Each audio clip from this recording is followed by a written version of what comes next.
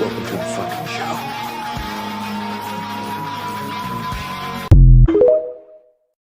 Hey, y'all better look the fuck out today. My crayons are sharp, the box is full, my bottle of glue's topped off, and my helmet's on tight, baby. We about to rism with the tism. Let's get with it.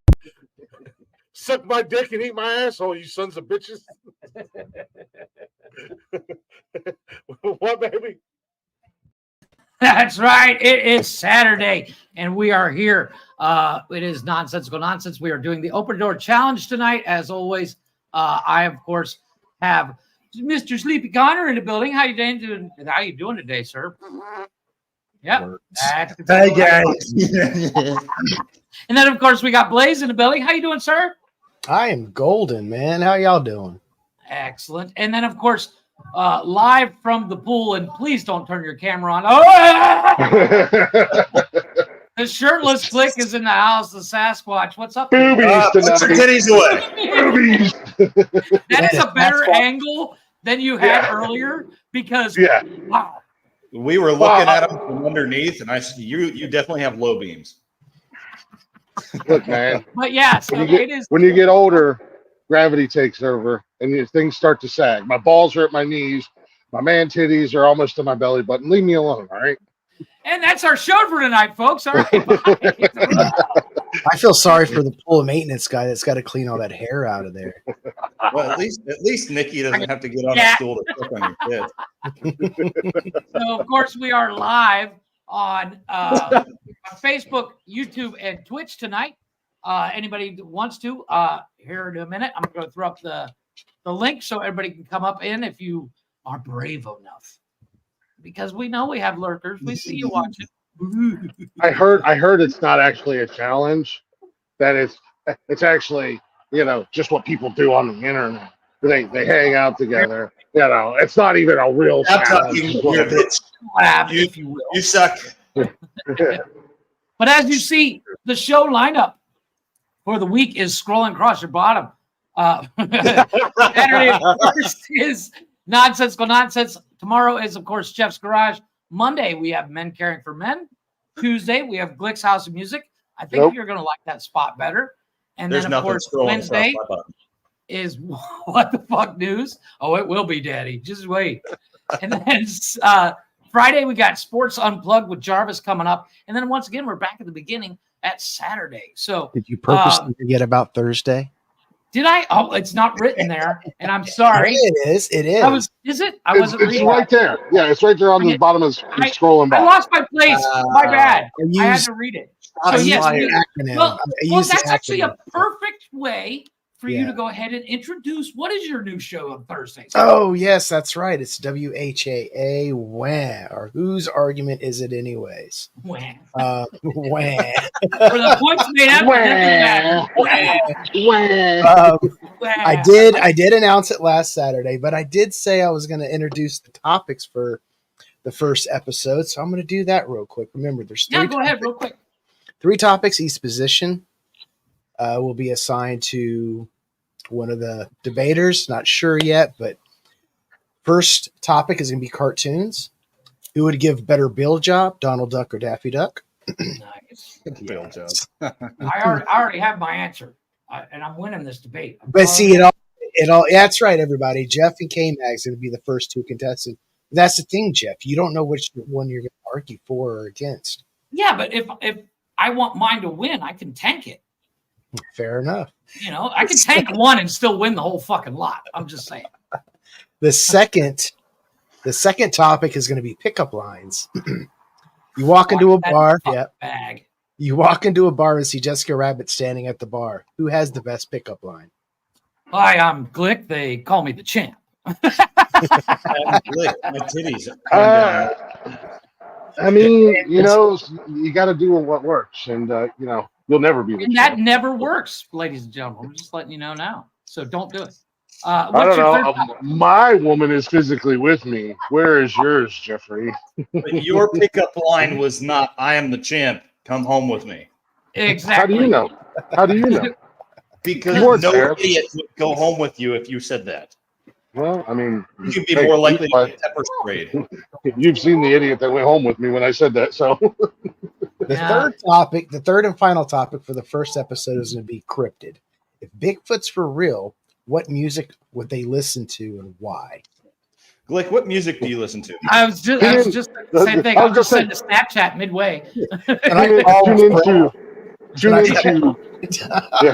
tune into Glick's House of Music to hear He what kind of likes music Black I Dot listen to. Mojo and Jules in the Howl. I'm not Thank talking you, about. I am the winner. I'm not talking. So I'm gonna go ahead and you know what the hell? I'm gonna go ahead and drop the invite in the comments. Oh, Of shit. course, I could if have you done are that in the for comments. you. Such a I dick. know it's all right. I got it. I got a pretty little I mouse. failed you as a co-host. Look at me. Yeah. I'm on your right. Hey, I'm your not right-hand man. everybody can be the right hand man that I am. I'm just saying. It's Calm a lot down. of Calm nuances, do You literally have one job, and that's to put the link up. Calm down, Jeff. but I do We're it not asking- well. We're not asking you to perform brain surgery. How do you know? I also create things on the fly, so I'm pretty good at what I do. I actually wanted to bring up a topic. I found something cool, it's not really. I kind of want to use it for Wednesday, but I found something, guys. Next year, 4th of July, we're going to Alaska. Why is that? Can you see what they do? I don't have a video, but they launch cars off a cliff. What? Have you seen this? Oh yeah. Hold on. Let me go ahead and talk amongst yourselves while I find this. This is genius. Way to be prepared. Well, I didn't think about the fact that I have to you- host. did Somebody's you at the go- pool with his shirt off. Idiot. Blaze, I don't know how. Would you put your fucking titties away? Oh, I'm looking at my phone. It's like slowly creeping his camera down where like nothing's It's like- happening. it's like fucking Jaws. It's like Jaws.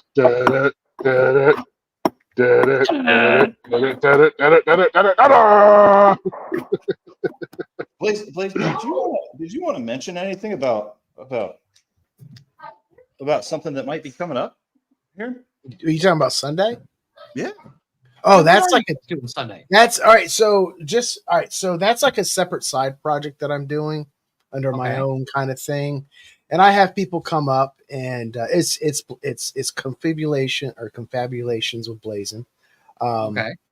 We talk about it's more serious discussions, kind of nothing like the shenanigans we do on this network, but it's more casual, grown up conversations. Wait, are you saying I'm not grown up? No, none of us are. So Oh, we okay. stuff like politics, theology, just stuff that like affects our social zeitgeist. It could be cultural issues. And when are you doing that? I release one once a month for now, but Okay. well, it's a pre-recorded thing that I'm doing, so Okay. Yes. So as I can get people to talk to, I pre-record the conversations, I edit them up, and then I just release them on a few podcasts and on YouTube, and then that's it. Nice. It's simple and sweet, just casual conversation. I'm not mad at that. I think that sounds fun. Yeah, I did one. I uploaded one on YouTube at the beginning of this month, and I had a conversation with Steven. So if any of y'all want to check it out, check it out. So we might get in trouble for the music on this. Hey Jeff, but before you do that, I'm gonna drop down. I might be back here in a few minutes. I might be back here in a little bit, but I'm gonna drop yeah, down. you have okay. shit signal. Well, Yeah, I'm just well, letting everybody know you have shit signal. So The you're good going to news be in and Cliff, out. is nobody today, right? cares. Yeah, nobody's going to notice. We want you to leave. I'm here.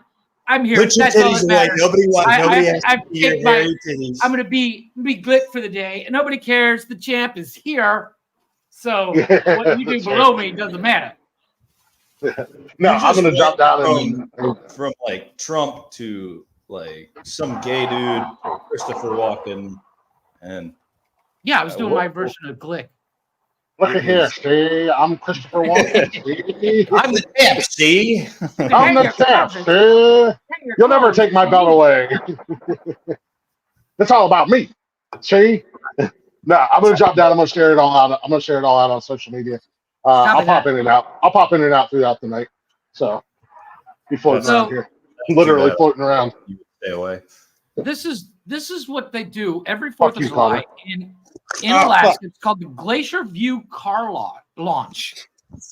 Check this out. I want to do this, and we'll probably get in trouble with music, but I'm not mad at the music. So we lit up your world like the 4th of July. Hey, Uncle Sam, put your name at the top of his list. And the Statue of Liberty started shaking her fists, and the eagle will fly, and it's gonna be hell when you hear Mother Freedom start ringing her bell, and it'll feel like the whole wide world is raining down on you. All brought to you courtesy of the red, white, and blue.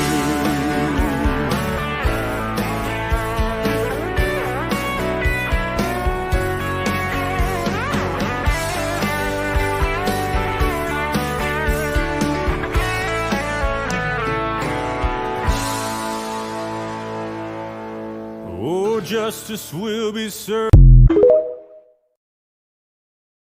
I'm not Okay, I mad at have it. one question.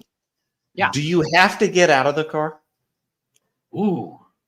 Well, I assuming it's optional. Like, But they literally what they do is they go to junkyards and they put these, they rip the transmission out, and I'm assuming they rip the motor out, for debris. But they launch them off this fucking cliff every year. We're at in Alaska. Sorry, it says it's Glacier View, Alaska. okay. What's up, Leggy? But you do that during the day, and then of course at night you got fireworks. Win-win. That dude's whole rear axle fucking passed him. Oh yeah. But like they just launched these things, and they do like 15 to 30 cars. That's kind of dope. And Where's I've this at? it's in Glacier View, Alaska. It's called the Glacier View Car Launch. I'm not drooling at all. I like the only thing to make it better. The only thing to make it better, I think, if they exploded the cars as they jump. Connor's drooling. See, but the problem here, Leggy, is Glick's breasts are sad. Oh. Yeah, like I said earlier, he has low beams, permanent low beams, and that doesn't really get me going. Bless me. Bless you. Bless you, my child. But yeah, I think it would be fun to do that. That would be a good ass time if we could. You get fucking put a roll cage in one, and then not put a roll cage in another. And I'll hop in the one without a roll cage. You tell the people that I was in the one with the roll cage. It'll be a happy ending for everyone. Well, here's the kicker: if you're in that car, you are not surviving. I mean, that's the point. I mean, however, the other thing, I think they huge missed opportunity. Every time a car is launched, the Dixie horn goes off. You know. Listen, if I were to have my own Make-A-Wish Foundation, it would be that. It'd be like, oh, you're terminal? I've always said, if I ever find out I'm terminal and I'm going to die, I'm going to Thelma and Louise that shit. Like, I want to go that way. I want to off a cliff, man. Yeah, that's the way to go. That's hardcore. I don't care who you are. That's just like, all right, you fuck it. It's over. Whatever. Yes. I mean, that's totally the way to go. But yeah, I saw that today. I was just scrolling through TikTok and I was like, you know what? I'm not mad at all. Because obviously, if you're just launching cars, but I'm sure there's beer there. So you're hammered and launching cars, and it's the 4th of July. So they got tunes playing the whole 9 yards. And I saw another video where they showed from above, like where they were launching the cars off. And there's got to be like 4,000 people there. Just fucking hillbilly nuts.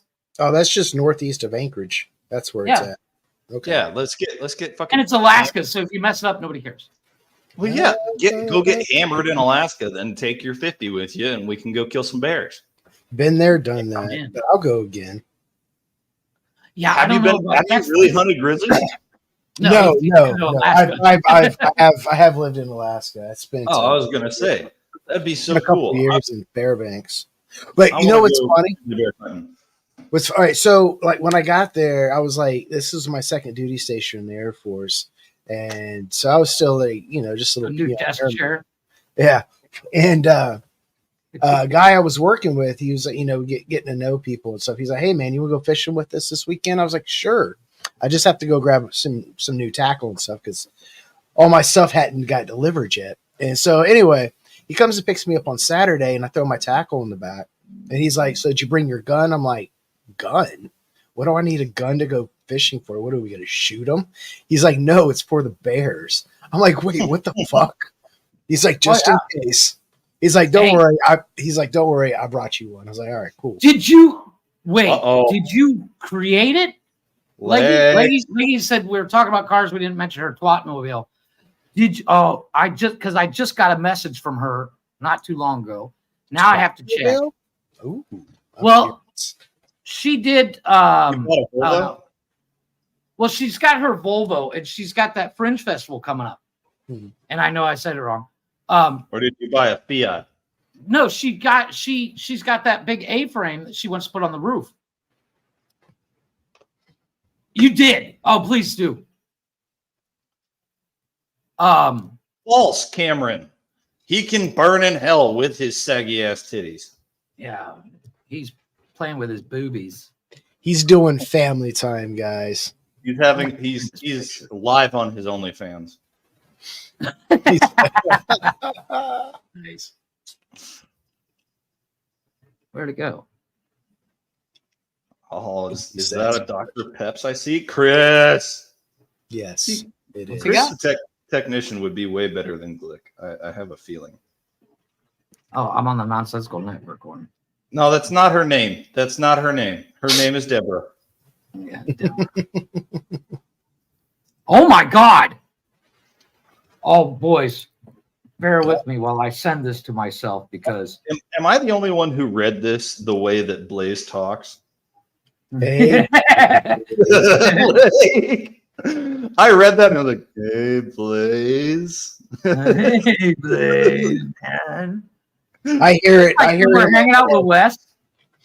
Yeah. He's like, hey, man.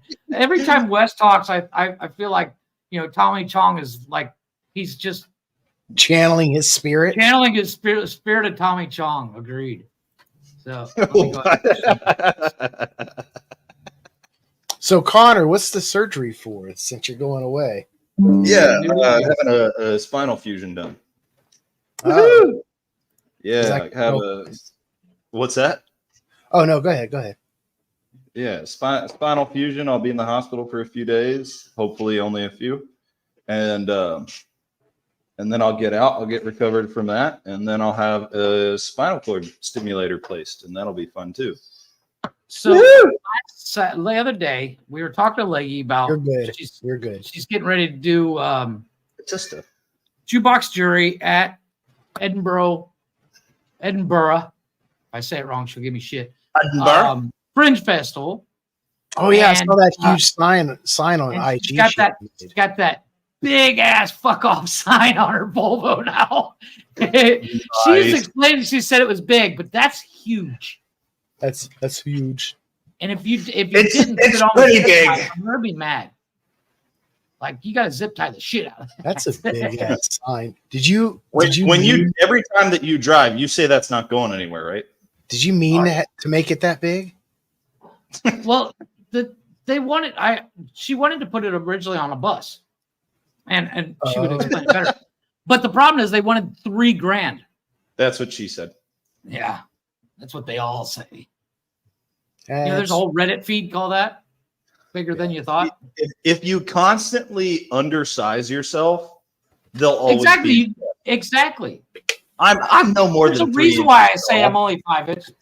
Like I'm no more than 3 inches hard. Like, Yeah. and then you pull it out and it's 4 inches. Dude, their minds are blown. They're like, hey, That's so much more to work with. that's why you use centimeters to measure. It's huge. I don't think it's the biggest that I've ever seen, but it's pretty big. Pretty damn big. People have But no, agreed. that is hilarious. She Throughout ordered it and all she of didn't. Edinburgh. She did the math, so to speak. But The math. you can do the math in your head all you want, but then when you put it on the car, it's that big. Measure twice, cut once. Come on. Like she can see what it's doing through the windshield. So that's See, that's what I'm going to say to my urologist when I have my vasectomy done. Measure twice, cut once, man. you measured a couple more times just in case. Just It's yeah. a very You important get a cut. second opinion. This is only my first time. Me too, man. Snip. There's a podcast that I catch clips of on TikTok, and these guys they read shit off Reddit and stuff like that, and it was like they were reading what's something fucked up you said to your doctor. What say something? Hold out on anesthesia and say something fucked up before you pass out to the doctor when you go under anesthesia. And the guy tells a story. He's like, so I was getting ready to go for surgery, and I told the doctor, I said, take it easy, doc. It's on my first time. The doctor with a straight face went, it's okay. It's mine too. And then the dude passed out. And I was like, that's fucked up. I would panic that's and the kind wait of back doctor you up. No. I changed my mind. Wait for me. Hashtag twatmobile. That's hilarious. Do splash. That's hilarious. No, but I found these guys, I can't remember what they're called, but they're British. And they constantly they're I would say the Douchebags? exact opposite of the show, because they prep. But they literally find these things and read them off to each other. And it's, they have conversation back and forth, but then they were reading something that was like one of their fans or a group of their fans, somebody put on Reddit was like, give your honest opinion about these guys. And the one guy, he just tore into him and he's like, he looks like the guy that drags you into the lake after scaring you after death. And the dude was like, I was fine until dragging you into the lake, but now I'm hurt. They're fucking hilarious. I can't remember the name of their fucking thing. I found them on TikTok a while back, and every time they pop up, it's one of those things you're like, oh, it's just so wrong. I it's love What? nipples. yeah. Love nipples. Nipples are good. Who doesn't like nipples? Hashtag. I gotta say though, Glick's kind of ruining them for me right now. Oh, 100%. Why is Glick's nipples living rent free in your head? I can't Did you unsee see what I them? see. He had I little have a beards brand on new his thing to nipple. talk about at therapy. He's got 3 beards. He's got That's one here, a and then Monday he's got one topic. on each nipple. Just I wasn't paying attention that much. So. you weren't here when he was You can trying to say set up. hi. He had the phone sitting on facing up so you can see the ceiling, and he just leans over and it's like, we're like, oh my god! He's fucking the phone's motorboating. Oh, it was just like, oh my god! You don't want to say hello, goodbye to the guys. Hello, goodbye. Hello and goodbye. Just say hello, goodbye. Say Hashtag sign off. This is my wife telling me it's time for me to spend time with the family. Yeah, I understand. You got the big going under tomorrow, so we get it. It's not tomorrow, but it is very, very soon. Oh, okay. Well, Bye-bye. as always, if you need anything, we're just a Yeah. text away. I'm gonna drop off here.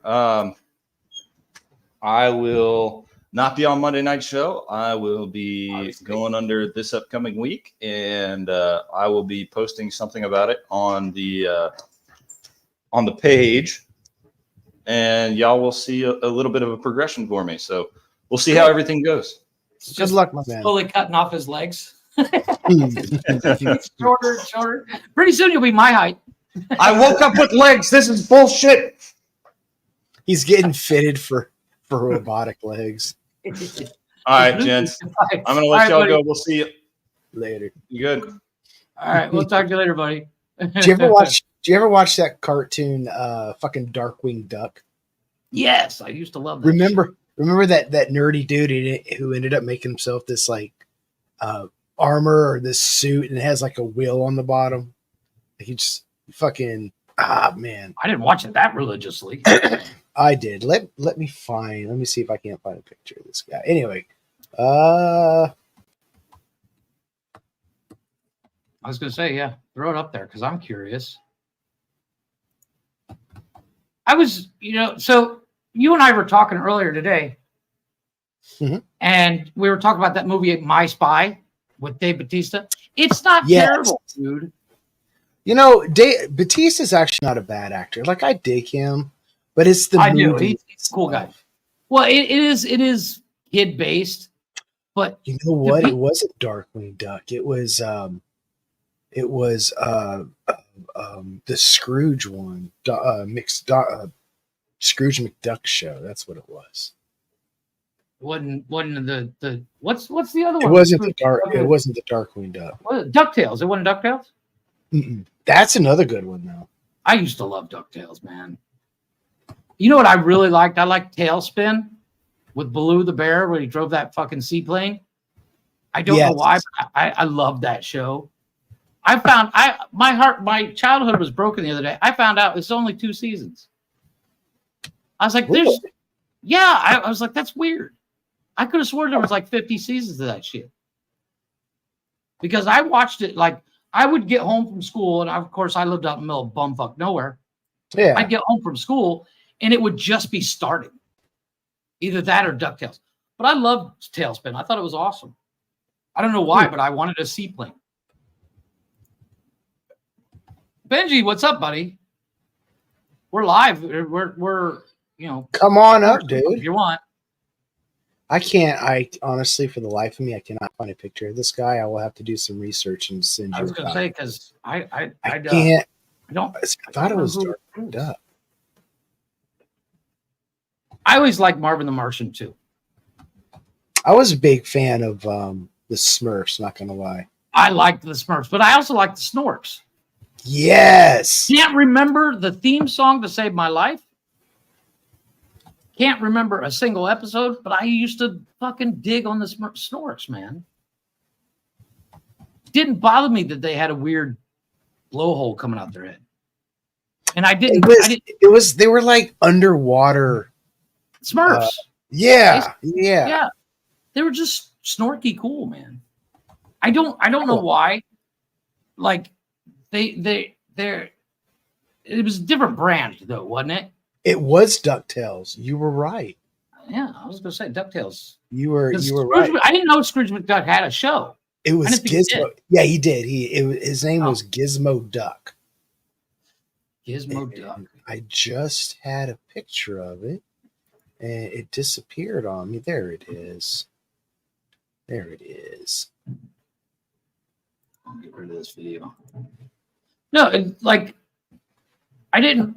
Like what was the other one? Heathcliff and the other one. Heathcliff. No one. Yes. He had a fucking dope car, dude. He had that convertible that turned into a boat. And what was the other guy? It was Heathcliff and somebody else. They shared the same airspace. It was like one show back to back. You can just copy and paste it and put it on the photos. Oh, can I? Well, yeah. Did it scroll? Oh yeah, you might have to scroll. It's the guy with the wheel. Yeah, I remember that. Yeah. I didn't know. Yeah, Gizmo Duck. It's kind of like I couldn't remember. It's kind of their version of RoboCop, really. I remember Gizmo Duck. I don't remember anything he said or anything, but it's one of those things. It's like I remember like I used to have like everybody memorized and say funny catch lines and stuff like that. I can't remember a single thing from that, and I would get home from school and watch it right away. It was the first thing to do. And then I hit the point where I was like, wait, there's MTV. Do you remember the old the lesser known Hanna-Barbera cartoons like the Herculoids and Space Ghost? Well, okay. I used to watch Space Ghost Coast to Coast. Yes. When I was that young wee age, I only had 3 fucking channels because I lived out in the middle of nowhere. I think I was like 14, 15. We got a satellite dish, and then I had more channels I knew what to do with. Mm-hmm. But it was like one of those things. When I was my kid's age, I only had 3 channels. And if the weather was bad, you weren't watching shit. Yeah. So I had tons of VHS and stuff like that. But, if the weather's good, which is, most days, you come home and you turn on what I got. And I like I don't remember the biker mice from Mars. I've never seen it. I've never even heard of it. Well, and like when Tony was on here, when Tony was still here, he was talking about it. I was like, I've never seen that shit. Mm-hmm. Like I don't know it. It's one of those weird things. What's it called again? Mice from Mars. That was a cartoon. It was a cartoon about these mice that were bikers. They had little Harleys, dude. Biker mice from Mars. Yep. Oh shit! I do remember them. I've never seen it. Or if I did, I'd pay attention. I don't think it was on very long though. I don't think so either. But we were doing an episode of we were doing a starting 5 of cartoons. Yeah. And some of the ones Chris and him mentioned, I'm like, yeah, I've never seen that because it wasn't on one of the 3 channels I had. It was out for 3 seasons. Oh, there you go. Yeah. I don't even know the concept. I just know. I mean, based on the title, I'm assuming it's mice that are from Mars, and ride motorcycles. Yeah. But I do remember the Snorks. I remember TMNT was probably one of the best ones. I love Teenage Mutant Ninja Dude, Turtles. speaking of cartoons, Amazon is coming out with the new animated Batman show, and it has like that old like early 90s animation stuff. Cool. Dude, it looks dope. It looks dope as fuck. I'm in for that. Well, speaking of X-Men, Benji mentioned X-Men. They have the X-Men 95 on Disney. 97. Or 97, whatever it is.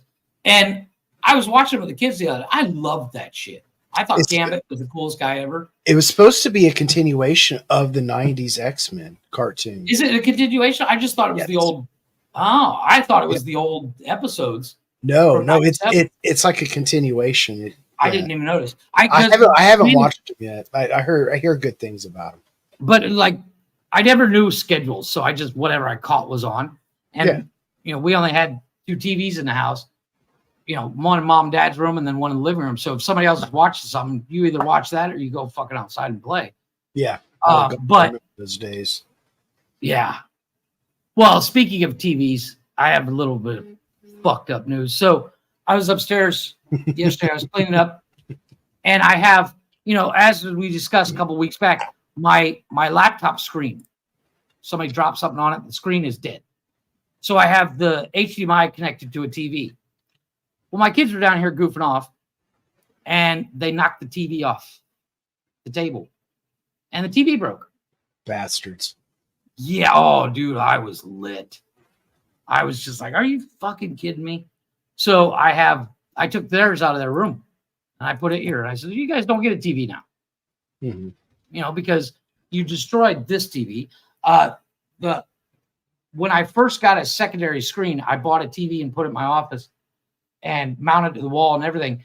And I don't know why, but it just burnt out after 6 months. And, I was like, it wasn't expensive. I didn't really care. I paid $300 for it. So I'm like, yeah, I don't care. I'll just buy a new one. And then I bought the Roku one and it was perfect. And this one is a little bit older. It's LCD or LED, but it's just not as vibrant as the other one. So it's it's the same size and everything, but it's not the same. I'm kind of pissed. You can actually see the old one sitting right there. It's fucking cracked, man. Oh, well, I was so fucking pissed. Dude, LED TVs have gotten so cheap. Oh, it's insane. Yeah. I remember when flat screen TVs came out. The first one I had was $1,500. Yeah. Yeah. My ex and I bought the first flat screen TV I ever owned, and we spent $1,500, and it was a 32-inch. Now I can get them for $300 a piece. All day long.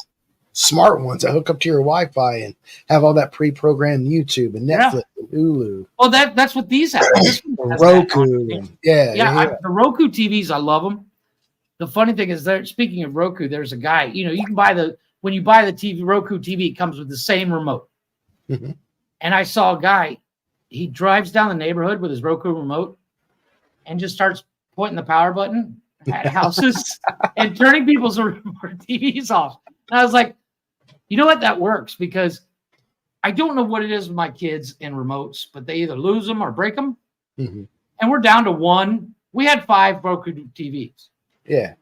And they're all Roku. And they've lost all the remotes but one. Or broken them or whatever. Mm-hmm. So the Roku TV remote works for everything. But the best thing about the Roku remote is I have an app on my phone that's actually the remote control. Oh yeah, yes, I've actually used shit like that before. It's convenient. It's convenient to a point. It's kind of a pain in the ass sometimes. About because you can't feel the button. Oh my!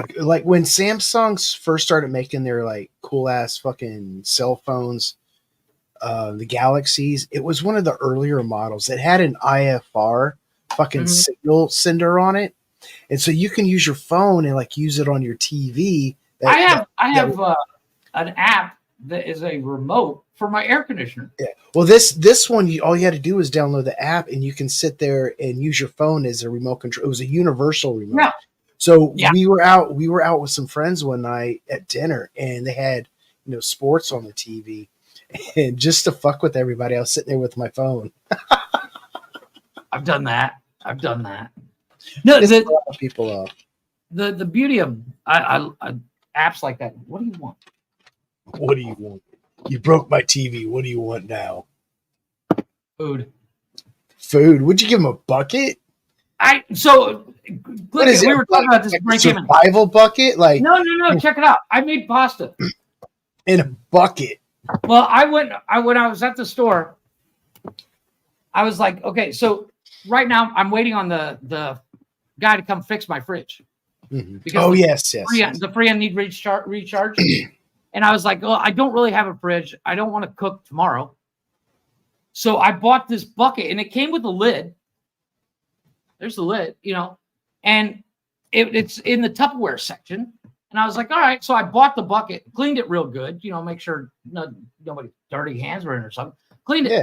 and I put the food in it. It's just a really big Tupperware dish. It just looks like you're gonna go make a sandcastle. It does. And I bought it, and it's like the store's not that far away, so I walk over there. So I'm walking back, and I put the pasta in it, and then I had the rest in my little tote bag. Yeah. And I came home, and the kids are like, "What are you doing?" I said, "I'm gonna make pasta, so I don't have to cook tomorrow." And Makes sense.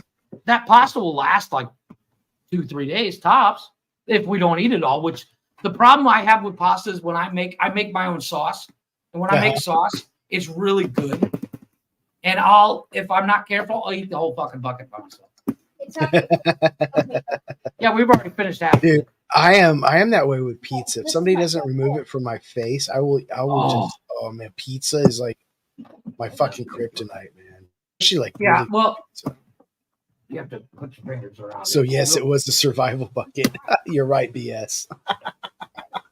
But yeah, it's still warm. It's the size of my head. And it's still warm. Oh, I just made it like 2 hours ago. Calm down. But is that me or you? Somebody froze. I think that might be That's me. him. Oh no, Blazin apparently dropped off. Apparently his signal died there for a second. No, I hate to cook. I really do. It's just I'd rather stand in line for. I saw that. Yeah, it just fucking dropped. That happened to me. Well, the one day where I was doing the show with Benji, and I had so much shit on my computer that my computer couldn't keep up. And it's this thing's not even a year old. But since I build stuff on the fly for the show, or and I have 6 different fucking emails for work and shit, because I have the Sanctuary, I have my work one, I have my personal one, I have the company that I started, and then the one for my podcast, and then I have another one. What's that other one? I don't know, but I just have so many, because what I did is I have everything separated, so I can click on a different icon like the Google Chrome. Yeah, and they're each labeled for what that one is. So like if you go onto my YouTube channel, or if you signed onto my YouTube on Jeff's Garage, it's nothing but car stuff. Okay. And tools and stuff like that. And then of course I have the family YouTube channel where the kids watch whatever the hell they watch. And I can't even have my stuff on there because I can't find it again, because they follow like 400,000 people. And well, Leggy, I don't think putting food in a bucket is going to actually avoid doing dishes. I mean, you still got to wash the bucket, right? it was a $3 bucket, dude. I'll throw it away. I don't give a fuck. Oh, fair enough. Fair. That's the other thing. It was cheap. It was big, and I was like, perfect. If I don't use it again, I don't fucking care. That's something else. I hate doing dishes. I hate it with a passion. And when you make pasta or you make something, cleaning the pot is a pain in the ass. I got what looks like a toilet brush, but it attaches to your drill. So to clean carpet and stuff like that, I'll scrape it out with that. I've never had that much trouble cleaning out a pot. I don't know. I use a pressure cooker that's actually aluminum. Oh, okay. I can see how shit And it sticks. Yeah. So, if it's really hard stuck in there, like if I don't wash it or soak it that night, I'll literally put the drill in there with a little bit of soap and water. And I don't know why, and I think it's me. I don't know why, but I want to polish it. Dude, that would be a good episode on Jeff's Garage. What, the polishing it? No. How gearheads fucking wash dishes. Oh, dude, there's an old commercial, and I think it's for Aluminium. No, they did. Oh my God, depends on where you are. Aluminium. There's a commercial, and it's got Jason Momoa, and it's like the man's kitchen, Mhm. and like the dishwasher, it's got like 5,000 pound lid or 5,000 pound door, and it's just fucking hilarious. Let me see if I can find it. I laughed so hard when I found it. Let me see if I can find it because it's fucking hilarious, man. We should probably drop that link again. Well, no, we'll be going on break here soon, aren't we? Yeah. Yeah. There's a series of with Jason Momoa.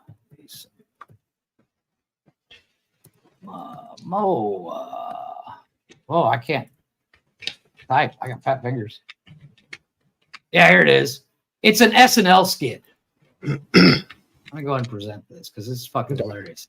I laughed so hard when I saw this the first time. Wouldn't it be crazy if you could create voiceovers that sound like a raspy old man? Young teenage girl. Or a guy with a different accent. Okay, calm down. Oh wow. That Oh, would totally make me want to do housework. Fuck yeah, it the would. ride-on vacuum. I'm not mad at it. Why isn't that want a one? thing already? Well, there's a whole series I watched. I saw this a long time ago. It was like it had to have been like 2005. I saw this. There's a channel, and I didn't save it, or it's on a different YouTube that I not subscribed, but like your YouTube is set up to your email. Yeah, and it was job site cooking. Okay. But they did like it was literally like a goof video. These guys made food in their garage using tools. So like instead of like when you take a steak and you infuse stuff into it. Yeah. They used a spade bit to stab the steak. And then they used like the drill with a spade bit to mix up eggs and stuff like that. And I was like, you know what? That's kind of cool. That'd be kind of a cool thing. Yeah. And like they used a bicycle pump or no, a brand new grease gun to inject cheese or oil into the steak. And I was like, you know what? That's ingenious. I kind of like it. It's you use what you got, but you do it the man's way, so to speak. And I was like, that's cool. I would totally do that if I wouldn't be canceled. because you'd be like, this is the man's way to cook. You show up with a grease pump. But it's a cool concept. There's a TikTok channel where these guys are on a construction site, and they actually used a bucket from an excavator to hold their spaghetti. No, they lit a fire underneath it, put the bucket on there, cleaned it real good, of course, and then they had a guy come out and cook like you would at Benihana on the excavator bucket. Interesting. And I was like, you know what? I'm not mad. They took a piece of steel, and it was a good 3 feet across, meter for legging. It was a meter across, and they laid down dough and then drove over it with a fucking steamroller. Oh shit! And then they put it up on above a fire that was the fire pit was made out of masonry stones, and then they made this pizza. Oh, I've seen that video. It's huge. It's fucking gigantic. It's massive. But they've done a bunch of stuff where they did a breakfast on the excavator. And I was like, yeah, you know, I've seen what people do with excavators, what you dig up with excavators. I don't want to eat that, but the food looked good. It did. It was, I mean, as long as everything's clean and sanitized, I'd try it. Well, yeah, but at the end of the day, how many times have you worked on the bike or a car and you're like, I'm hungry. I should wash my hands. You know what? The sandwich. Yeah, fuck it. You know, I mean, if you're working in the garage and there's food there, you don't wash your hands. You just grab a bite. I'm not gonna lie. I'm one of those pansies that use the nitro gloves when I'm usually in the garage. I can't use gloves. Like depending on what job I'm doing, that way I just take them off. Yeah, my gloves tear apart. I'm that guy in the shop that 6 mil. No reason, you have to get the 6 mil. Oh, okay. I'm the guy in the shop that for no reason whatsoever, by 9 o'clock, we started at 8. By 9 o'clock, I'm covered in oil for some reason. You know, I'm like, how the fuck? Whatever. You're covered in oil and the drain pan fucking screw is fucking stripped out. Speaking of which, I saw a video the other day. This guy he's working on this Mustang in his garage, and it's like a security camera with audio. And he turns to his buddy. He's like, "You ever seen a car take 12 liters of oil?" And the guy goes underneath the car. He forgot the drain plug, so the oil's just pooling out on the fucking floor. Oh shit! For people that don't know, at that the most you're like 5, maybe 6. Some diesels take a shitload. Right, but this guy was working on like a Mustang or Camaro or some shit. Like 5 quarts of oil all over the floor. 15 quarts later. Yeah. What's the name of the first Kingsman? It's just called Bobby. But the name. The Kingsman. Bobby. The Kingsman. The what? Because you got the Kingsman, the Golden Circle. Oh, I don't know. Oh, it's called the Secret Service. Secret Service. We watched Kingsman the other day. Now he's obsessed. That's a good movie. If I'm remembering what it is, I think that's it's like a clandestine British Secret Service. It's not, it's not part of the British Secret Service. They're their own entity. Oh, okay. It's like a spy movie. Yeah. Gotcha. Excellent. I love it. I still haven't seen the third one, which is like the prequel, but because it doesn't have the same characters. Gotcha. I can't do it. Well, I mean, those are typically standalone. I mean, it's not going to really take anything much. Well, they're doing a 4th one supposedly. It's called the Blue Blood. It's called the Blue Blood. Yeah. All right. And the final Deadpool trailer came out. I have not watched it yet, but I was just about to ask you. You want to see that this month when it comes out? I do want to see it, but my wife told me I can't take the kids. So I'm probably gonna wait the weekend after the release, only because the first weekend is gonna be so packed. I'm gonna get agitated in the theaters. I agree. I hate crowded theaters, man. It just I'm gonna go ahead before we go to break. I'm gonna play this final trailer. Fuck yeah! I mean, might as well. So, right here. Copyright. Fuck that. Let's go ahead and mute that. Love me some Game of Thrones. Oh, turn the sound off. I love me. But I care. And I want to use that for something important. I waited a long time for this team up.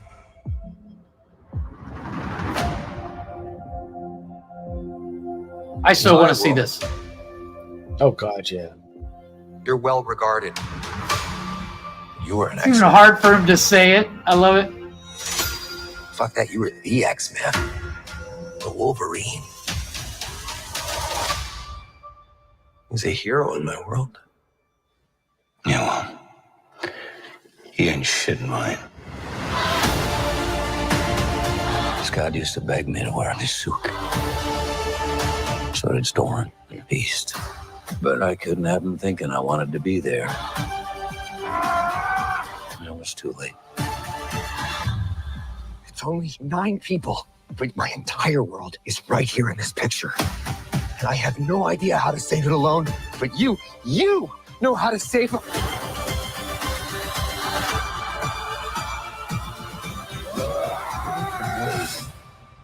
Fuck yeah. Right? Whoever you think I am.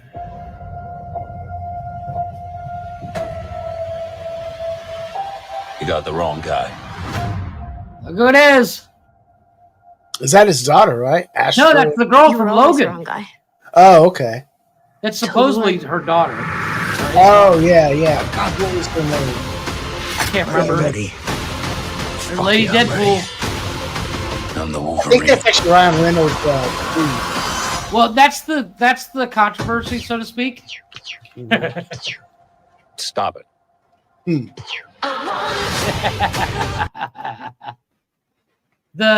The supposedly argument online is Astro, you got to have your camera on, and we have to see you because we've been fooled before. But it's there's speculation that Lady Deadpool is going to be. If there's a wiener on that monitor, I swear to God, Stu. There it is. I forgot that was there. One of 3 people are going to be playing Lady Deadpool. Okay. Show me 2 fingers, wave or something, so I know you're real. Show me the 2 in the pink and 1 in the stink. Yeah, there you go. But I'll go ahead and pull him up. Supposedly, it's going to be either Ryan Reynolds is going to play Lady Deadpool, or Blake Lively will, or yeah, that's not happening. Bye. Nice. At least it wasn't a pecker. Yeah, well, it was still racist remarks, but you couldn't really hear it that well, so I don't care. Oh, I did. I thought he was just playing music. Yeah, it was racist music. But you couldn't really hear it that well. Like, I could barely hear it, but I heard words that we shouldn't be playing. Fair. But Blake Lively, Taylor Swift, or Ryan Reynolds is going to play Lady Deadpool. I thought there was already pictures of Lady Deadpool out. That was the first one we've actually seen the head. Nobody knows who's going to be playing her until the 5th or until the 25th. Really? Yeah. Like, I'm sure. Oh, yeah, he's got a mask on. Yeah, nobody knows who's going to play her. But as if you look in that trailer where she's coming out, there's a whole slew of Deadpools. Yeah. Background. So it's going to be interesting. And then the final trailer for Beetlejuice came out as well. I have not seen that. That's another movie I definitely want to watch. I do want to see it. If you like, I can go ahead and play it as well. Okay, that's fine. Pull that up real quick. I'm looking up. I'm on imdb.com looking up the cast. Yeah, and that I don't want to look because of the simple fact. I don't want to know. I want to be surprised. It's possible it's not even on here because they want to keep it. Patrick Stewart as Professor X is rumored. Right. Well, supposedly when you see them jump through the portal, they jump into the X-Men, the Marvel universe. So and it's rumored that they're going to be showing Deadpool and Wolverine in some major scenes from the MCU. Okay. So I'm kind of like, you know what? I'm not mad at that. It doesn't have it on there. So we I'm gonna go ahead and play this here real quick. There you go.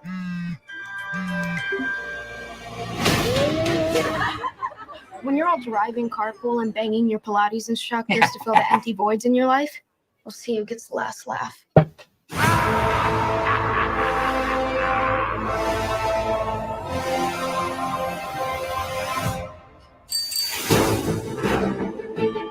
My mom grew up here.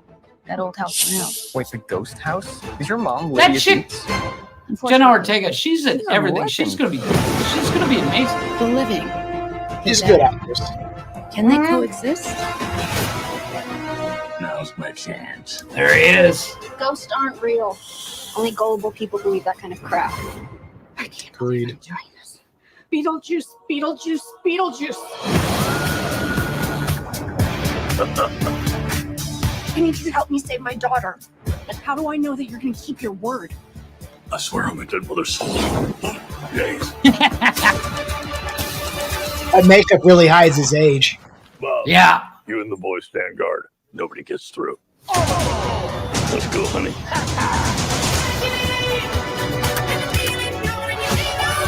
Recognize this post. Never seen Willem that shit Dafoe. before in my life. Or afterlife. Yes. Are you doing this? Beetlejuice, Beetlejuice, Beetlejuice. I'm needed upstairs. Bob, hold down the fort. Spill your guts. Who wants to go first? All right, I will. See, I'm willing to do the work. Swear that feel like it's so random. Did I think from a dream? Really more nightmare material. Confronting the unknown, conquering your fears. There's nothing harder.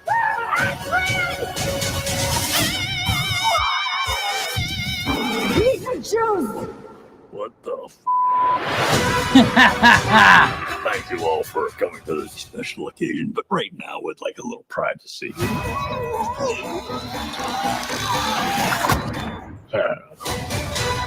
There it is. Fuck yeah, guys. I'm not mad at it. It looks like they're doing the character justice. It's. I think it's going to be a great kind of movie season with stuff like that coming out. Well, I mean, it's still a Tim Burton movie. It's the original cast, except for that one bad guy. That one. Yeah, yeah. So yeah, I mean, of course, with some new actors and actresses. So yeah. Should be pretty fucking dope. So real quick, we're going to take a quick break. We're of course this is the Nonsensical Network. It is a Saturday open door challenge. If you can keep your wiener in your pants and your racist thoughts to yourself, you can come on up. Well, when we get back, I'll go ahead and drop the link again. And right now we're going to do Jules from Jules in the Howl, I assume, with Bow Down.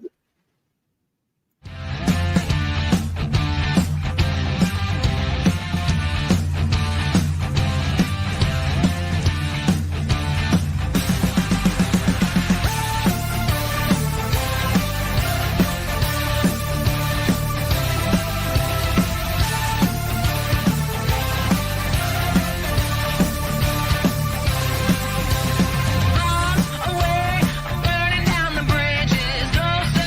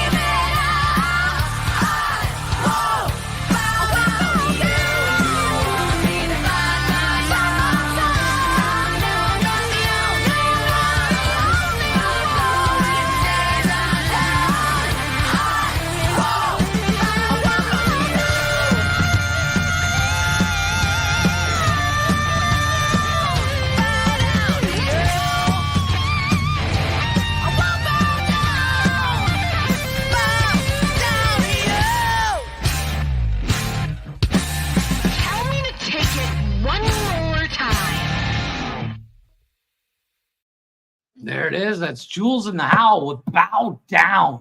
I like that song. She's got a great voice, man. She does. She hits those high notes really well. I watched some yes. of that Glick's House of Music last week when they were on, all of them. They're fucking some funny women, man. I still have yet to watch it. Mainly because I got like 400 things going on. They have 12-year-old senses of humor like we do. I like that. Mm-hmm. I like people that laugh when kids fall. When kids fall. There's nothing funnier than kids fall. But yeah, we are back. Welcome back, everybody, to the Nonsensical Network. This is Nonsensical Nonsense, the Saturday show. Glick is not here today because he's spending time with family because he's got more important things to do.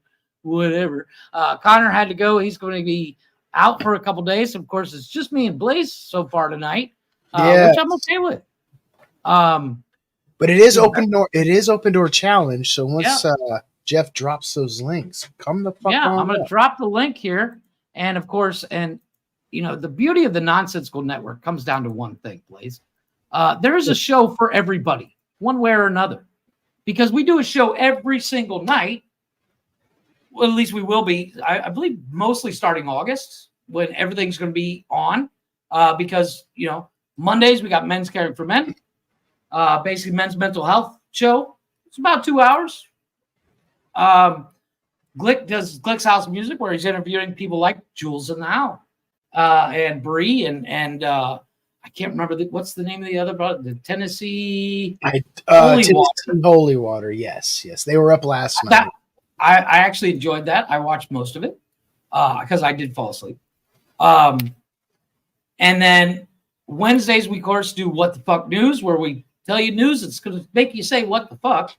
And there's usually a penis story in there, at least. Yes. Cock and balls. It's kind of become a staple. And then, of course, this Thursday, your show is starting. The Whose Argument Is It Anyways? I'm excited. I am as well. And I'll be on there this Thursday along with Preston, K-Mag, from most people know him. We're going to be doing a little bit of debate. I have nothing prepped except for the fact I know what the things are. The debates are not typical. They're nonsensical. Exactly. And then Friday, we do Steven's going to have, starting August 1st, he's going to be having his show, the Unplugged Sports with Jarvis. He's going to be talking sports. Not the show you and I will be on. Is it Unplugged Sports or Sports Unplugged? I think it's Sports Unplugged. I said that wrong. Okay. Because I did a lot. I was like, I am not re-editing all that stuff. No, I get it. But it's one of those things. It's like, and I have nothing against sports. I'm not that guy. If I'm there at a sporting event, I'm in 100%. But to watch it on TV, hey, you know what? There's a movie on. I can watch Game of Thrones for the 400th time because I'm watching it again, by the way. And then Saturday, of course, is the Nonsensical Network, Nonsensical Nonsense show, where we do about 6 hours, and we open the door. If you feel like coming up, talking some nonsense, as long as you keep your dick in your pants and you're not a racist prick, we don't mind having you up. And then, of course, Sunday is Jeff's Garage, where if it fits in the garage, we're going to talk about it. This Sunday, we're actually going to be doing a little bit of automotive news. There's some new vehicles out. There's, of course, we got updates on the Mustang GTD. I don't know why we're obsessed with that car, but the fact that it's got like 800 horsepower and it corners like it's on rails, I'm kind of falling in love with that car. As much as I don't want to, I can't be mad at it. Dude, you don't have to be like brand loyalist, man. You can I'm not. I'm like the hardcore shit guy. Yeah. And and I wouldn't say I'm a stuck to one brand. I love all cars in any form. I actually found a show on, I can't remember what it's called, but all their episodes are on YouTube.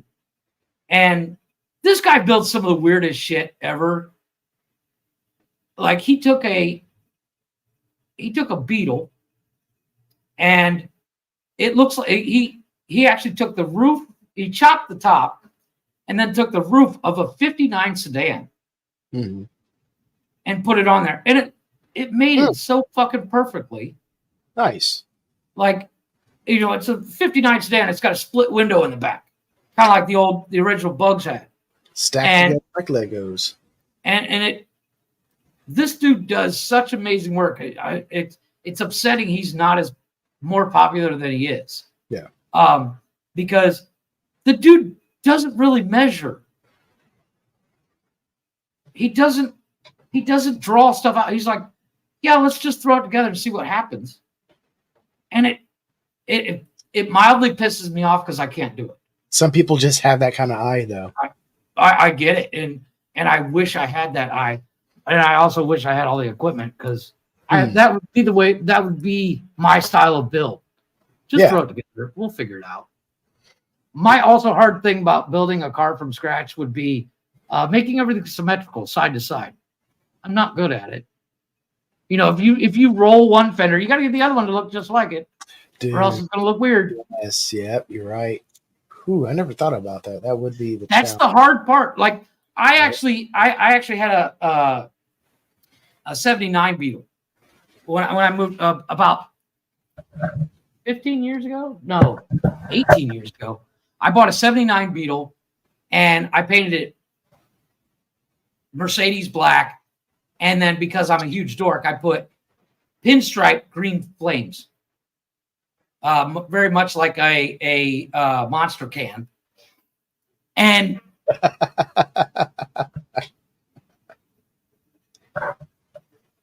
that's just yeah. It shows. It shows. But and what I used to do the pinstripe, because I can't pinstripe to save my ass, I actually used eighth-inch tape, and line tape, and I laid out the flames and then sprayed over them with the black. You spray the whole front wherever you want the flames to be green, let it tack up, and then you lay out this tape, spray over it, and then when you pull the tape off, you have pinstripe flames. Yeah. And from the front, flawless. The sides, one side was different from the other. It was, not the exact line, but you could tell it was flames. And my excuse that I always told everybody is like, well, no fire is exact. True, very true. And I was like, hey, you could get away with that, but the guys that can make it match side to side, you're way out of my fucking league. But it was also the first time I'd ever done it, so. Well, I mean, some people pull the ruler out, go back and forth to make sure each. Well, the one way I saw to do it, and I still don't exactly understand how to do it. I know how they take a giant piece of paper and they perforate it. Yeah. In the line, and then you take a sock with chalk on it and tap on that perforated, and it leaves that chalk outline. Yeah. And then you can draw. That's the way I learned how to do it, but it's a lot of work, dude. It's just so easy to just lay out that fucking tape and be like, yeah, that's good. And it was, it wasn't the greatest paint job in the world. I was just like, I don't like the white car. I want a black car. Fair enough. Fair enough. But if you ever want to get into hot rodding, the easiest way to do it is a Volkswagen Beetle. There, you can keep them running with a fucking rubber band. and there's so many. It's much like the 32 Ford. They all look alike, but they're all different. Yeah. There's some minor differences. They're extremely customizable. But that's Sunday. That's tomorrow. I'm ready for tomorrow, dude. Oh, I'm so ready for tomorrow. I am not ready. Well, I'm ready for tomorrow, but tomorrow I have 4 hours of conversation to record. That's the one great thing about doing the podcast. We're all kind of people that can sit around and talk for days. Yes. And luckily we have stuff like streaming or the podcast stuff, the way we do it with StreamYard. But if you don't have somebody in your area that you can just sit around and shoot the shit with for hours, for people like us, it's like, God damn, I'm fucking bored. I'm not somebody that goes to bars anymore either. I don't either. I mean, that's like before I got married, that was like one of my things was go to the bar and meet people, this and that. Right. And after my divorce, I'm like, I don't even want to go to bars anymore. I don't like leaving my house. I just don't like that scene. There's a huge ass bar here where I live, and it's really popular. I mean, it's a big one. It's called The Shop. They got pool tables, fireplace, food. I mean, it's amazing. One drawback, I don't like cigarette smoke inside a building, and you walk in there and it smells like an ashtray. And I'm like, oh man, but that's Kentucky for you. They're very well, yeah, but it's also one of those things like bars here you can't smoke in anymore. Yeah. And you want to talk about a bummer, dude. I mean, so like I'm not against people smoking in bars. If that bar is if that's ventilated. Well, yes, well ventilated, but if that's the kind of spot people want to go to drink and smoke cigarettes, that's cool. I'll just go somewhere else, and I'm fine with that. Right? It's a preference thing, and I get that. Yeah, but yeah. like, I mean, I'm not going to go in there and bitch about it though. That's problem is here is the bars I want to go to. Nobody wants to go with me, and I don't know anybody there. And there's one really good bar here. It's called La Taberna, and it's very pub-like. You know, it's like fucking Cheers. You know, it's got the bar stools around the bar, but it's got booths and they got food and everything. It's great, but it's stupid expensive. And they only have like one pool table. It's always fucking filled up. I love playing pool, which I'm.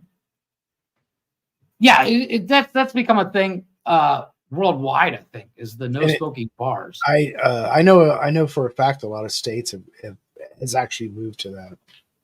Well, I take that back. A lot of state. All right, I think it's about half and half. Like I know, like states like Kentucky and North Carolina, like those tobacco states. Mm-hmm. It's more accepted. So that's why, man. Well, you would definitely fit in here where I live because damn near everybody chain smokes. Oh, I don't. The funny thing is, like everybody sees me smoke on the show. I don't actually smoke it. I take a hit, but a lot of it will burn out while I'm talking, or I'll just take a hit and then never actually inhale it because I started this sentence. You know, but like when I first moved here, you could walk around in the mall and smoke. I remember that back in the 80s, man. Going to the mall, people walking around, ashtrays everywhere. Yep. And you know, in the States, when I first moved from the States, you couldn't do that, obviously. And when I moved here, I'm walking through the mall with this guy I was hanging out with, and he lights up a cigarette. I'm like, dude, what the fuck are you doing? We're in a mall. He's like, yeah, so fuck yeah, you know. And then they Cancun, well, Mexico in general, have this thing where like you can't smoke in buildings, blah blah blah. And but during that transition, I'd still walk around the mall with a cigarette hanging out, lit and everything. And they're like, "You can't smoke." Oh, sorry, I didn't know. I got away with that for like 3 months before they're like, "What are you doing?" We told you 20 minutes ago. Yeah, my bad. But I get the reason why they did it. It's obviously not healthy, but it's like it's such a fucking inconvenience. Yeah, I mean but I mean I think the mindset is yes, you can choose bad habits for yourself, but you can't choose them for other people. Right. And I understand that. And it's one of those things I've tried to quit multiple times. I did quit for like 6 months once. Mm-hmm. When I first met my wife, she was like, yeah, I'll never date a smoker. I'm like, yeah, well, you married one now. But back then when we first started dating, she's like, I won't date a smoker. And I was like, all right, I'll quit. And I quit. And then it was a good 6 months. And then, you know, some shit happens and you're just like, fuck, I can't deal with this shit. And you light a cigarette. Next thing you know, I'm buying at least a pack a day. Yeah. And she hates it. That shit gets expensive as fuck. It's actually not terrible here. What's a pack of smokes there cost? I buy 25 pack for 72 pesos. Let me do the math. 72 pesos. It's like $5. That's like double the price here for a fucking pack. It's $4. $4. 25 cigarettes. So it's about $8 for a pack of $7-8 for a pack of cigarettes here in Kentucky. But when I left Oregon, it was well over $10 a pack. Oh yeah, well, so somebody was telling me the other day it was like $22 in New York for a pack of cigarettes. Oh, I'm like, that's the reason to quit right there. Well, I quit. I had quit for 4 years. I quit back in 2014, and I started back up in 2018 because of a life event that happened, and then I quit again last year, the year before. It was early last year, and I haven't smoked since. So, well, not cigarettes. So. Well, I was just saying, yeah, but it's one of those things. It's like there's a who was it? Ron White said he quit smoking by smoking cigars, and which is the end of his story. But his joke is that he quit smoking cigarettes by smoking cigars. He quit smoking cigars by smoking crack or smoking weed, and he goes all the way up to meth. He's like, so I'm pretty much tobacco free at this point. And that dude, if you ever get a chance to watch Ron White, that dude is one of the funniest.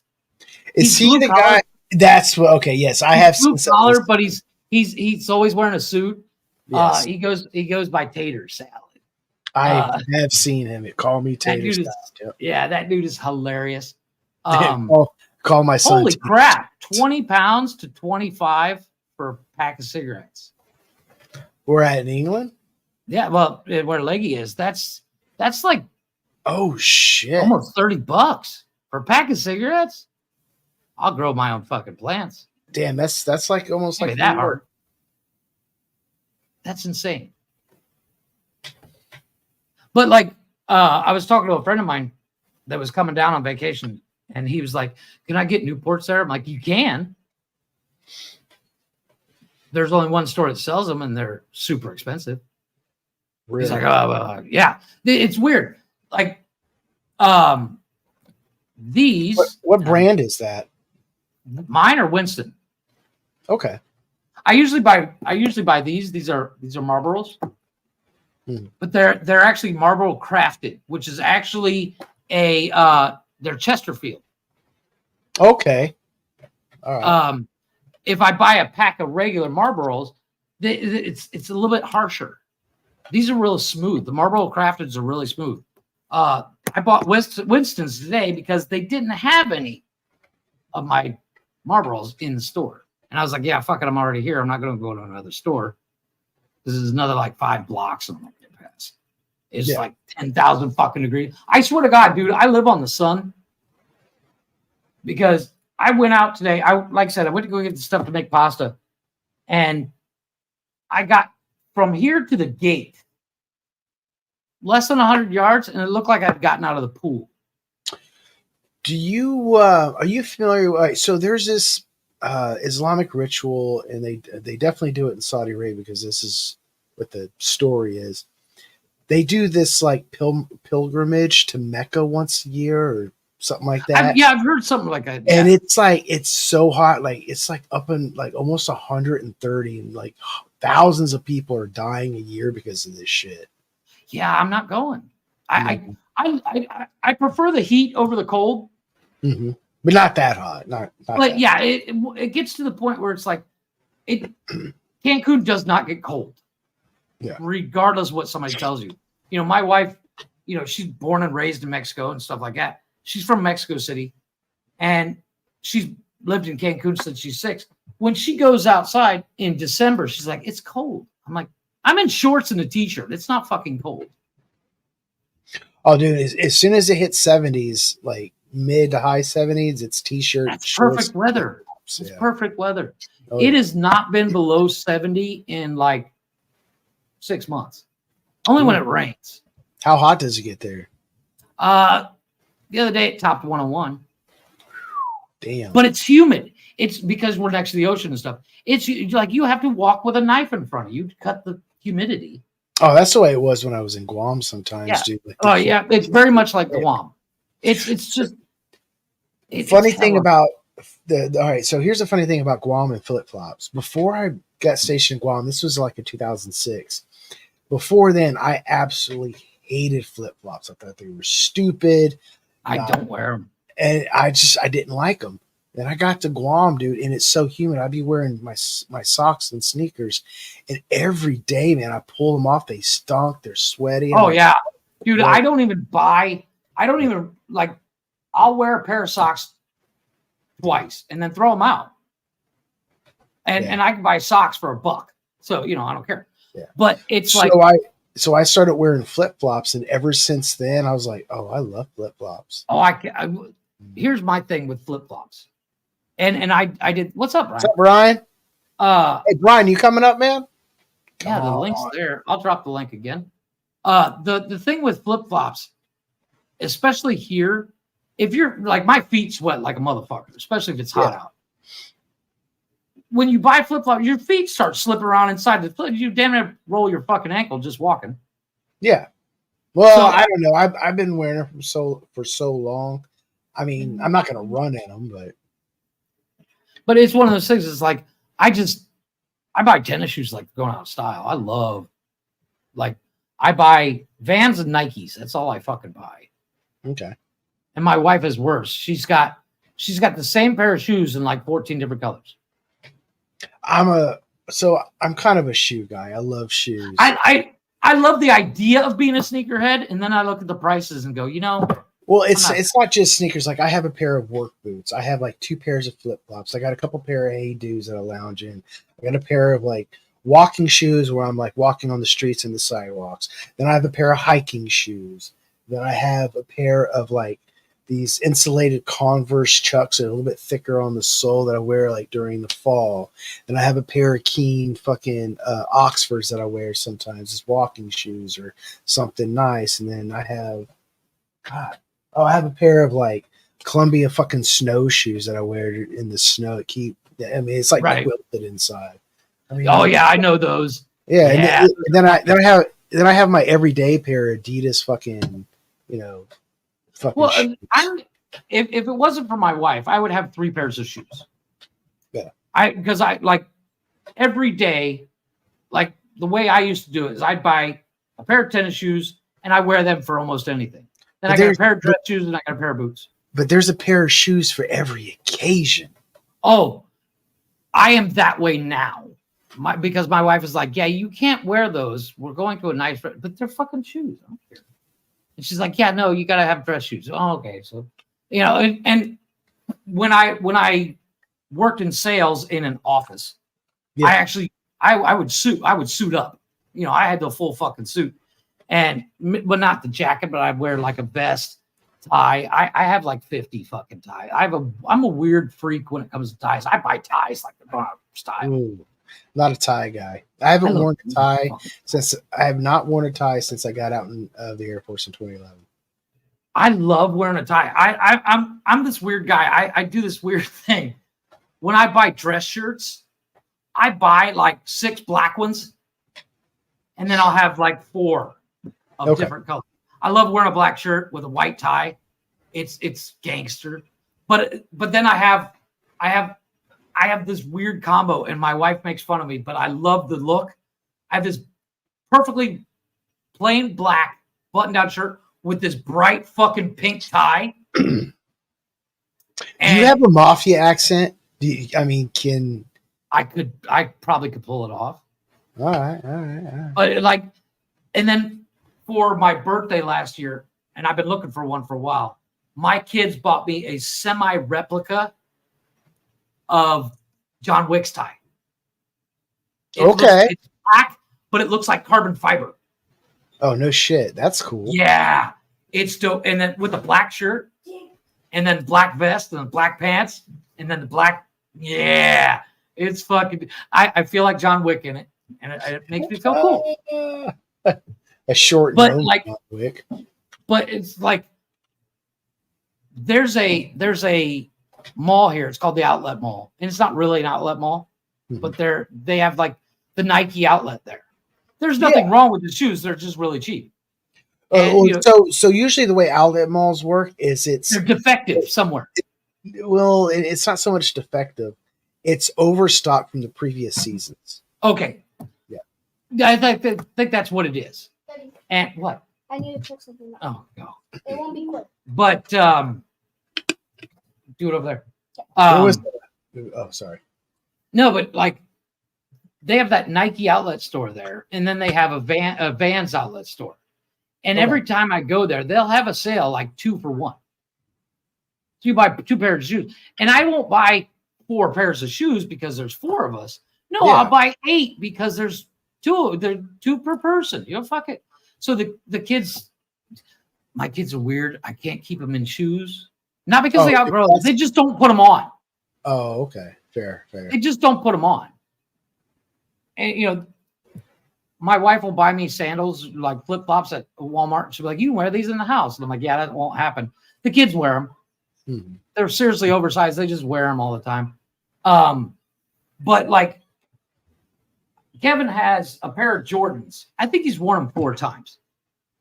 He's had them for a year. I don't. You can't get me out of a pair of shoes. I left the house once today to go get groceries, and I'm still wearing shoes. Okay. And I'm still wearing flip flops, so I literally like I won't walk around the house barefoot. Yeah. I put shoes on.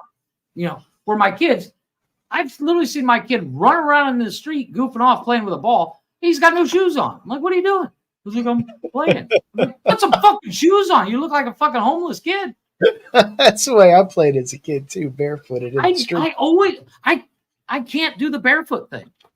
I could as a kid, not anymore. No, my heels are sensitive. I step on one fucking wrong angle, I'm limping for a month. So you know how I go on like almost daily nature walks? Right. I definitely don't do them in flip flops because I go, especially since I go off the trail. But every day, I keep a pair of my hiking shoes in the car, and I grab a fucking clean pair of socks on the way out the door, and I switch when I get out there. But a week will go by, and it's been hot, and you open up my door, and it smells like a fucking locker room. Yeah. Yeah. No, I like I said, every week I'll buy 5 pairs of socks. I'll get 5 for $5. I get 5 pairs of socks because if I actually leave the house in those socks, what kind of fucking socks are you buying? Oh, they're not thick. It's just they're cheap, which is why I buy them. But they're they'll have like a design on them. They're not quite dress socks, but they're like the ones I have on are black and they got lines on it and stuff like that. Okay. When we were in Mexico City, we found this area. I kid you not, dude. It was a bucket of spaghetti. Yeah, hey, I'm telling you. Cook once, 2 days. Everybody's fine. Everybody's happy. You just got a bucket of spaghetti to hand around. But we found this street, and it was a good block long. Both sides of the street, lines with people selling socks. All shapes and sizes. My wife's got a pair of SpongeBob socks and Patrick Star socks. I got a pair of Beetlejuice socks. They're and they were $1 a piece. And we walked around for the beauty of when you go to Mexico City is you find there's always somebody selling shit on the street. Yeah. And I bought the kids it looks like a Game Boy. I bought one each for like $10 a piece, and it's got 250 games on each one. Okay, yeah. There was a flea market when I was stationed in Northern California. The flea market was in Roseville. It was a huge flea market. Like half of it was like literally people selling their old junk. Sometimes you can find some treasures, and the other half was like people buying like knockoff toys and like China toys. Like it looks like Spider-Man, but it's not. It's in a Batman. It's a Batman case. yeah. It's like just enough not to look like the actual character, but close enough that your kids won't fucking notice. Exactly. It's mystery. Yeah. No, and they're like half the fucking price. No, but like broke. We went but to they an area in broke Mexico City. fast. I found 400 Louis Vuitton bags that weren't Louis Vuitton bags, you know, and like my wife has one really, really, really nice Louis Vuitton bag that cost me more than my fucking car. Yeah. But she's got 3 others that look just like it. You can't tell the difference till you look at certain things. Yeah. And I couldn't tell the difference either way. I just know when we bought the real Louis Vuitton one, we did it at the Louis Vuitton store. So I was like, okay, I know it's real. You know? Yeah. And like, we went into the Gucci store in Mexico City, and the only thing I could afford was my belt. Because I was like, Jesus Christ, dude. I bought me a Gucci belt, man. There it is. Got my Gucci belt. Oh shit, Gucci belt. Yeah. I like it. It's comfortable, it fits, and the only thing that's actually original Gucci from it anymore is the actual logo, because I've replaced the actual leather twice because I'm a fat ass and I wear a belt with everything. And this belt is just perfect enough. I wear it with every outfit. I've worn this belt for over a year. Black goes well with everything else. Well, it's like I think I can. Well, yeah, black goes pretty much anything. But the I'm beauty not a of this fashion dude. I'm not either. But like when I started working at this job and I started making more money than, she's like, you can't wear T-shirts all the time. You make too much money. I'm like, yeah, that's not going to happen. I just buy more T-shirts. I got a whole, 25, 30 polos that I never fucking wear unless I'm on video for work. I don't even think I own a polo. Like, who the fuck wears polos? My wife was like, what size are you? And I was like, I don't know, medium. And she came back that day with like 9 American Eagle polos. And I was like, how much does this cost? She's like, you don't want to know. Fair enough. She's like, these are only for work. They were fucking like $45 a piece. And I was like, you know how many T-shirts I could buy with that? Because I buy, like I got this. This one is Metropolitan Superman University. Or it's Varsity. There's a store here. It's a offshoot of Woolsworth. And it's called I don't even know what that is. Well, Woolsworth is it's like JCPenney. Oh, okay. In fact, Woolsworth and JCPenney were one company back in the fucking 70s and 80s. Okay. Woolsworth went away first, now JCPenney's going away. But this is an offshoot. It's called Del Sol. And like when you look at the label, it says Woolsworth. And they got all these goofy shirts like this. And they're like $4. Okay. And sometimes like this one is technically not an adult shirt. This is a double XL child's. Because they didn't have it in adult, and I was like, but it's Superman, and I have to have it. You're buying kids' clothes, man. That's well, Glick makes fun of me for it, but Kevin will steal my shirts. I was doing laundry the other day, and I pulled up a shirt and I went, Dinky Chef. Hashtag Dinky Chef. Hey. Yeah, but you know what? My shirts cost way fucking less than yours. Like the adult version of the same shirt would have been like $8. You are about the size of a kid, so that does. When I buy kids, like if I buy kids clothes, I have to buy the biggest size they got.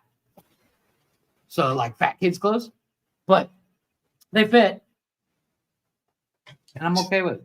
And when I go to the gym, I walk around like this, because my shirt's all tight. But after like 2 or 3 washes, they're stretched out and they're fine. Fair enough. But like I bought there's a store here called Cuidado del Perro. Beware of the dog. Say that again. Cuidado del Perro. Okay. Beware of the dog. Okay. And they got really cool fucking dope shirts. I found this. They occasionally do one of a kind shirts. Yeah. Well, what they do is they'll take both the ones we have are Rick and Morty, and it's the same print, but it's colored in by hand. Like they paint it, and I bought one. I bought the last one they have of a Rick and Morty shirt where they're in their ship. $8, and it was a medium. No, it was a large, and I swim in it. So I never wear it. Dude, you were wearing a shirt yesterday. Is that Dexter Laboratory shirt, man? I fucking that's love a kid shirt. It's a kid shirt. Was it? That's awesome. It's a large shell because like they have ones at their they got like you remember back in the 90s they had like Bugs and he looked like he was a rapper or something like that. They have something similar like that. Like I have one where it's a shirt and it's got a man and a woman dressed as bride and groom, but they got ski masks on and guns. I bought it, but it was like they got a lot of stuff like that, and I'm like, that's not really my thing.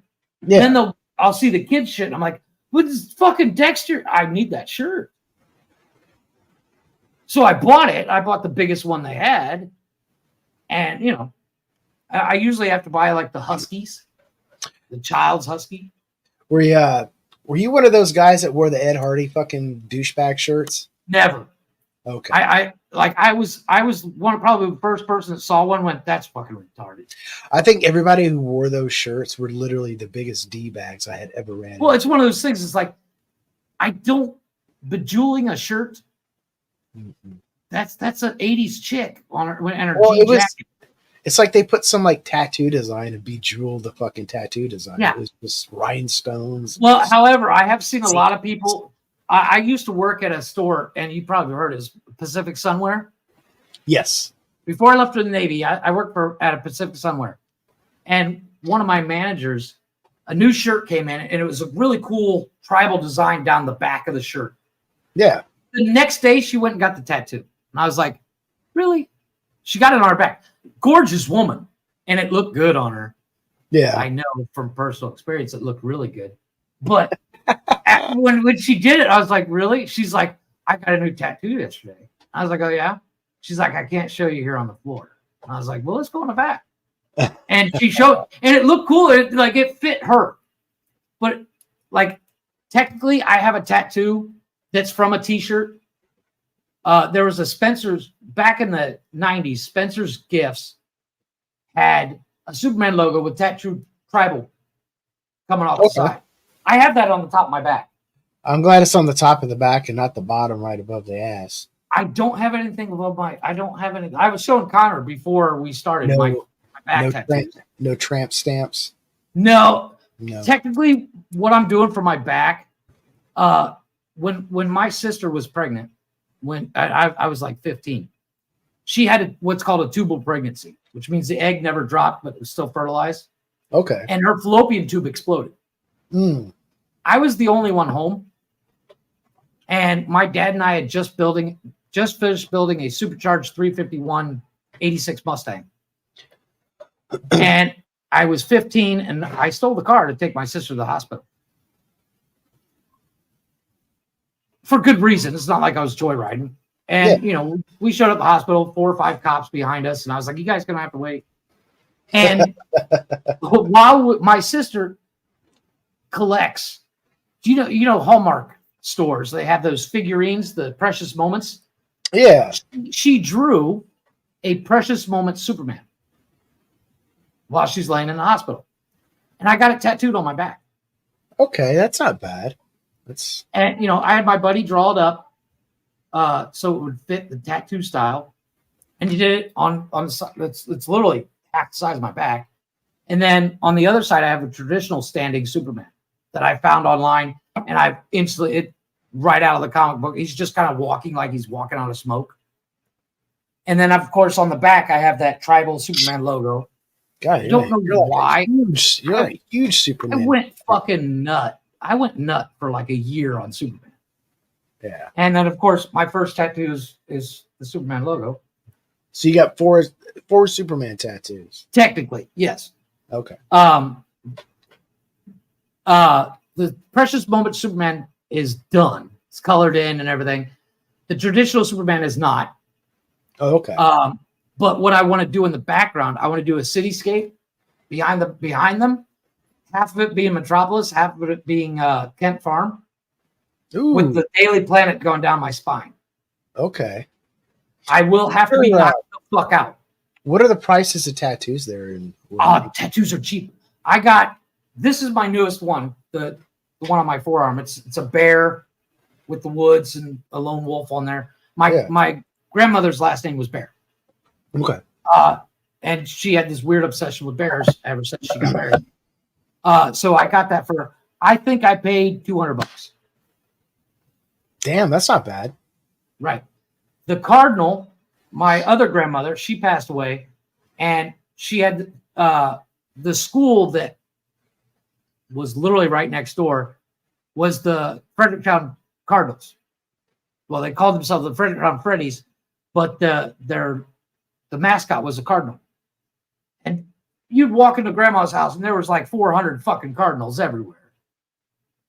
And she collected cardinals, and this woman collected salt and pepper shakers like you read about, to the point where every inch of her kitchen was covered with shelving my dad and I built for her salt and pepper shaker collection. Oh, shit. Yeah.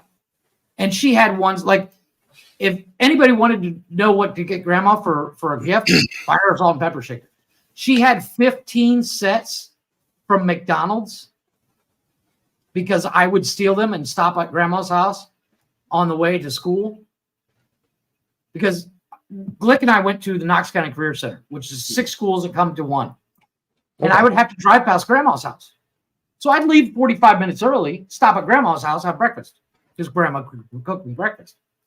And on days where I was running late, I'd stop in at McDonald's, grab something, eat it at grandma's, but I'd steal the salt and pepper shakers and give them to grandma.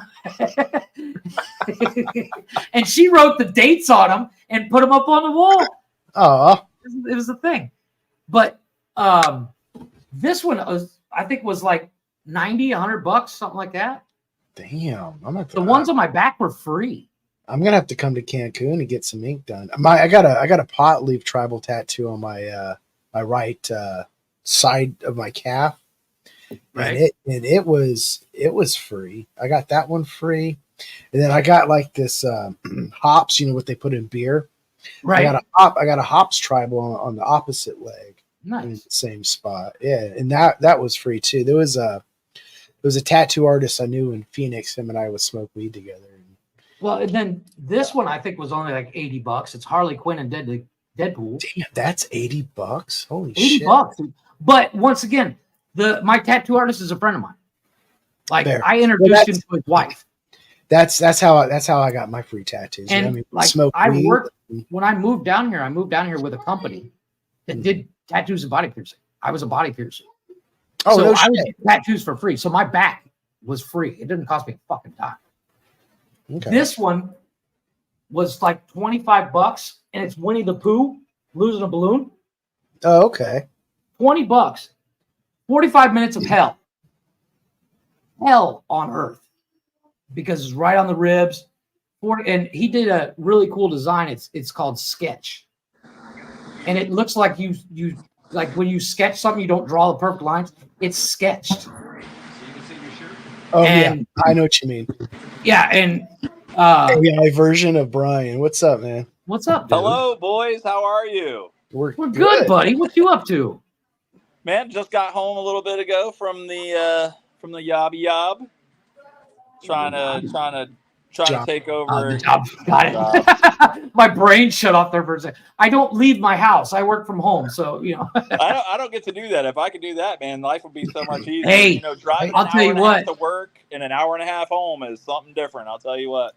Well, and like I said last week, the best thing for driving back and forth to work, take a motorcycle, because there's a chance you might not make it to work. I said the same. Oh, come on. I told my wife That's the a good same reason thing, to but smile, baby. I was more of the, hey, I just want to feel the wind through my used to be hair. Yeah, wait, don't get me wrong. I love riding a bike, and I'm actually planning on building a bike as soon as I can get the money together. I want to build Black Death from Harley Davidson, the Marble Man. Black Death is Harley Davidson's bike in that movie. That's a little Fat Boy Slim, isn't it? No, it's actually an FSX. What is it? Is it a lowrider? No, it's a. Hold on, let me look it up. Harley Davidson. Put it Harley Davidson.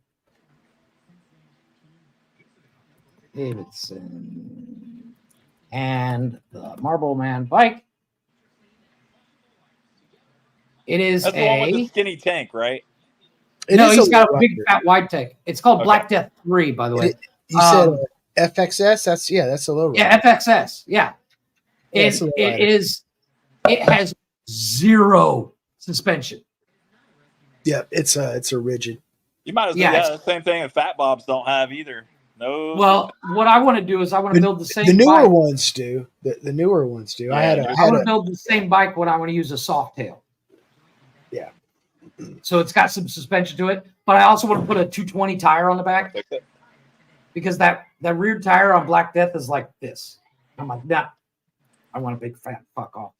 But I want to build a little freaking little bar hopper, nothing like too crazy. I mean, no. We'll get you a Grom, man. No Get electric on it. I have yet to drive one, but they look like fun. What's that? The Groms. I've never driven one. It was Honda. They're a lot of fun, and they're super GROM. GROM. Yep, Honda Grom. Right now, the colors, boys, are red, white, and blue. So we all three have to get one. I want one. Okay. My wife told me I'm not allowed to have one because I'm stupid. Those are cheap. They're not expensive. They're not expensive at all, and they're you can stunt the fuck out of them. You can put them in the back of a truck by yourself, or a van. You know what I mean? And they're quick. I've got they top out about 62 mile an hour. I've got the little kid sister to that one called the Navi. It looks like a Grom, but it's a scooter and it's a 110. But you know, here's the thing about it: it's the plastics on it are like $85. So I've got this bright green color, right? So to get the parts to get these new plastics from Honda, I can change it to any color I want for $85. That's not horrible. No, it's super dirt cheap. That's cheaper than wrapping it. Yeah, way cheaper. Yep. Like because I'm in the process right now. I'm haggling with the guy, but I'm buying a YZF R6, and I want to build a stunt bike out of it. Yamaha. I'm a Yamaha guy. I have this. I see a Ninja, and I'm just like douchebag. Every time I see a Ninja, and I go, "Is that a 250?" Yeah, but that too. but like the Kawasaki, which is Ninja, yes, the 636 is the stunt bike of stunt bikes. Like everybody that does stunt bike, they use the 636. The problem is the 636, they're not cheap and they're hard to find, but they're basically indestructible. But I can't do it. I'm just like, I fucking hate Kawasaki. I don't know why. What? They're not bad. I mean, no, they're not. I have no. Fave. If I clear out my prejudice, I have no problem with any bike over 600 cc's. Anything lower than 600 cc's, I'm like, oh, you're cute. You're a beginner.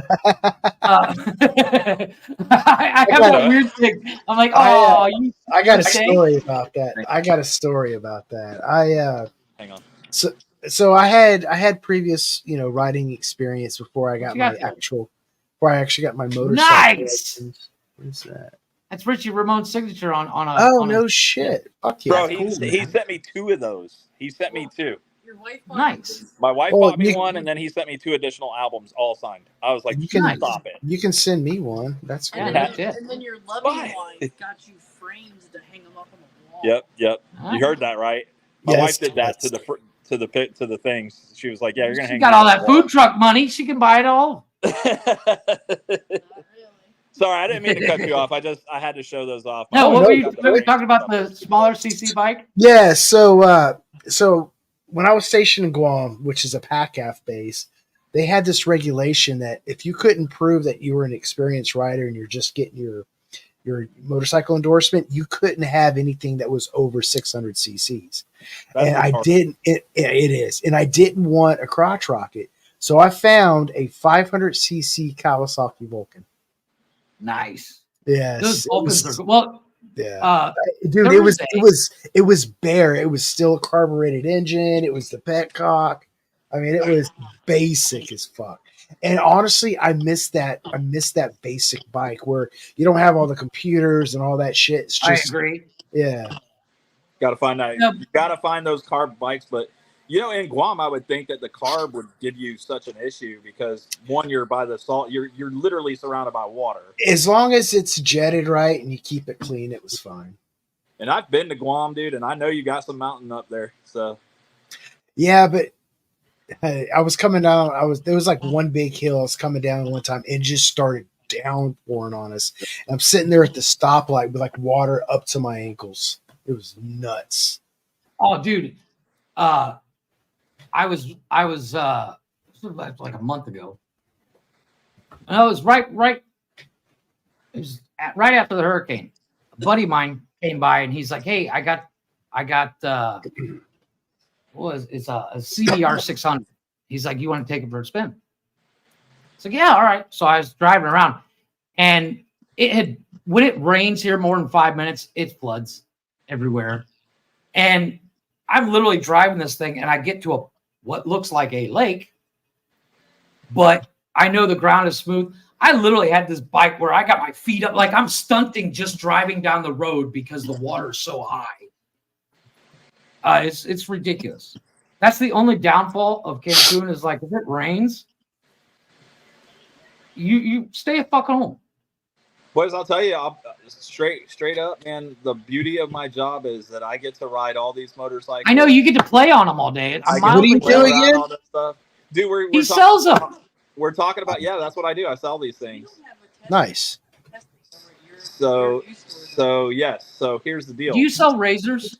I sell the Polaris Razors, the Rangers. The guy Pan on Ams. the street behind me, he actually drives a Razor back and forth to work. That's his dope. daily driver. That's not a problem over there, right? No. All you got to do is put turn signals on it and shit like that, and you're good. Yeah, it's like $250 to throw a turn signal kit on. Well, you could buy them like that at the dealership here. Oh, really? Yeah, you could buy 4-wheelers with turn signals on them. You could buy.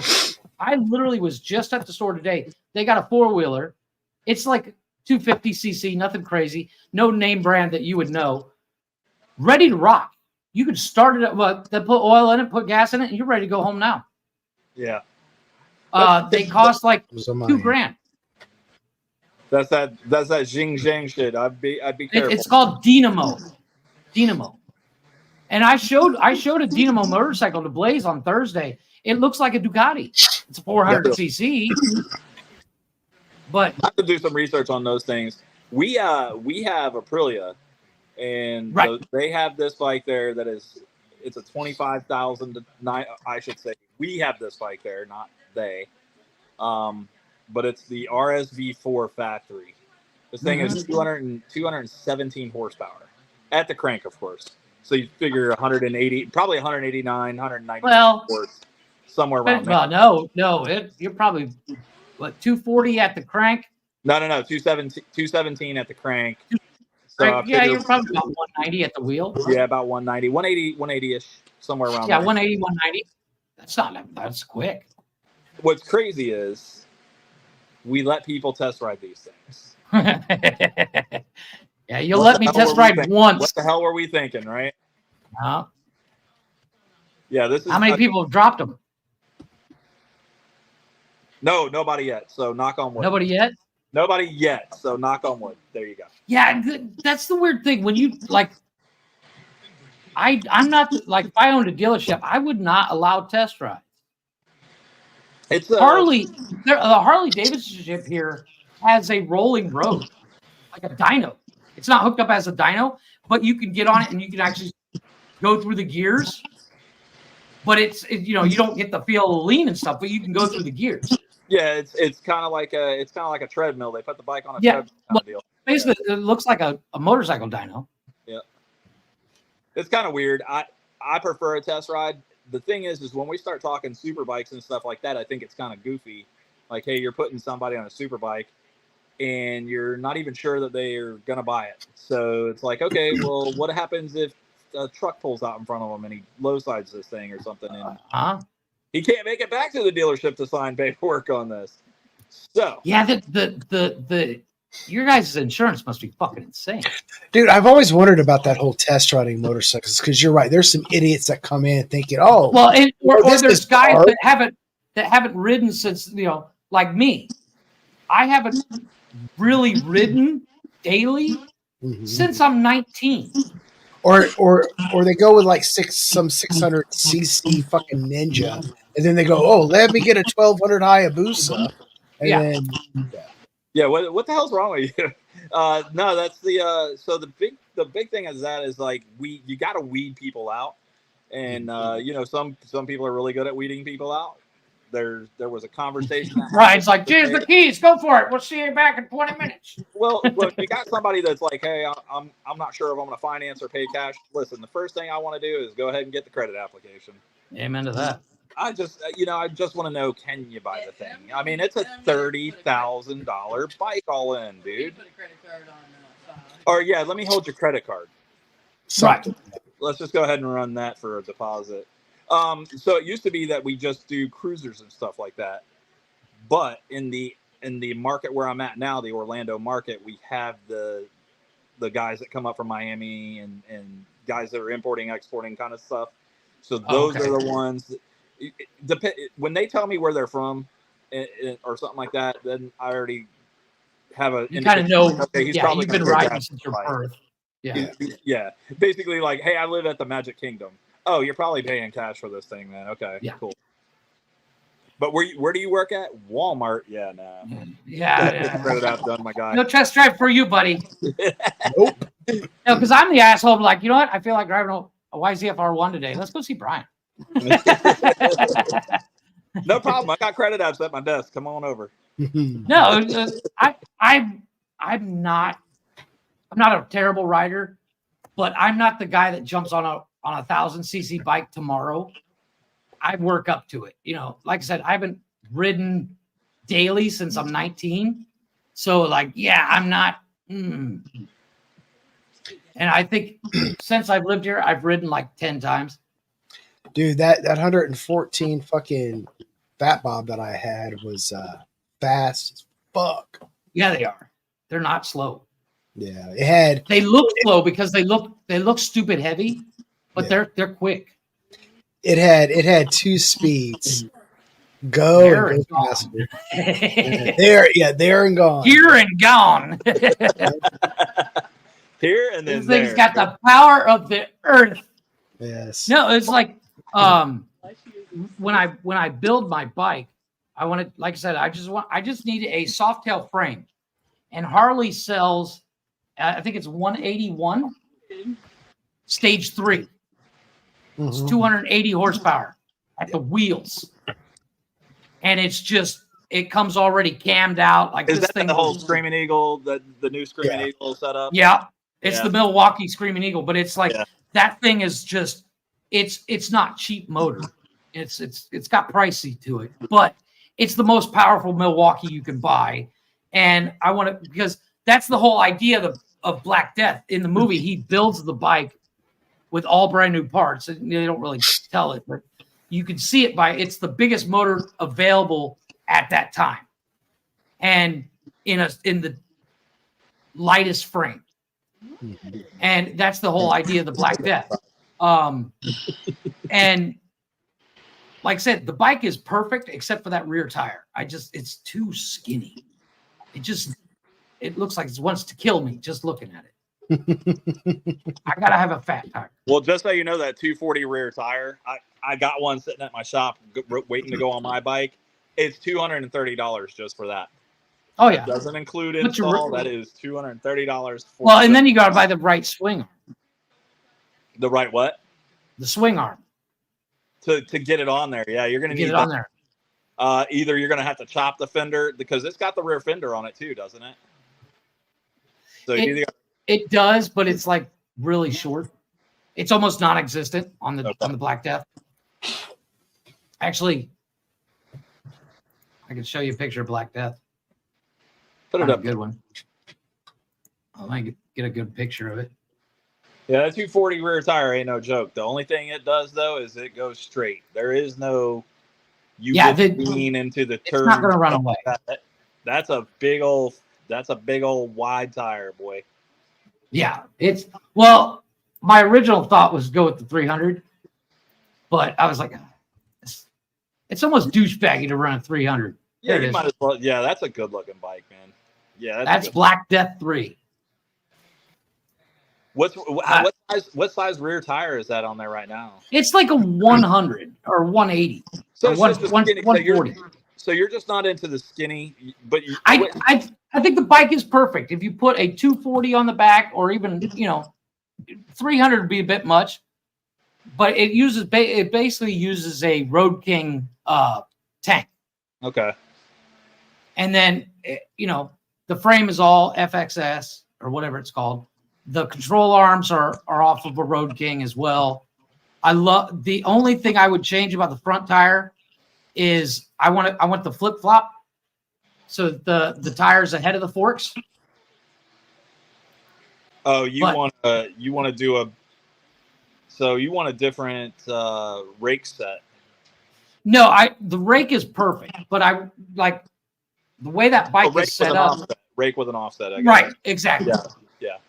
I don't want to do a major rake. I think it's got well, the original FSX has a Springer front end, and this has got a solid triple tree off of like a front fat bob or something. What's your opinion on fucking Springers, front end Springers? They freak me out. Really? Working with them, putting them together and shit, it can be a little dangerous if you don't follow the directions, I guess. But I like them. They do have a nice look to them, but it's not my thing. I like a nice, solid triple tree that's, the other difference I would do, instead of all the chrome, I would do all black. Well, I mean, a Springer front end is still triple tree. It's just instead of the shocks being down toward the bottom, it's. I think you're going to get the problem with the Springer front end is it's a lot of sprung weight. Mm-hmm. Where a traditional front end where the springs are down lower, you don't have a lot of weight that's moving up and down.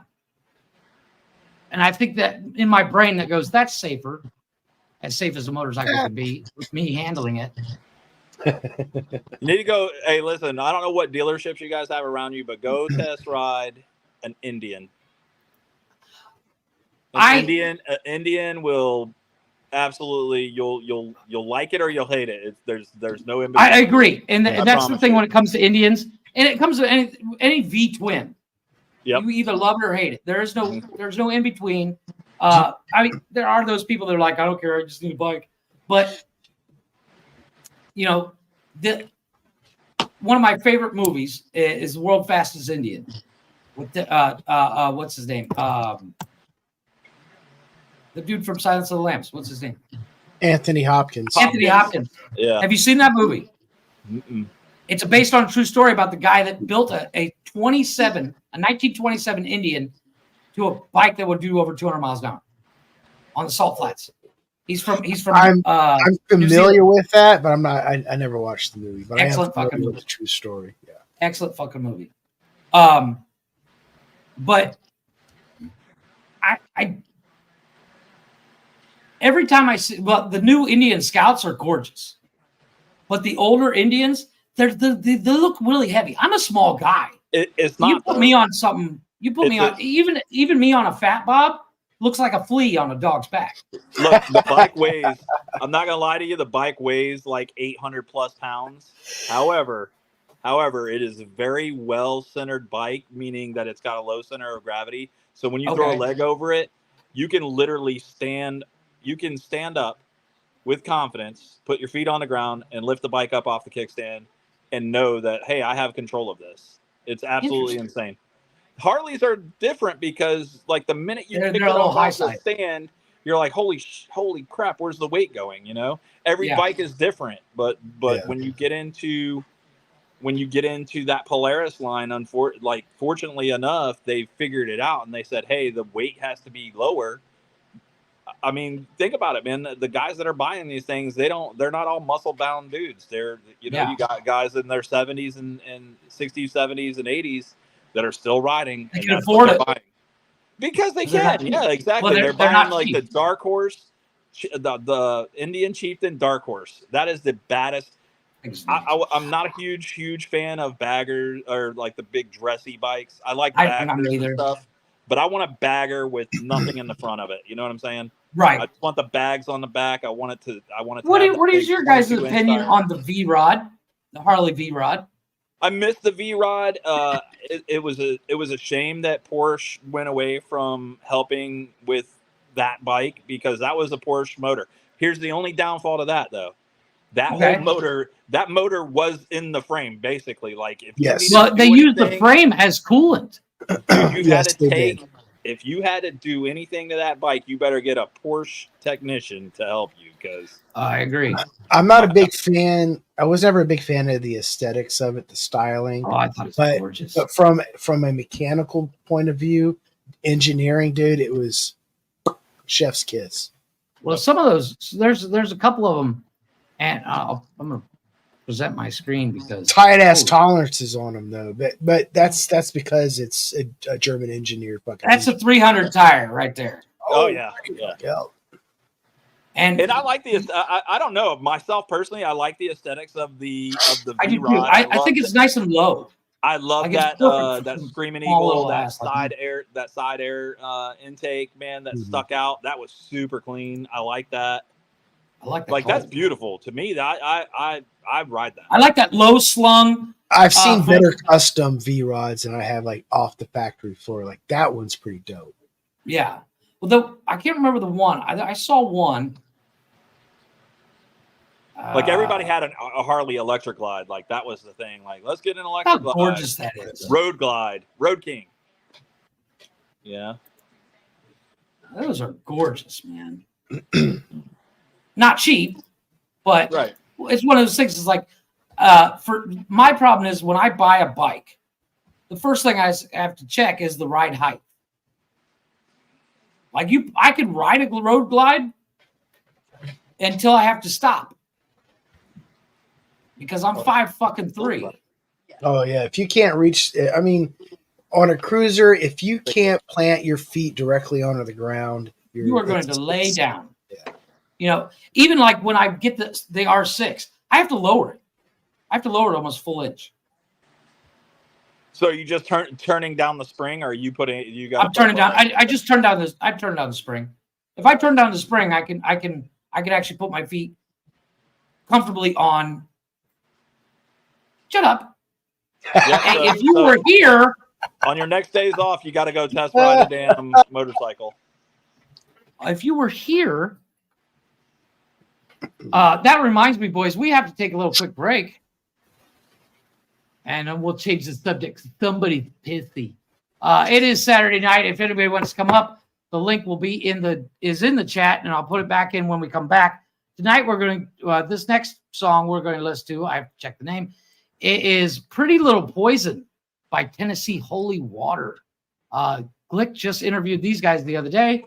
That is also. It's actually they're kind of it was last night. They're kind of a dope kind of band. I really like them. They're not quite Southern rock, but they're also not quite hard rock. You know, they're right in that gray area. So let's go ahead and listen to Tennessee Holy Water. Country, and the other one's a little bit rock and roll. Well, they're not quite Donnie Marie, but they're a little bit better. Yes, Glick. I am low energy tonight. I didn't get my nap in. I got up pretty early. Been working, bro. What you want? I've been cooking. I've been making shit tons of spaghetti. Look it up, Brian. It's his food bucket, dude. That's my bucket of spaghetti, dude. Bucket of spaghetti. I made that. Dude, is it Halloween? I didn't make Are you fucking with kids right now? Like, oh no, dude. I literally. Oh, dude, that'd be so fun. That would be so fun for Halloween. Just like give out handfuls of spaghetti. So dude, you have to just stand there now. Like, you got to do that with like tongs, bro. Like, how much you want? Just throw in their bag. Open your bag Just You know what? pre-make You're some cute. I'll Ziploc give you an bags. extra scoop there, little guy. I like your costume. So this little Tennessee holy water with Pretty Little Poison.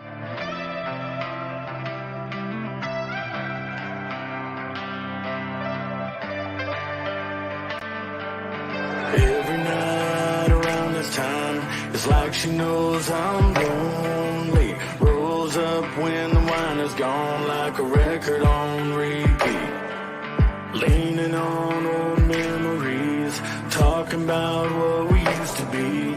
She'll probably be the death of me, but damn if it ain't sweet. She's my pretty little poison, my heartache at night with a kiss on her lips, just like cyanide. Yeah, she came in the morning, but I didn't mind. I'll go out on that high every time. She's my pretty little poison, my pretty little poison.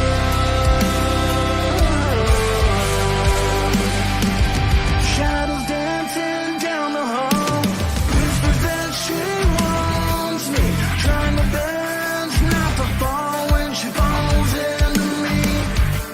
We all need some kind of fix. For me, she is the one I pick. Nothing else will do the trick. She's all I need. She's my pretty little poison, my heartache at night with a kiss on her lips, just like cyanide. Yeah, she came in the morning, but I didn't mind. I'll go out on that high every time. She's my pretty little poison, my pretty little poison.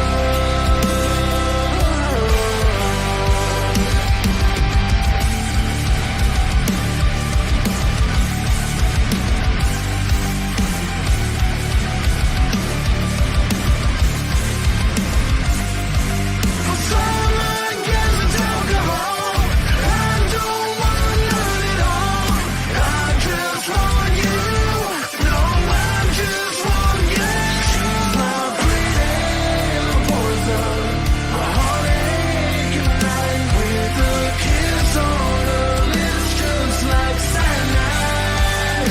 Yeah, she came in the morning, but I didn't mind. I'll go out on that high every time. She's my pretty little poison, my pretty little poison. She's my pretty little poison.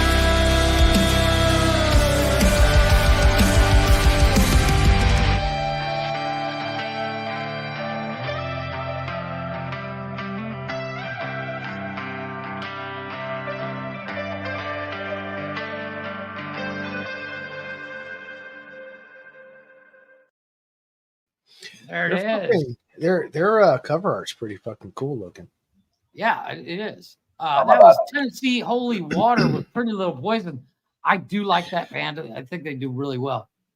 This is a good version of that song. Yeah. Once again, we are back. It is the Nonsensical Nonsense Show on Saturday night. Open Door Challenge. I believe I just dropped the link not too long ago. Yes, it's in the chat. If you want to come up, all we ask is you keep your wiener in your pants and have your camera on, and don't be racist, because why not? We are, of course, on the Nonsensical Network. There's a show every night of the week for everybody. Blazon's new show starts on Thursday. I promise to be a little bit more awake then, guys. I mean, Right. 100%. Well, it's one of those things. It's technically just the two of us, and Brian just showed up, so three of us. It's not as normal craziness Saturday night. A little low key, chill tonight. You know, yeah, real chill tonight. We don't have some Sasquatch pushing us around. If there's a wiener on that monitor, I swear to God, Stu. There you go. But yeah, every night of the week, there's Men Caring for Men on Mondays, Glick's House of Music on Tuesdays, Wednesdays is What the Fuck News, Thursdays is Whose Argument Is It Anyways, Fridays is Sports Unplugged with Jarvis, Nonsensical Saturday, where we drop the link where everybody can come up, and then Sundays, of course, is Jeff's Garage. That's tomorrow. We're going to be doing a little bit of car info tomorrow, having a little fun. What do you got there? I know you got something to say. I can see it. Who? Blaze. He's got like this. He's thinking about the show that he's getting ready to do. So he's good. Dude, his show is gonna be fucking awesome. I can't wait. It's gonna be so much fun. I'm gonna try to make it, dude. It's literally a time constraint for me is my only issue. So What's that? What, Thursdays? Yeah. Yeah. Well, you're with this new job. When do you actually start that? So I mean, here's the deal. I've been over there this weekend and just kind of feeling things out. I think I go in Monday to get an offer for what hey, this is what we're thinking about paying you. Okay. And I either accept it or I decline it. And if I decline it, then I figure out, okay, do I stay where I'm at or do I look for something different? I mean, what do I do at that point? Right. I mean, listen, I'm driving an hour and a half there, an hour and a half back. That's 5 days a week, 6 days a week, right? 6 days a week. Oh, Get 5 days. that dealer bikes. That's a hell of a commute, though. It is a commute. It is, but people do it here all the time. It's all about the money, I think. I think it's what it comes down to. Stacy and I discussed, because we've got a camper, and we did discuss, like, hey, maybe put the camper like in the halfway point, right? You know, at one of the parks or something like that. Mm-hmm. And then she was like, I'll come and stay in the camper. I'll be able to hang out with the puppy, and we'll go for walks, and we'll do this and that. And I was like, okay, are you going to be comfortable doing that and stuff? And she's like, yeah. So we'll see. We'll see how it works. I mean, yeah. Once again, get that dealer tag and just pick a bike for the day. And that could happen too. Happen too. You know, hey, I got to test out this new bike that does 210. Grab a dealer tag and I can go home in 20 minutes. No, and like that's the one beauty of my job is like I was actually getting ready to take a job and basically doing the same thing I do now, but they were like, we'll pay you a salary. And I started doing the math on the salary. I was like, it's going to cost me that much to get back and forth to work. Oh, shit. Yeah. And I was like, yeah, I'm good. And then I literally worked out a deal with one of my dealers where I'm doing the same job that I was going to take. Like I have contracts with different companies. I actually technically started a company with a friend of mine called FCA Services, where we do business solutions for companies. And I have contracts with like 9 different companies where I send them clientele. And I literally I'm signing one on Tuesday or Wednesday for the same job that I just applied for. Mm-hmm. The difference is it's only one state. So like, cause I do all 48 states. I do the lower 48. Yes. But the new contract is just California. And I'm like, yeah, whatever. I don't mind calling California. It doesn't cost me anything. But the commute's a bear. I have to get out of bed and come all the way downstairs. Dude, how much do you charge the company for gas? Funnily enough, when I was talking to my one of my accountants, because I have 3, because I have the business one, I have my personal one, and I have one for other things. And I was like, he's like, you can write off travel to get to work. I'm like, I walk 20 feet. He's like, so 200 miles? I was like, what? He's like, well, you add a 0 to that, and you could actually claim that on your taxes. Wow. I travel. Because I work 1099. I don't get a salary. I work 100% commission. If I don't, like, that's how my whole company works. If I don't sell, we don't make the money. So, and there's only 4 of us in the company, but it's like I have 2 guys. All I do is call people all day and set appointments with me. And then I have my she's technically my partner, but I call her my boss because she tells me what to do. I don't know about you, Blaze, but I've seen that movie, The Beekeeper. I haven't seen that yet. I have seen. I did watch The Beekeeper. Is it any good? I didn't like it. That's the movie. That's the movie, though. That's Jeff's job. Yeah. Oh, okay. Is it really? I That's haven't what seen Jeff it. Well, no. Basically, The Beekeeper, bro. You just gotta watch it now. with Jason Statham. Yes. Jason Statham. I just And saw that's- it. I just saw and the that's, preview. and that's why I watched it, but it's really not that great of a movie. I love Jason The only Statham. reason I watched it. Listen, I like the fight scenes, bro. That's it. Yes, the fight that scenes dude are can get good, down. but like the plot itself is just like recycled. Yeah. Well, nobody has a great idea for a movie anymore. I don't think, dude. Well, they say there's only 6 types of movies. Let me ask you a question. If you could revive a movie and start over from scratch, what movie are you gonna do? And if fucking you say Batman, I'm gonna fucking choke slap you. Dude. No, because there's like 45 Batman. So which one? Exactly. The Escape from New York and LA franchise. Steven was talking about on his show. He was doing that movie show. I jumped up on that show. I've never seen that movie. Either one of them. So I've also Escape from LA. I've seen that was with Patrick Swayze? No, it's Kurt Russell. Kurt Russell. Yeah. Snake Plissken. Yeah. Blitzkin. Blitzkin. Oh my god. I And think the only reason I know that name is because my buddy had that as a ringtone. His phone would ring and go, "This is Snake Plissken," and I was like, "Really?" Like I mean, the original ones are good, and I know a lot of people don't like remakes, but I think a remake of that now, I think would do really well. Well, we talked about there's you know how people do AI generated movie or like fan made movie trailers and movie posters. There's a movie poster for Twins remake. Okay. And the remake is Jason Momoa and Peter Dinklage. Peter Peter Dinklage is the midget from Game of Thrones. Oh yeah. Okay. I'm fucking in, dude. Okay. I'm so in. And I then was the gonna other one say- is I saw Jason Momoa and I can't remember who else. I sent it to Glick. It was Jason Momoa and somebody else in a remake of the Harley Davidson Marlboro Man. And I was like, you know what? I saw that picture somewhere. I thought you had that on like your Facebook page or something, or I think I did. But because Harley Davidson Marlboro Man is one of my favorite movies of all time.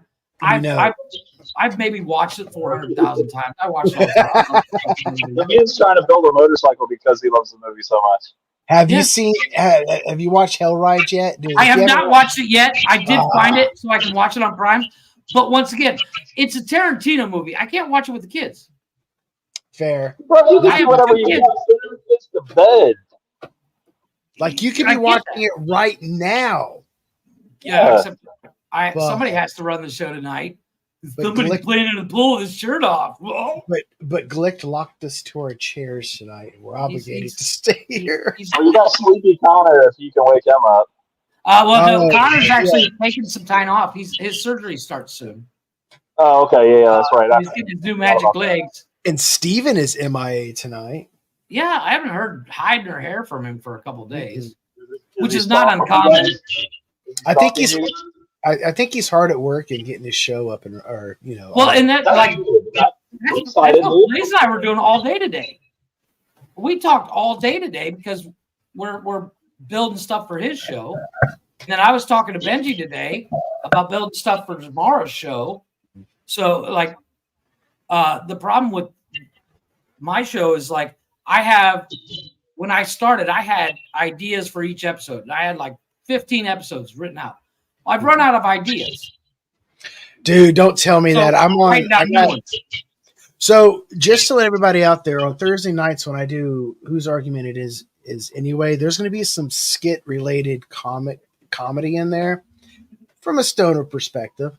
It's just small little clips. As the show progresses, I'll get better. But like Glick and Jeff has really allowed me to like dump my my creativity onto this. So I'm looking forward, and I got some ideas coming up. It's going to be a collaboration with the rest of It's people. almost like on, to on- explain this, to explain the skits. This is my brain working. Mhm. It's like, you remember the old radio shows Yeah. from the 40s where somebody's at the door. Yes. That Shit like kind of thing. Yeah. It's you don't see anything, you hear it. It's part of the intro. And so Blaze sent me a script. We're going to do one for the 3rd episode. Yes, and I asked Glick if he wanted to. There's one line I want Glick to do, and I asked him today, but I haven't If you heard. have him play the big man, I'm going to be pissed. No, you just feed his fucking ego. No, well, he is playing the boss role. Yeah. Yeah, we'll hear about that for a month. But he has like one line. He has one line at the end. But okay. Yeah. But yeah, and the thing is, when you're building these skits, we are not close by any means, like distance wise. So we're doing it all over WhatsApp and Snapchat to build one clip. So and then of course I sent out a memo to everybody of video clips I want so I can build some promotional stuff. Nobody sent me anything yet. I have mine done. I wonder. Go ahead. I know Blaze is kind of going over your script for those. Oh man, I took a break from writing and thinking about scripts yesterday, and I was going to do that today. I was going to take a break, but I go on my nature walks, I smoke some weed, and those creative juices just get going. Oh yeah, and that's when I hit you up. I was like, oh, I got a great idea. And that's the beauty of. I think that's why my wife made me fat, because I think that's what happened with her. She smokes a little bit of weed, and then her creative juices get going, and then she's like, "Hey, you want to try pot roast on taco?" And I'm like, yeah. Stoners make the best fucking. Stoners make the best food ever, bro. Listen, first time I ever got stoned with this girl, I was like, she's like, "Hey, I made some mac and cheese, and it's in the fridge." I said, "Okay, I'm gonna go downstairs. I'm gonna go get the mac and cheese." I stared in the refrigerator for about 30 minutes, dude. I couldn't fucking remember what I was supposed to get. I saw something today. When you guys make a peanut butter and jelly sandwich, how do you make it? What you mean? I don't use jelly. I don't use jelly. You don't use a peanut butter sandwich? Is peanut butter? I like apple butter. I like butter. I like honey, Nutella. I'm not a jelly guy. I saw something interesting today. It was a new take on how to make a peanut butter and jelly sandwich. Normally, when you make a peanut butter and jelly sandwich, you take one side of the bread and you put peanut butter and then you put jelly on the other. You put them together. Then you got your peanut butter and jelly sandwich. This guy took a single piece of bread and he took the back end of a spoon. And have you seen that art where people lay daubs of ink or paint and then they scrape it out so it leaves a big dot? He did that with peanut butter and jelly. But he alternated it. He did a little scoop slide down with peanut butter, and then he'd do one with jelly. Then he'd do a peanut butter. All in a row. His ass because she doesn't want fucking peanut butter on her fucking jelly and butter toast, dude. Well, and I looked at it, and I'm not a big grape jelly fan. I like strawberry jelly. But holy shit, I was like, that looks fucking amazing. You know about the way my aunt used to trick me, bro. She used to take the jelly and then the peanut butter, and she put it in a bowl and mix it up real good. like that, dude. That's what she used to do to us, man. Because I told her, I was like, I don't eat the jelly. I don't want the jelly. I'll eat the peanut butter. Throw some butter on one half, peanut butter on the other half. I'm good to go. Let's do it. Yeah. Peanut butter and butter. Peanut butter and banana. That's where it's at. I can't do that. It just that freaks me out. Bananas and Miracle Whip. Try that on fucking bread. That shit's fucking fire. You said banana and Miracle Whip? Bro, it'll change your fucking world, dude. I swear to God. I swear to you. I'd have to kill 14 people to do it. One of my favorite munchies is dipping the Frito scoops into Nutella. Fritos Scoops, like plain corn chips in Nutella. Yeah, they're salty. Dude, I'm down to try sweet. that. The I'm trying salty, that. dude, it is amazing. Stacy got me on tater tots and Miracle Whip. Yep. I can't be that adventurous with my food. I'm sorry. Dude, you've got to sometimes. Listen, there's things that you probably didn't eat when you were younger. That's what I'm eating now. Like I'm still not fucking with mushrooms at all, but I love them. not those anyway. Not the kind you eat, but like the other. I like those. But I will tell you this guy. Like, hated Brussels sprouts, dude, for the longest fucking time. Can't do it. Stacy made them one time. She was like, "Hey, listen, we're having corned beef. I didn't have cabbage." I was like, "Okay, so what'd you make?" And she was like, "Brussels sprouts." And I was like, "Fuck all." She's like, "Just do me a favor and just taste it." So, oh yeah, she got me with fucking eggplant too. I thought I would never eat that shit. I was like, yeah, you do. Disgusting. Yeah, you do. You love the eggplant. No, I'm not a big soup guy. I fucking hate soup because, let's be honest, it's just fucking tea. It's water. It's water that's hot with shit in it. But they have a soup here. It's called pozole. I'm not a soup guy. Oh, dude, pozole rocks, dude. Hold on. Pozole. So I'm gonna upload and I'm gonna play a clip. Oh, it won't let me. It won't let me fucking put it up just like the other day. Just doing something probably. No, this is pozole. It's a very Mexican dish. But holy fuck, it's pozole. Pozole? Yeah. Hey, babe, look that up. Mexican pork, and it's a Mexican stew with pork. Mexican stew. And pinto beans. Now, pinto beans, I'm not a fan of. But fuck, man, these things are awesome. You throw lettuce and a little jalapeno in there with it. Holy shit. I won't make it because I don't have the patience. But no, you're not going on Snapchat. That's not a child's safe place. Oh wait, you have your friend. It's not. No, his friend and him talk on there. Oh, it's got chickpeas in it. Hummus. Yeah, chickpeas. Yeah, hummus. Ooh, I love hummus. Yeah. And I'm not that guy. It's but it was one of those things. My wife does this thing. Like you said, your wife is like, just do me a favor, try it. My wife will put the spoon in front of my face, say, eat it. And I'm like, no, I'm good. She will leave it there until I fucking take a bite. Yeah, same. Yeah. It annoys the piss out still of me. trying to get me to fucking eat black olives, and I can't do it, bro. Oh, no, I cannot fucking do it. I can't. I like a good black olive. I can't eat them raw. Eat them on pizza, I'll rock it. Pass. I don't want it. Black olive touched that pizza. I don't want that shit. Oh, dude. When I order pizza, I'm like, give me everything but the sink. Oh yes, Really? dude. The only thing I don't like on pizza is fucking anchovies. Yeah, I don't do anchovies. Well, they don't serve anchovies here, but like you have the Domino's app, and I'm like, yep. Dude, I got a Domino's pizza you should try, dude. The thin crust, do a white, the garlic sauce, do spinach, onions, and feta. Dude, the game changer was me was cream cheese. Philadelphia cream cheese on pizza. Fucking game changer, Who the fuck dude. does that? They do it here. Really? Cream cheese on pizza? It's a fucking game changer, dude. Instead of your regular mozzarella, have them put cream cheese, dude. Holy shit. When I saw it and I was like, that's weird. Yeah, I'll try it. Because they had like they do promos and stuff. And they had this promo. They were like, it's called they call it the Dominator. It's a pizza about that big. I'll eat one by myself. It's the biggest one they make, but I can eat it by myself. So I'll get 2 of those. And I was like, you know what? The kids are like, we want the cream cheese one because they had it at grandma's or something. I was like, all right, I'll take a piece of yours.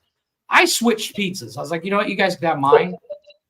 Just pick the jalapenos off and put it on mine. Because it was fucking amazing. It was fucking game changer, dude. Good, huh? Blew my mind. and now I can't get it without. Listen, I'm down to try different stuff, so keep it coming. What other food you guys want to talk about?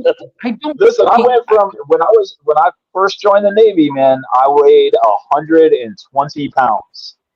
I met my wife, and I have been gaining weight ever since then. But when I quit smoking, that's what happened, man. I quit smoking cigarettes, and next thing I know, that's why I'm skinny. I still smoke. I can taste everything. Everything is so fucking good, dude. I'm like, why am I just now tasting this like this? Your wife in the food truck, they do kind of a Tex-Mex kind of thing, right? Not Tex-Mex, it's Cali-Mex. It's Mexican. Yeah. No, Tex-Mex is way different. Well, I understand, but like, have you guys ever come down here and eaten? I have. Mexico. I've been to Mexico. Where you need to go is Mexico City, dude. I kid you not, for like $3, you can get a sandwich this fucking big. On like, and I'm not talking in a restaurant. I'm talking about a street corner right outside the fucking hospital. Yep. And it's, oh my God. Street food in Mexico is the best there is. I've been all over the world. Best street food on the planet is in Mexico.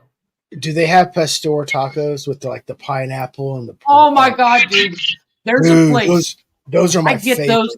I get 3 for $1. 50 cents.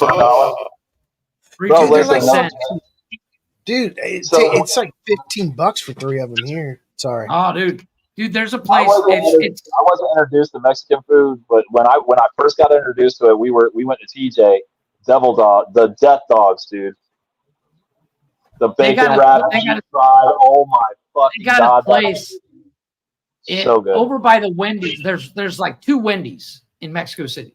So every time we go to Mexico City, that's the first place I fucking go. Like, I'm off the plane. Well, take us to Wendy's. You know, I won't go anywhere else first because I don't have them here.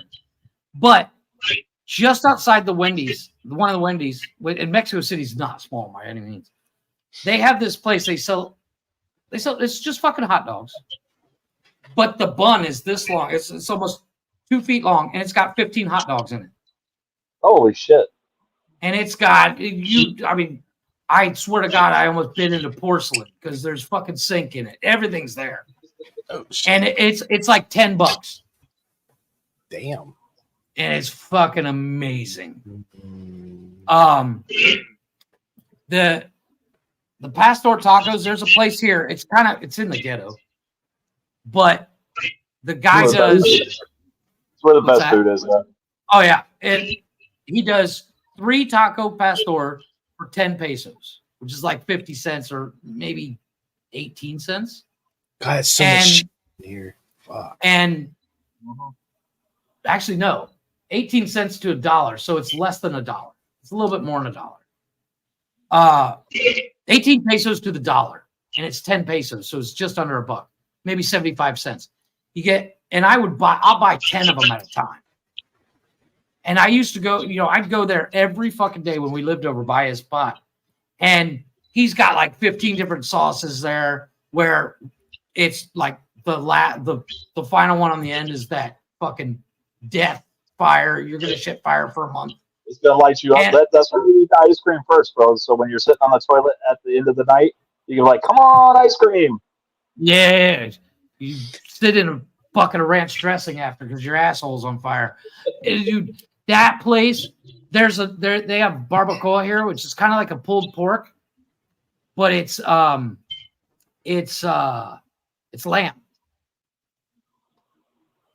and it's I don't know how it's cooked. But we go to a restaurant here. The restaurant's called the factory or something like that. And all they sell is barbacoa tacos and barbacoa soup.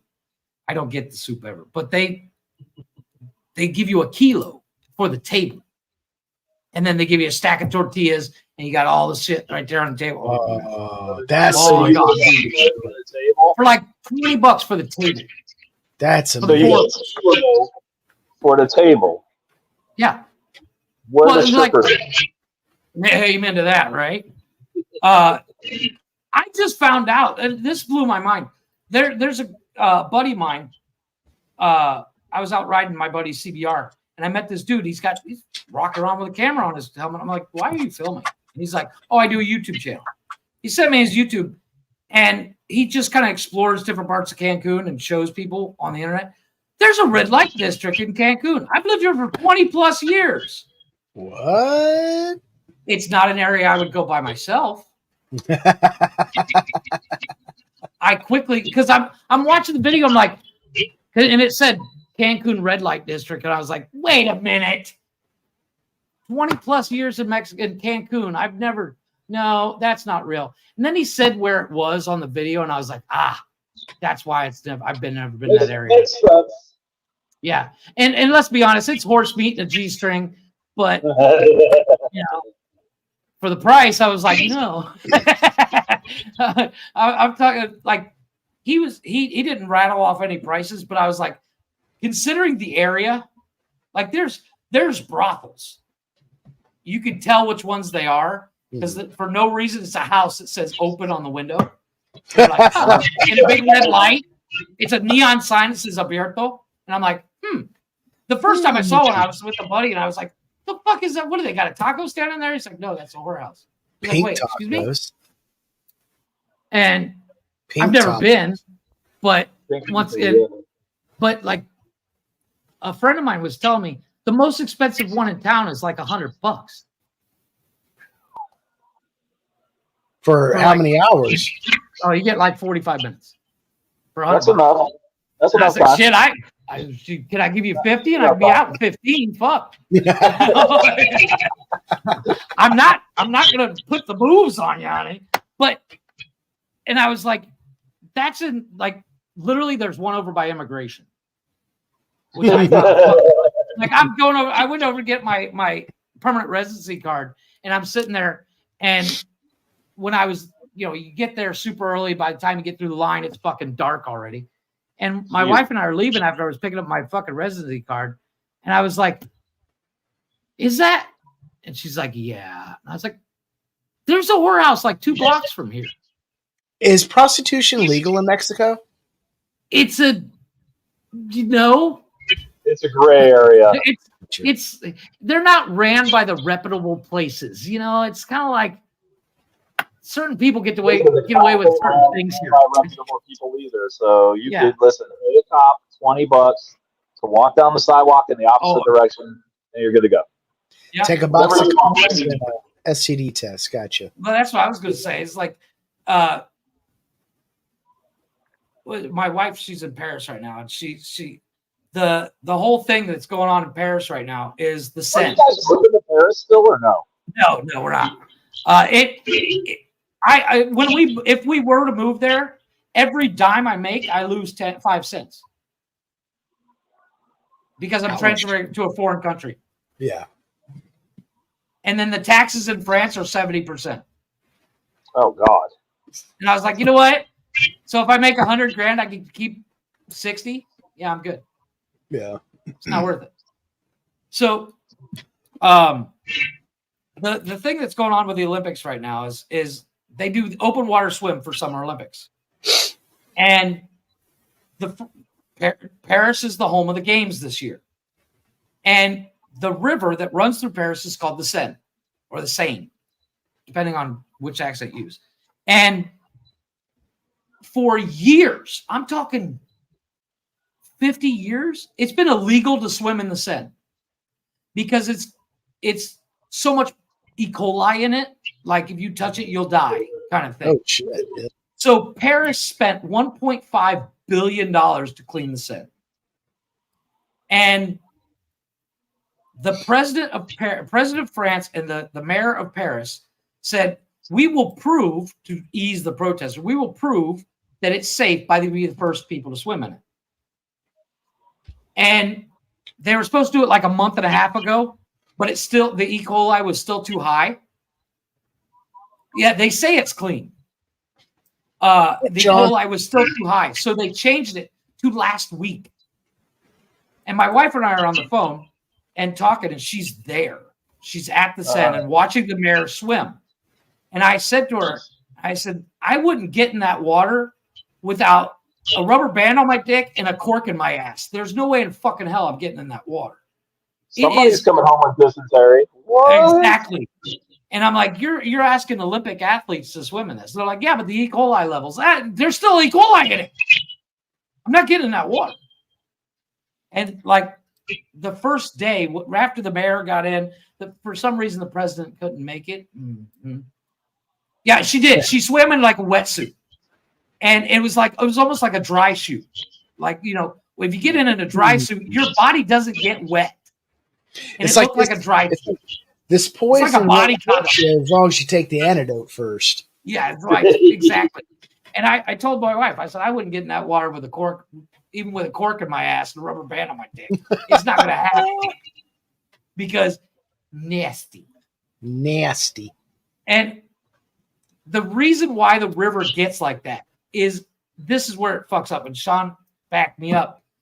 When it rains, the water gets too high and the sewage overflows into the water. Sounds about right. I'm good. I'm not swimming in that water. And when the mayor's swimming, you could actually see stuff floating in the water. But they had this whole protest a month ago set up that they were calling, I don't know what it's called in French, but it was like everybody shit in the water. But they had it figured out. So if the swim is X time, if you shit in the water a couple miles up, it'll show up just as the mayor, president are swimming. They had places where everybody could go shit, and then the shit would show up just as everybody's swimming. And it's not poop, it's a baby Ruth. And I told my wife, the day it was supposed to happen, I called her. I was like, "Did you shit in the water?" She's like, "No." I was like, "Oh, missed opportunity. I'd have been the first motherfucker out there. I'm gonna shit right here. I'm gonna get some Taco Bell, and I'm gonna let this shit rip." Taco Bell. But apparently nobody did it. Nobody. Well, so Jeff, you were in the Navy. You and I were both in the Navy. Did you ever spend time on a ship? I was on the Saratoga. So you had to take a shower on the ship. I was only on the Saratoga a couple of times because it was more like transport for me. Okay, so you didn't take a shower on the ship. No, I wasn't stationed. I was going to say, if you think that water's clean, buddy, I'm going to tell you something. Oh no, it's not. Got JP5 in it. It's probably some toilet tank water, that you would use for flushing. Yeah. It is definitely gray water. Like we recycle that gray water. Don't drink it. Yeah. Don't drink that water out of the shower, dude. You're gonna get sick. Yeah. Yeah. That's how I was actually told that the first time I got on a boat. Because like in what I did, I was all over the place. I was never in one place for more than 3 months at a time. And the first time I got on a boat, my buddy, my spotter, was next to me. He's like, "Dude, don't shower." I was like, "Dude, we're gonna be on the boat for like 2 weeks." He's like, "Just don't do it. Don't do it." I was like, "All right." So we would take horse baths with bottles of water. Yeah. Yeah, you can't touch anything in the shower, dude. I promise you, it's that's dysentery right there. And like we washed the shower floors with the same sponges and mops that we would, you know what I'm saying? They'd be like, "Oh yeah, take this sponge, go in there, and wipe down the shower." Bitch, the mop will do the same thing. Watch this. Let me show you. So that mop water, that nasty, that filthy, and then I would just take the shower head. Is what it's called? Huh? It's called gray water. It's like nasty, dirty water. Yeah. Gray water. Yeah. I spent 2 weeks in the brig on the ship. What? I want to know this story. Well, that's what happens when you decide to water ski next to the boat. Oh, Jesus. So we're coming back from Australia, and one of my buddies, he's like, "I bought a pair of water skis while I was in Australia." I was like, "What the fuck for?" He's like, "They were really cheap. When I get home, I'll ship them back to my parents' house." I was like, "All right," and I was like, "Do they fit?" And you know how you have the elevator to lift the planes from the garage to top? Yeah.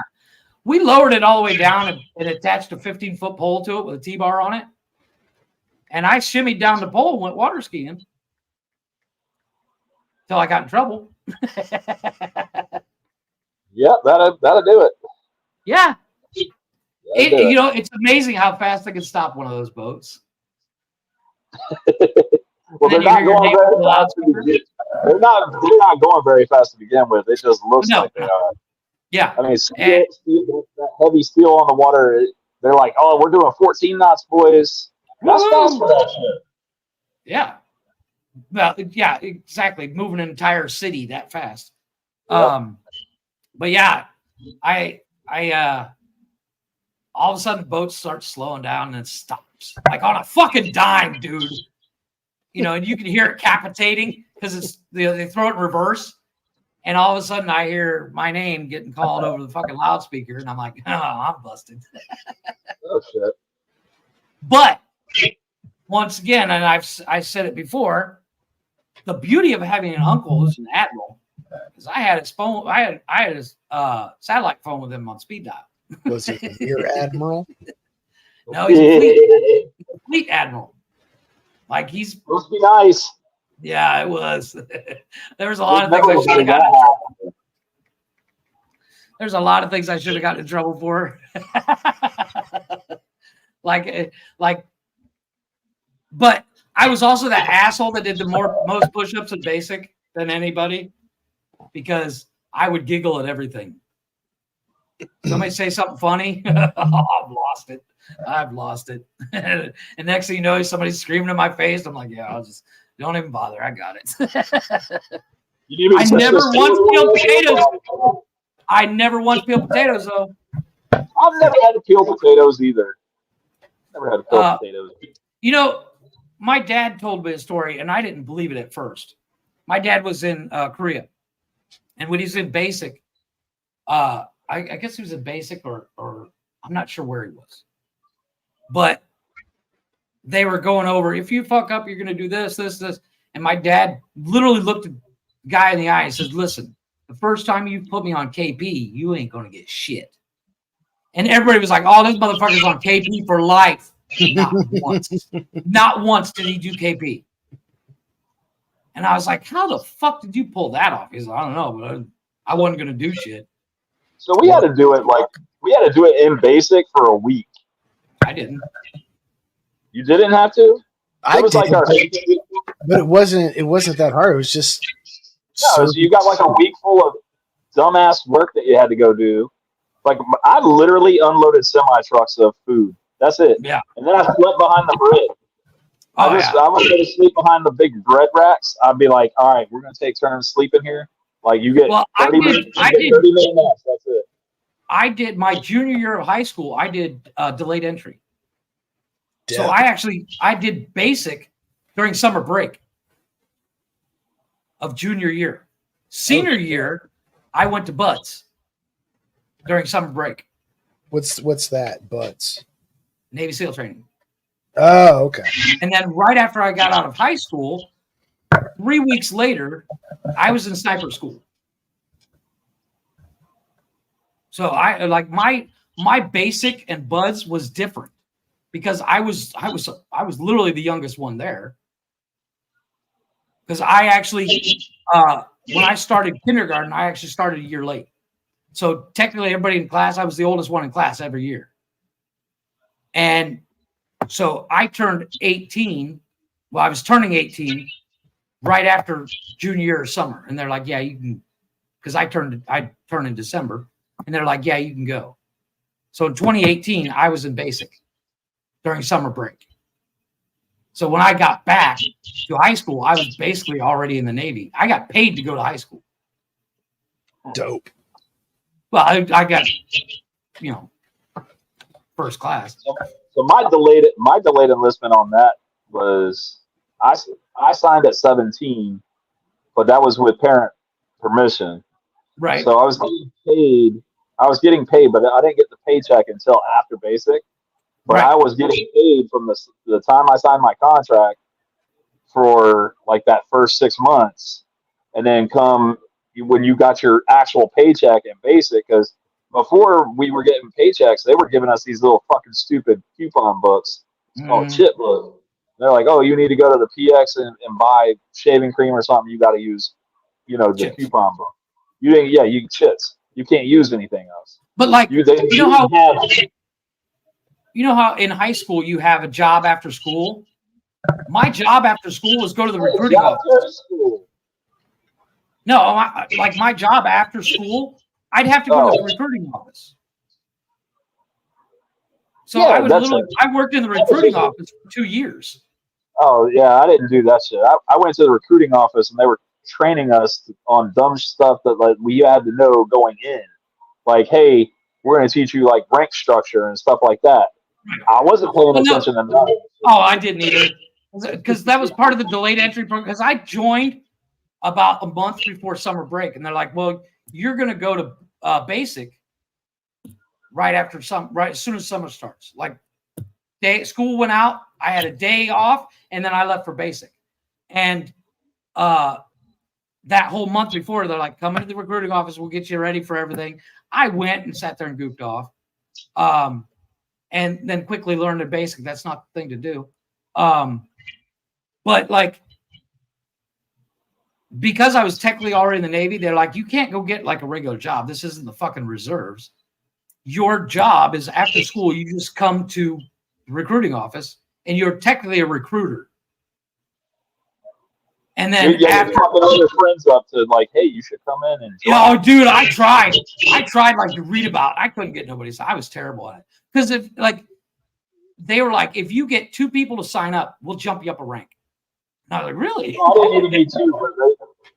They said, oh, you took ROTC? I said, yeah. They said, how many years? I said, how many years does it take to get to the highest rank that you'll give us? Yeah. They said, yeah, you got to do 4 years and you become an E3. Yeah. I said, well, I did 3 years, but I want E3. Yeah, by the time I went to... If you have somebody go in the military with you, we'll make you an E3. What's it called? It's like the brother program. Right? They had like a partner program, brother program, where you and your buddy leave the same day and you're in the same class. All that. We did that, but then you know what happened right after that, dude? Like they split us up, and he went to the West Coast and I went to the East Coast. Really? I was like, you motherfuckers, dude. I had a buddy. Like we were gonna stay together the whole time. Like we were gonna do basic together. Then we were gonna go like to the same kind of schooling and shit. But he was like, "Oh, I want to be a cook," and I was like, "Fuck that noise." Yeah, no. I ain't trying to cook. No. So he went to be a cook, and I wanted to be a firefighter. So. Oh, you went different. So you weren't seaman, you were fireman. Correct. Yeah. Yeah. I was too. I was like, there's seamen, firemen, and airmen in the Navy. Right. They're all the same rank, but it's like, I wouldn't say different divisions. It's like different. Well, they're call signs, but what's specialties. Yes. Yeah. There you go. Yeah. So like, if you were going right from basic to the fucking boat, you were seaman. But you could, if you went into like CBs, which is construction, you would be fireman. If you went into where you were going to be on the boat, but you're like aircraft controller or aircraft ordnance, aircraft that's airman. Airedales. Yeah. So when I went into Buds, I was E3, and I went into Buds, and ain't no fucking joke. Hell on earth. I don't recommend it to anyone. And then after I got out of Buds, I went back to school, and then right after high school, the day after I graduated, I was off at sniper school for 6 weeks. It's hard to shoot cross-eyed though, ain't it? Well, you know why? You'll hit an ear every single time. I'm just saying. Do you know why snipers only close one eye? Why? Because if they close both, they can't see shit. But like when I was in the Navy, as a sniper, I was literally like the Navy's pit bull. Like, you see this guy, he's a bad guy. Go get him. All right, don't get back. but I did meet some really cool people all over the world. I did some training with the RAF, or not, the British version of us. Bro, I swear to God, is there a cricket in here? I don't know. Is there? I'm fine. Like, I'm in my bedroom and I just heard a fucking cricket. No, not like that. Like it was up close. No, this shit was like high pitched and shit. You didn't hear it? I didn't hear it. But it's, you know, I enjoyed my time in the military. I don't like, we were all in the military. Would you guys, given a chance, would you do it again? Nah. You know, going back to 17, 18? Would you re-up? Nope. I would. Oh, you Windows open. I loved it. Because I was, you know, me being who I am, like, hey, there's a chick. I'm going to have sex with her tonight. Yeah. What?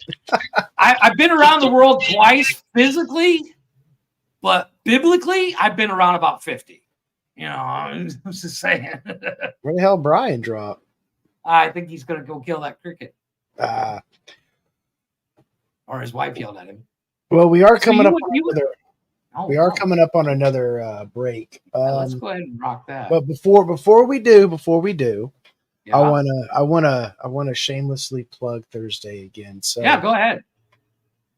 I already mentioned the topics earlier. 3 topics in the arguments. I'll say them again later, but 2 things real quick. One, you guys remember the Chupacabra story. Right. So Charlie the Chupacabra joins me on the narration and skits on the show. Nice. And so right now I'm going to go ahead and play for everybody a little snippet of an intro coming out here in a couple episodes. And what is up with Brian? And here we go. Turn his camera.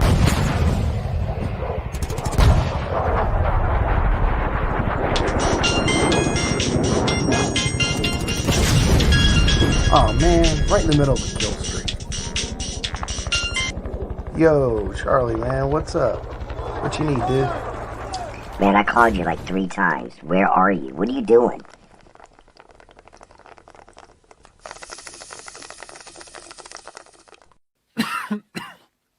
What do you mean, what am I doing? It's Wednesday. Playing video games, listening to What the Fuck News, and smoking some weed, man. What's up? No, dude, it's Thursday, and the show's about to start. Man, it's all good. I'm gonna take one more rip while you roll that intro. Nice. A little snippet of a little snippet of the intro. I like how that works. Those are the skits we're talking about. And I have a question though. Did you find that recording of the bong hit, or is that you actually taking a bong hit? I found that recording of the bong hit. I actually don't currently own a bong. Weird. But yeah. That is kind of a... No. I assumed you had as many as you did to have dildos. I used to have when I was in Oregon. I moved to Kentucky. I got rid of a lot of stuff and downsized.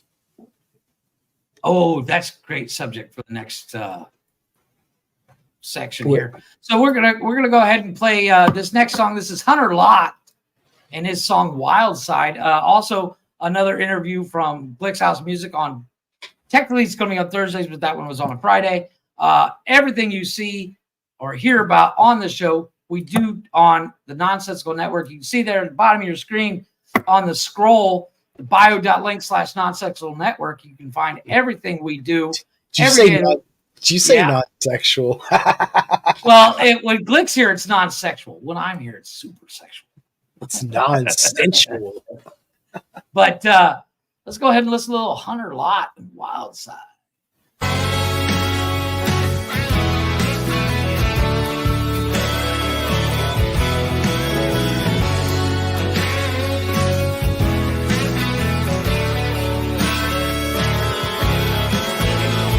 Baby, let's take our time. I've seen you looking my way for a while now.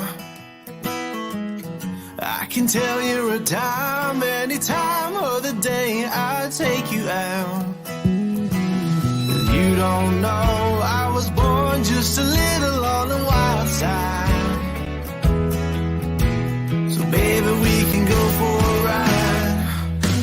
Strut my arms, spin me around, take me down. You know I wanna taste your smile. You got me wound, so lock me down and let the spark ignite. The way you're holding me tight is really testing my pride. So just for tonight, I'll show you my wild side.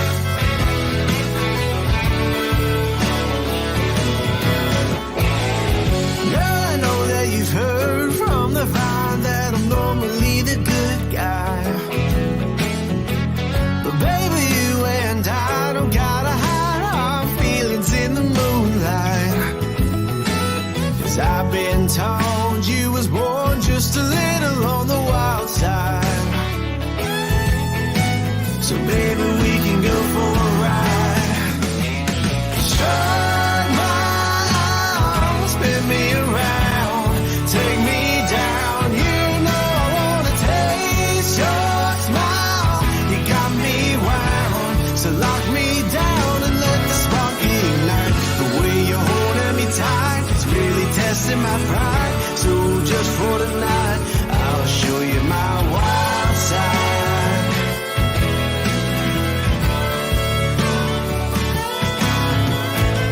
Well, I know tonight I'm not going home all alone, but I'll need your help. I can't open up on my own. Strut my arms, spin me around, take me down. You know I wanna taste your smile. You got me wound, so lock me down and let the spark ignite. The way you're holding me tight is really testing my pride. So just for tonight, I'll show you my wild side. I'll show you my wild side.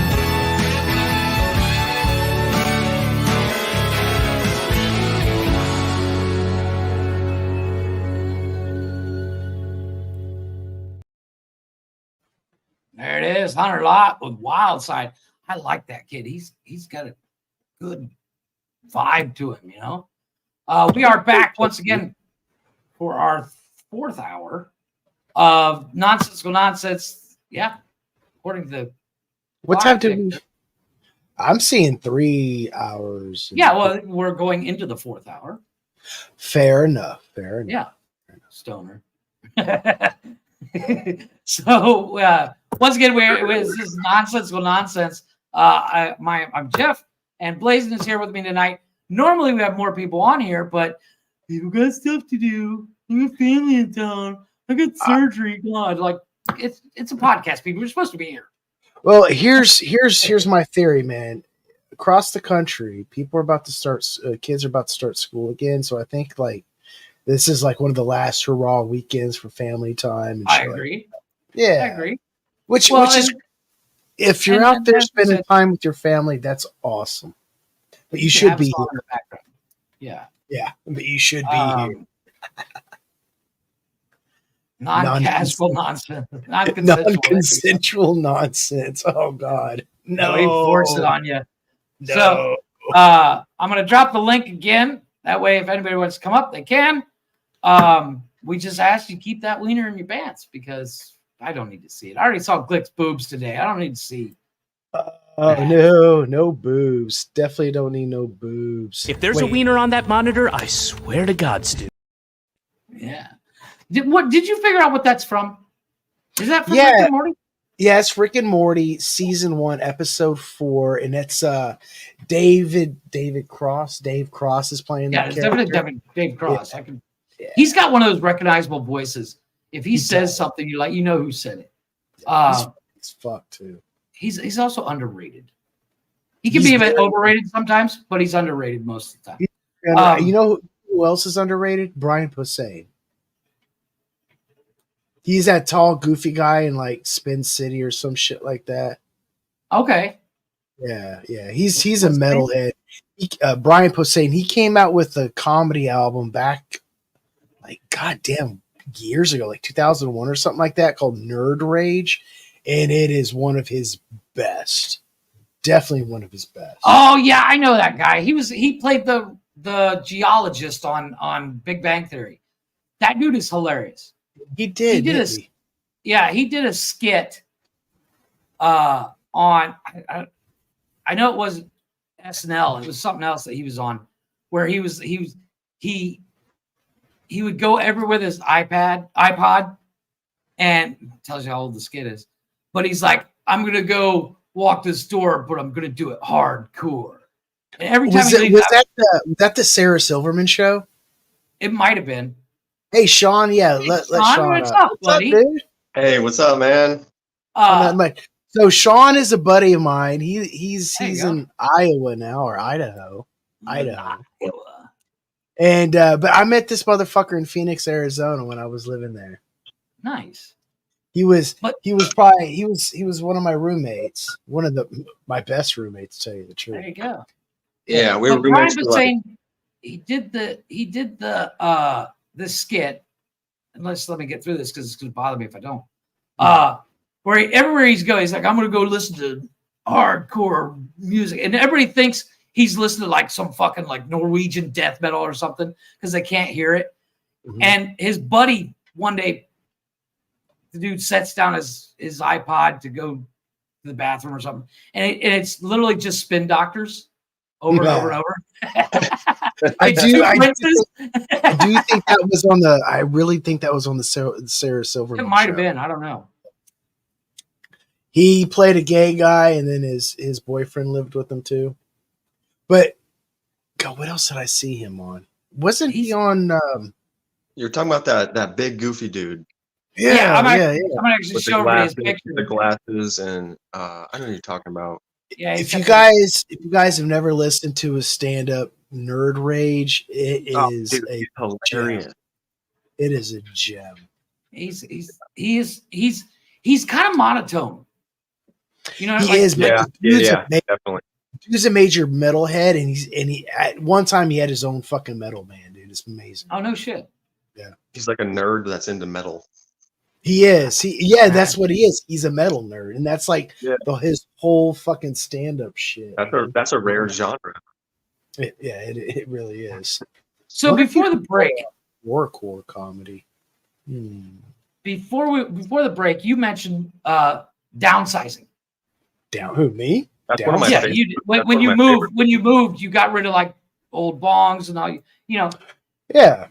Have you ever seen the movie Last Looks? It's 2021. It's Charlie Hunnam.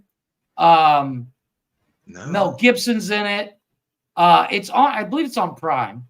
I'm not a big Mel Gibson fan. Not like I'm not either. His older movies are better than. Come on, you're not a Mel Gibson fan. The best movie ever made is Braveheart. Come on. His older movies are good, but all his newer stuff. Actually, Braveheart's like that line in the sand where like right where he's the shit started going downhill. Come on, about Payback. Oh, wasn't that? Okay, I thought it was Ransom was worse. Payback was good. Ransom was good also. No, Payback was way better. I don't remember Payback. That was when he was dating his chick was on drugs. Yeah, Hartford, of course. I think. Last Looks. The reason why I bring up Last Looks is I'm looking up right now on Prime. The concept of the movie is and I'll give you the little tagline they have here. It says, "The disgraced cop seeks solace by moving to the woods, but his quiet lifestyle comes to an end when a private eye recruits him to investigate a murder."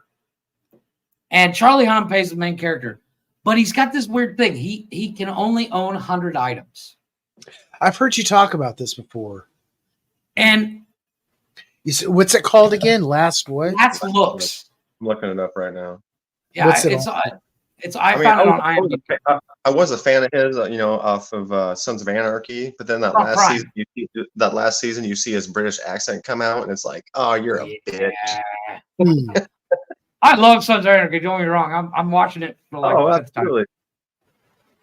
But the concept of what I wanted to kind of discuss is the concept of the minimalistic lifestyle of that 100 items. Like in the movie, at one point, somebody tries to hand him a Post-it note with a phone number.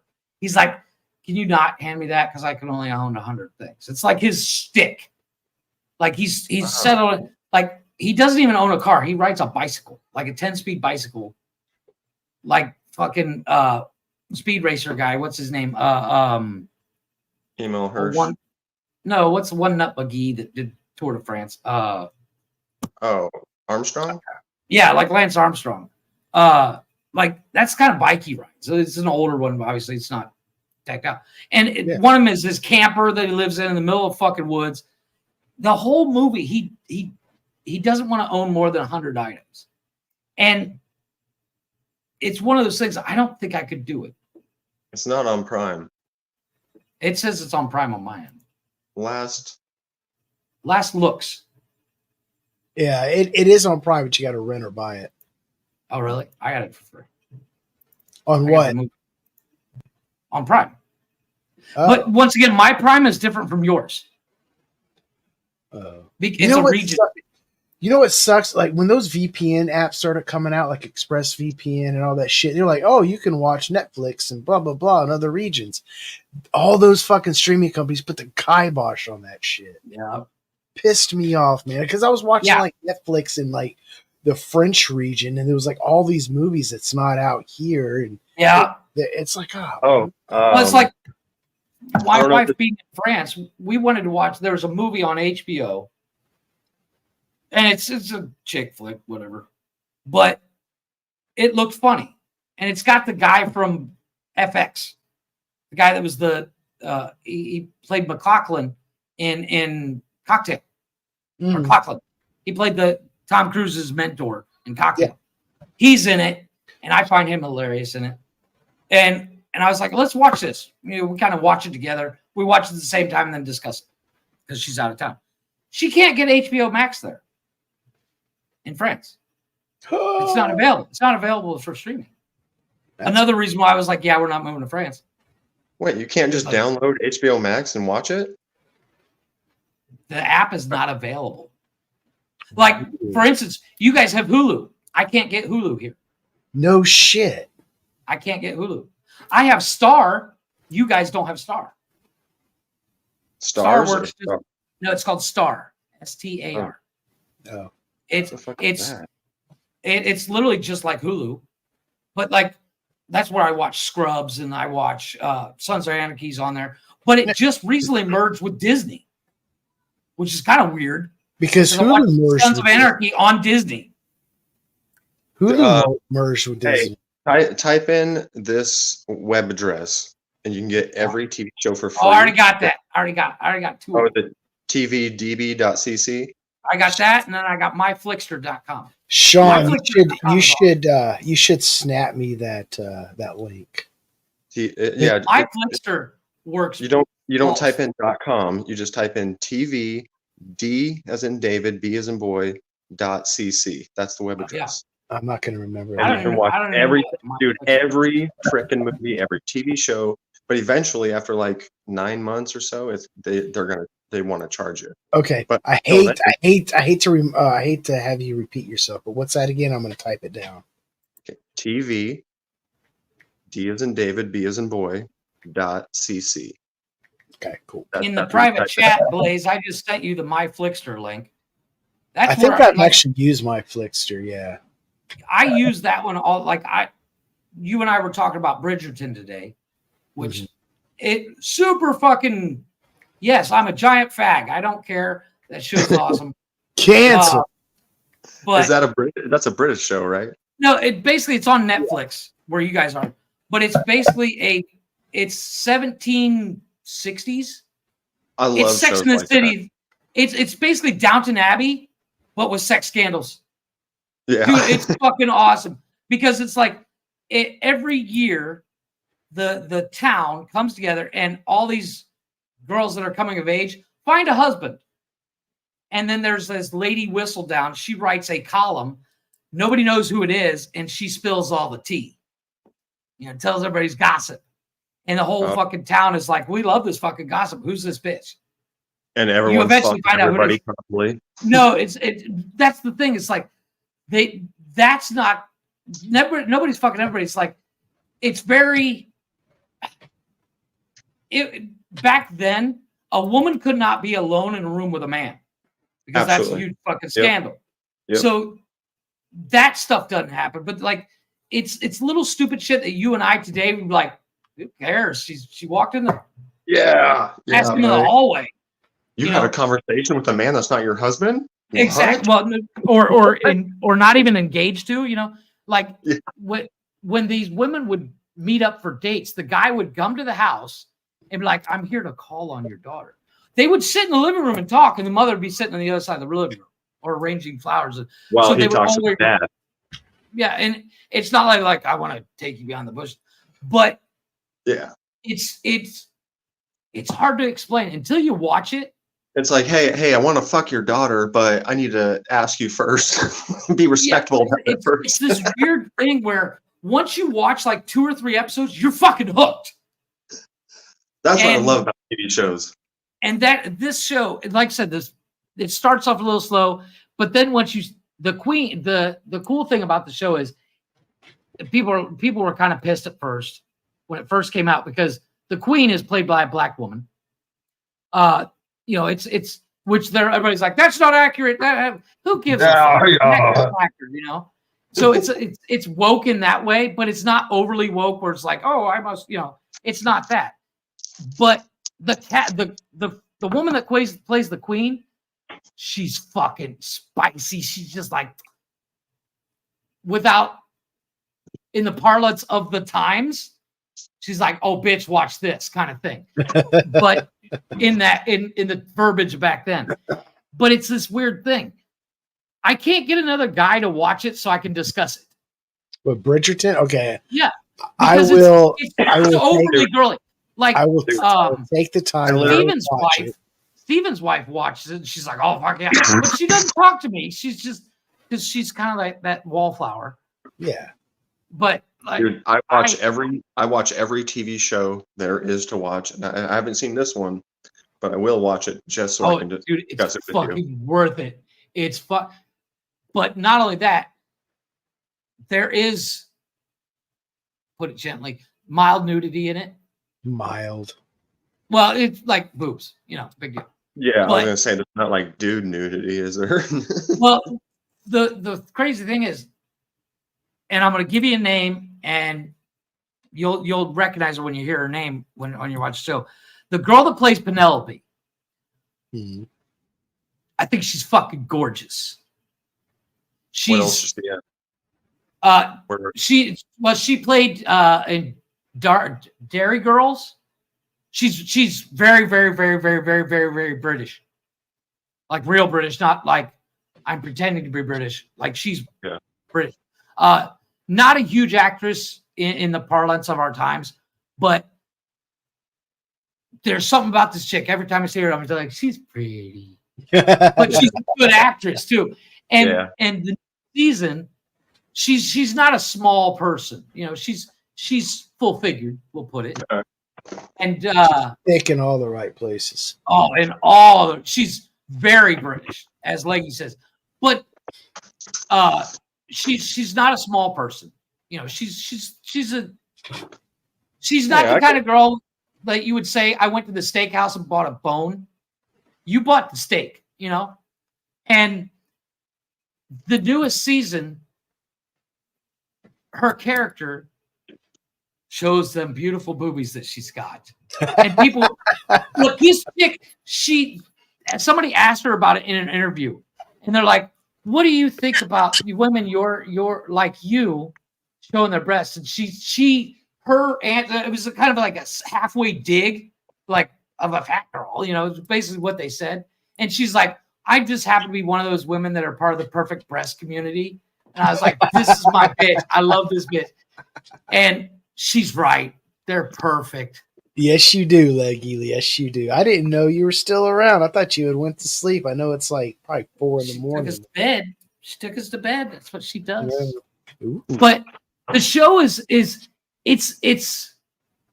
made by the same woman that made Grey's Anatomy. Oh, okay. All right. It's her production company, but it's based on a series of books. And there's 9 books, and each All book. TV shows are now. Well, and it sounds dumb, but like I'm not a reader. However, I did find the books in audio format on YouTube. And when I'm working, answering emails and shit, I'll listen to the audio book while I'm working. And the books are obviously, as they all are, better than the movie or better than the show. But the show, it's got this, it sucks you in. Where as a guy, I'm watching this, and I was watching it with my wife when it first came out. And when your spouse is watching TV and you walk in and you're grabbing something, and the next, you're just, what are we watching? We're talking about, or Jeff's talking about Bridgerton. Is that the name? Bridgerton. Yeah. Some show on Netflix or Amazon. Yeah, hold on. Let me pull up.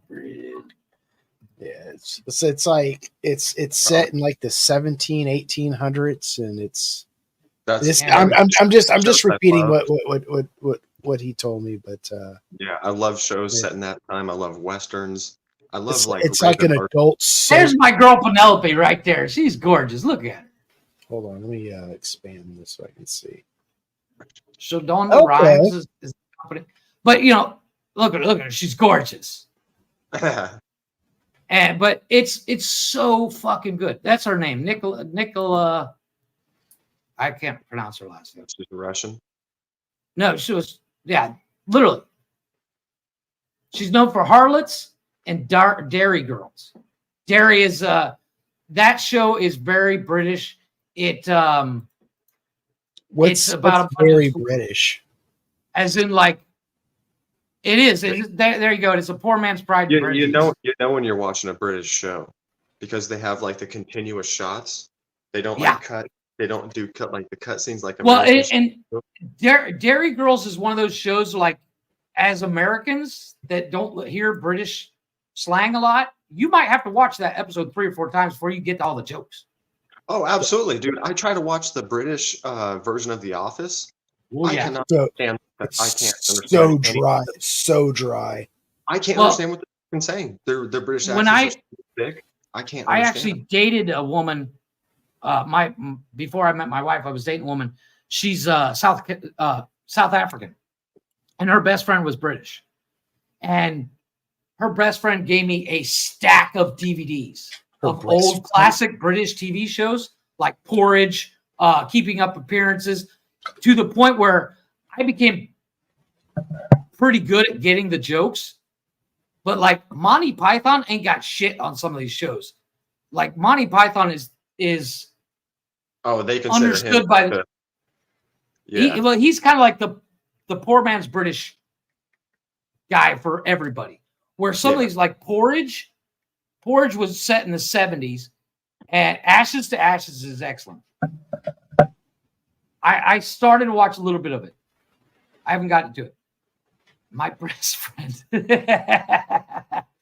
But like Peter, you naughty man. It's about a guy that literally he's in jail more than he's out. But it's a British comedy. And it is hilarious. To the point where I spent like 2 years watching nothing but British television. What's Ashes to Ashes? I'm so lost. Ashes to Ashes is another British TV show. I'm so lost. I gotta make a drink. Yeah, I prefer like some Canadian comedies like Letterkenny, Shoresy, Trailer Park Boys, fucking old school Red and Green show, shit like that. It's always. I've never seen a full episode of Red and Green. Oh man, that shit was the shit back in the day. Wait. Hang on. You said Canadian shows. Mm-hmm. Talking about, you said the Red Green show? Yeah. Back in the day, in the early then late 90s. Yep. Dude. So that was like a Midwest, like they played it here in Iowa on PBS. Yeah. Way back in the day. Ashes to Ashes is kind of a spin-off of another show. What's the name of the other show, Leggy? The Dust to Dust? No, Ashes to Ashes is a show. It's It's a woman. She's a detective, and after she's an investigator for the DCI, she gets shot in 2008, and she wakes up in 1981. And she's a investigator cop. What was the other one? It was about a guy who wakes up in 81. He wakes up in the 70s. What in the world is it's another based on a Bowie song. What's the other one? Oh, you're doing some fucking Life on Mars. Life on Mars is the original. It's about a cop in the I guess it's early 90s. When did this come out? Life on Mars came out in like 98. I started to watch Life on Mars. Basically, it's about a cop. He's investigating a kidnapping and like serial kidnapper, murderer kind of guy. And he gets hit by he's driving and he gets mildly frustrated. He gets out of his Jeep Cherokee and gets hit by a car. And he wakes up in 1970s and some cop's like, "What are you doing here?" And he's like, "I was in my Jeep." And he's like, "So you showed up in a military vehicle." So it's like this real fish out of water story, but he's investigating the same crime that he was investigating in the 90s back in the 70s. Okay. And it's really good. I haven't finished it yet. After I get done with it, I'm going to watch the Ashes to Ashes, which is the newer version. Like Ashes to Ashes came out in 2008. But some accents in British television they're thick like fucking oil, dude. Oh yeah, that's what I was talking about. Like you and can't understand to the point where like my ex-girlfriend, she had a really thick South African British accent, and her best friend, I swear olive oil came out of her mouth all the time because she was crazy thick British accent. So I over the course of that 10 years that I was with that girl and hanging out with her friend all the time, I learned it all. Where I was like, I get it, and right. Eventually, you understand it. And when Bridgerton came out 3 years ago, I watched The Handmaid's Tale because I thought there was going to be boobs in it. Because I'm that guy. Which that show, you want to talk about something suck you in? Watch The Handmaid's Tale. That'll fuck you up. Dude, I've never been more disappointed in any TV show than I was with Game of Thrones. How dare you, sir? I waited. Okay, so I'm a binge watcher. I binge I'm watch. on my 12th watch. I hate waiting. I am too. I hate waiting for the next season for a whole year. And everyone told me this is the best show ever. Dude, I loved it. Best show ever. So I waited. I didn't watch anything until the show was done, and I binged watched it all. I did too. I did the same thing. I waited. I'm sitting here going, are they done talking yet? Right. I'm like, I fast forwarded 40 minutes, and they're still talking about the same goddamn thing. What movie is it? Love Game of Thrones. Game of Thrones. Oh, there's a lot of talking in Game of Thrones. I get that. However, hold on. And then everyone kept telling me, "Oh, the mountain. Oh, the biggest." That's a big motherfucker, dude. I'm like, I watched the whole shit. What did he do the whole fucking time? Got his ass whipped. Chopped a horse in half. Pascal. He chopped a horse in half and got his ass beat by Pedro Pascal. Yeah. And barely. And then turned into some weird monster that you never saw his face until. And then never did anything besides intimidate people. He was a big motherfucker. Everyone talked about it. Oh, and then everyone kept telling me, "Oh, you can see Khaleesi naked all the time." Oh yeah, you can. I'm like, how did I miss that? You didn't. I didn't see it. Because you fast forwarded like 40 minutes. Yeah, you fast forwarded too much. Yeah. That first fucking season, the first 2 seasons, Amelia Clarke is naked more than she's got clothes on. And Dude, so Leggy, I'm sorry, but Breaking Bad is actually a really good show. Like the writing is awesome, the plot is amazing. After the first 3 seasons, it became repeated. It became repetitive. Nah, I've never finished it. Dude, And Breaking Bad's really good. Breaking Bad is awesome. It's fucking awesome. It got very repetitive to me. Well, fair enough. Like I said, Game of Thrones. I'm on my 15th or 20th watch. I love me some Arya Stark. That is one bad bitch with her little bitty sword. She whoops everybody. They should have, dude. They should have done a spinoff with her and the Hound. I agree. I love the Hound. He is one of the funniest motherfuckers. He's awesome. He's a great British actor, dude. I've seen him in other shows also. Yeah. There's one where I think Ramsay Bolton would have had a really fucked up spinoff too. Who? The guy Ramsay Bolton, the guy that cut off the dude's dick and then intimidated him with it. I only watched the show now. I only watched the first season. The two dudes from the Game of Thrones that are on a new show called, it's like a gladiator show now. It's like He Who Dies, or You're About to Die, or He Who Is About to Die. I think it's the show called. Two of the from Game of Thrones are on now. Well, you saw John Wick. Oh, of course. You know the guy that steals his car and kills his dog? Yeah, that's Game of Thrones dude. He's on the new show we're just talking about. That's what I thought. I think that's him. I bet you anything that's him and the guy that played Ramsay Bolton. Yeah. The dude that tortured him, I think. Yeah. That dude's got the most. Quick. I just preview for it. It's like a gladiator type show. Yeah. What's his name? You and me both, Leggy. You and me both. I gotta find out the guy that played Ramsay Bolton. What's his name? But instead of my back, I'm not going to finish that.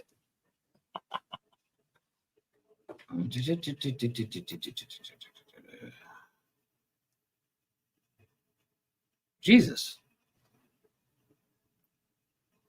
The price that it must have cost to do Game of Thrones is just Erwin Rayhan is his name.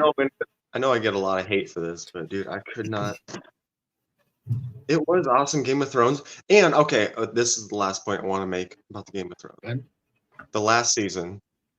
Okay. It was shit. It was shit. Once they got over the wall, they spent what seemed like a month getting to where they had to fight the walkers. And convincing everybody to join.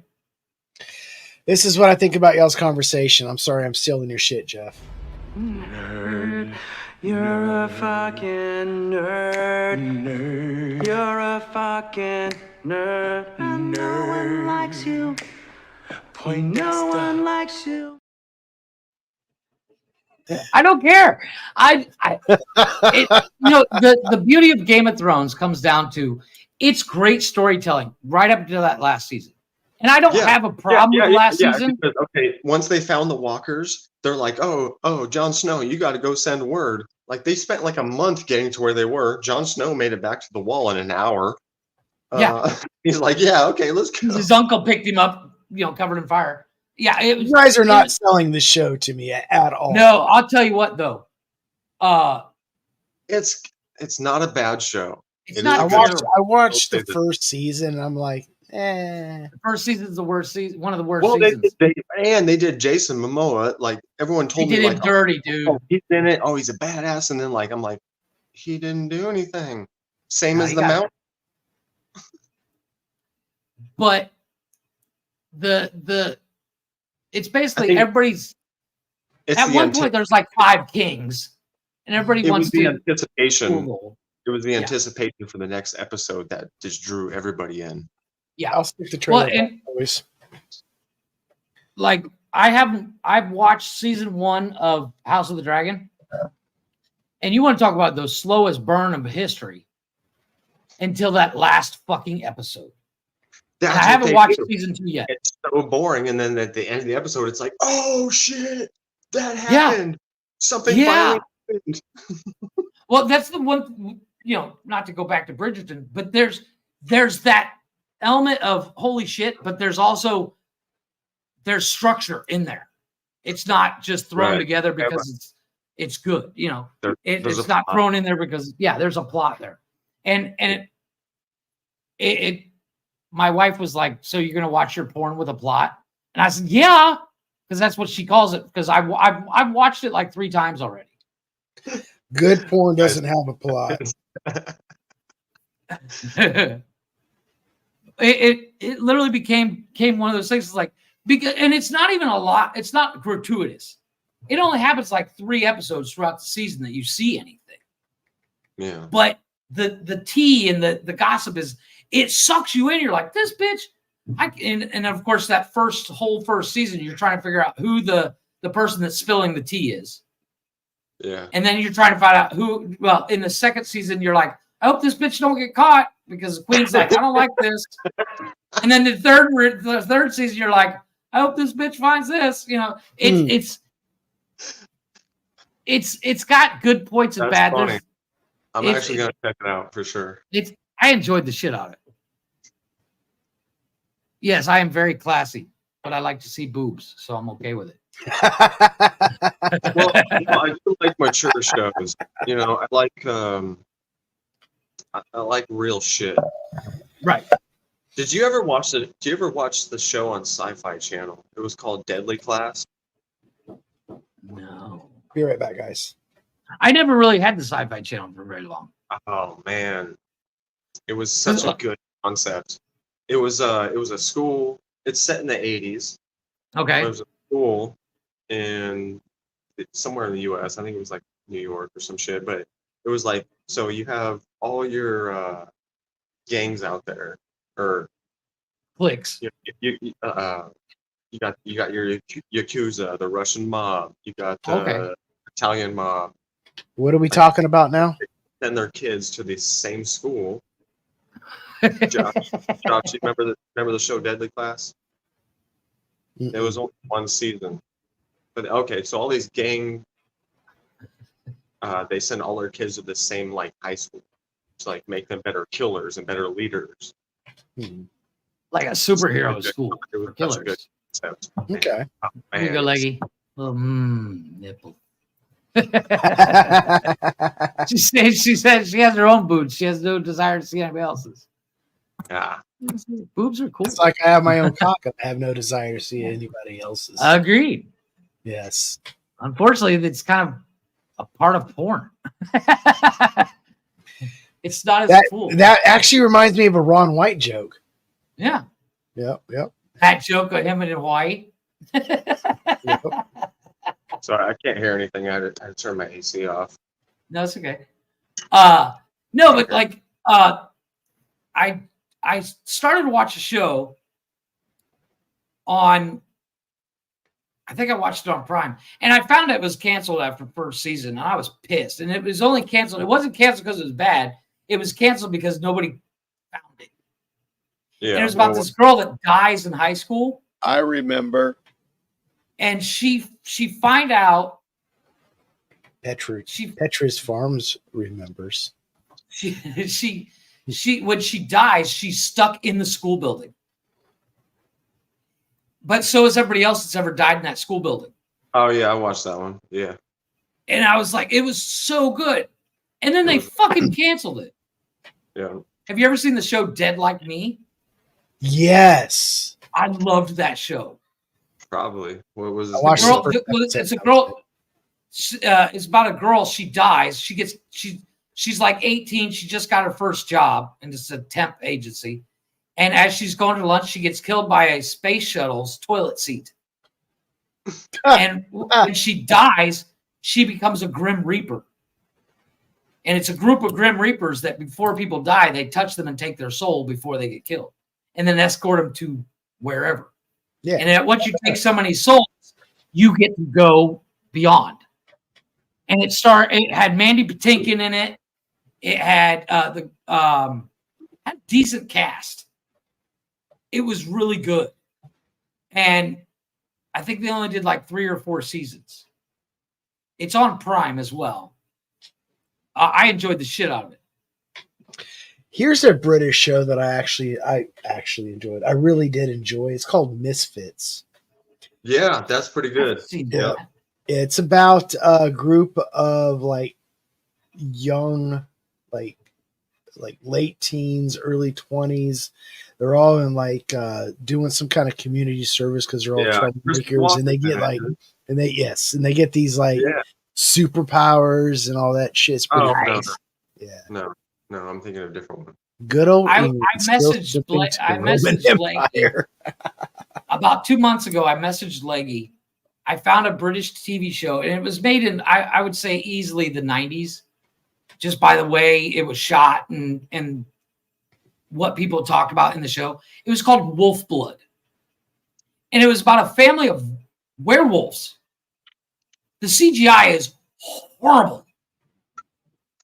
But it's because it was made in like 91. Yeah. And it was about and I think it even takes place in like Scotland or England or Ireland. I'm not 100% sure. But it's about this girl and her family. They're werewolves. Nobody knows. And they don't transform like normally what you'd think a werewolf would be, like a person like that just looks like Glick. They turn into actual wolves, like Twilight wolves, but normal size. It was actually a decent show. And then after the second season, the main girl character left the show, and I never finished it because it wasn't as good. But it was actually really decent. It's called Wolf Blood. It's on Prime. Don't you hate it? Don't you hate it when they switch up the character? No, they didn't switch up the character. The character and her family got quote unquote found out in a secret werewolf organization, moved them to Canada. And you're like, oh, okay, she'll be back in like a couple episodes. No, she never fucking came back. I was like, fuck this show. It was Wales. I apologize. No, it reminds me of Spartacus. Did you ever watch that? No. Yes, I've watched Spartacus. Yeah, that was a good show. Yeah, God, dude. That like Showtime. Like when we watched, you know, we all watched that 70s show when Eric moved away, the show went to shit. It's kind of like that, but it was the same thing. Yeah. But they did it at the beginning of this, at the end of the second season, and I was like, well, she'll come back, and I start watching, and then I looked up the show on IMDb, and I'm like, this bitch never come back. What fucking, there's no explanation. She's barely mentioned ever again. And the reason why these people are friends was because she was the main character. She was the glue that held them all together. And then they just become friends because they were friends with her, and she leaves. They just wrote her out. Oh. Yeah, well, no, I think she decided she didn't want to do it anymore. She didn't sign another contract. But so they were just like, fuck it, we got a cash cow, keep going. And then it went to shit.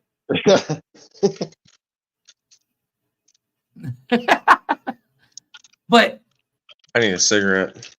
When it comes to, like, I love finding new shows like that, but I kind of want to know it's going to be good all the way through. And I could get past the horrible CGI. I mean, like, I could have done the CGI. Hey, if the show locks you in, dude, that's exactly. It was it was a bunch of teenagers. They might have been, 16, 17, 18, that age range. Because the one guy, he was like, I only got one more year of school, and then he's in school for another 3 or 5 years, however long the show went. I was like, okay, sure you are. But it was decent. It wasn't terrible. And nobody that I would consider famous where I could mention their name and you'd know them.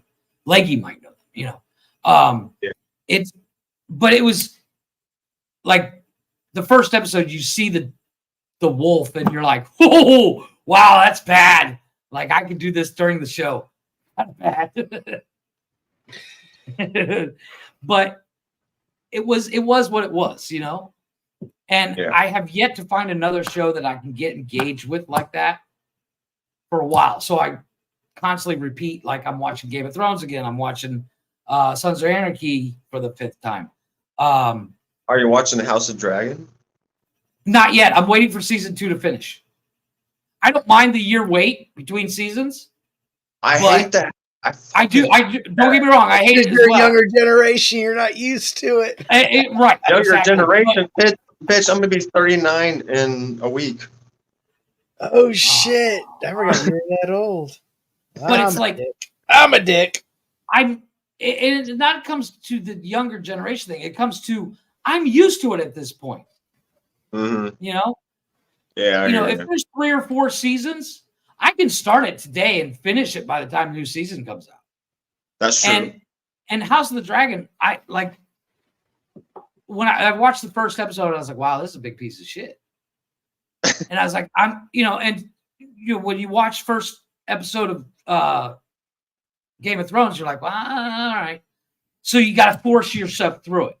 Yeah, right. Yeah. And that's what I did with House of the Dragon. And that final episode, and I was like, dude just ate the kid. The dragon just ate the fucking kid. What the fuck? And I'm like, oh, now I got to watch the next episode. And I was like, wait, that was the end. But then the next 3 episodes, nothing happens. Well, no, that was the end of the season. Oh. And I was like, motherfucker. And then they were like, that's how they draw you into the next season. I will watch it. I promise. But it's like, I'm waiting for the season 2 to end because they're doing every week a new episode comes out. I'm like, yeah, I can wait a year between seasons, but wait a week between episodes, that's not going to happen. Right, like The Boys, like Amazon, The Boys. Well, you watch that? Blaze and I were talking about that today. I loved the first couple seasons of The Boys. This new season, I can't get into. I can't even force myself. I took predicted me 5 days to get through the first episode. Oh, so you haven't watched the new season? I'm like episode 2 right now. Okay, I won't spoil it for you then. But I know there's only like an hour and a half left of the show. Did you want to drop the Open Door Challenge link again? Yeah, let's go ahead and do that real quick. Because I know there's this guy Michael in the comments, and seems like he's got a lot of shit to say. Yeah, dude, bring him on. Let him join. I know that's what Saturday nights is. Open Door Challenge.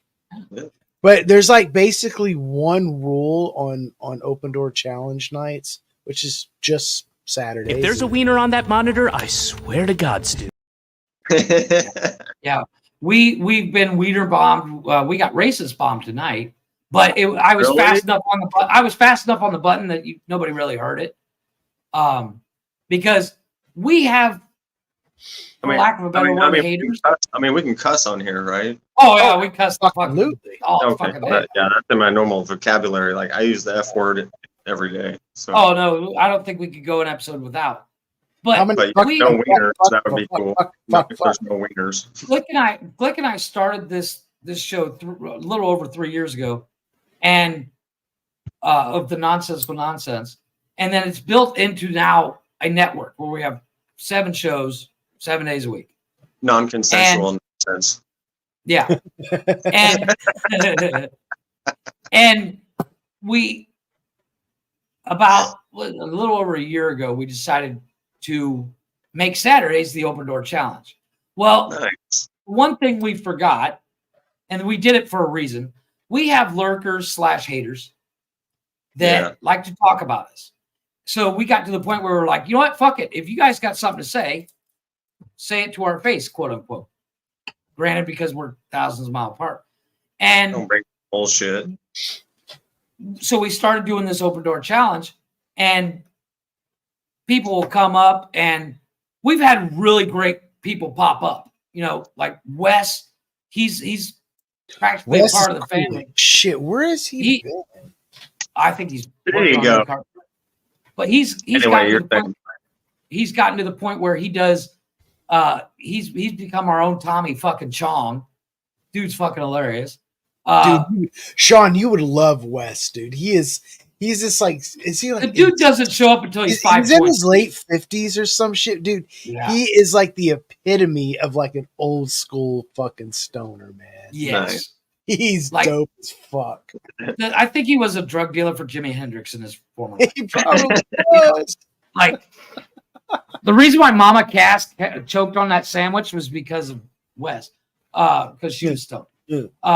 But like the dude looks like when you first see him, you're like, this dude is bombed out of his skull. But he actually used to work for Adult Swim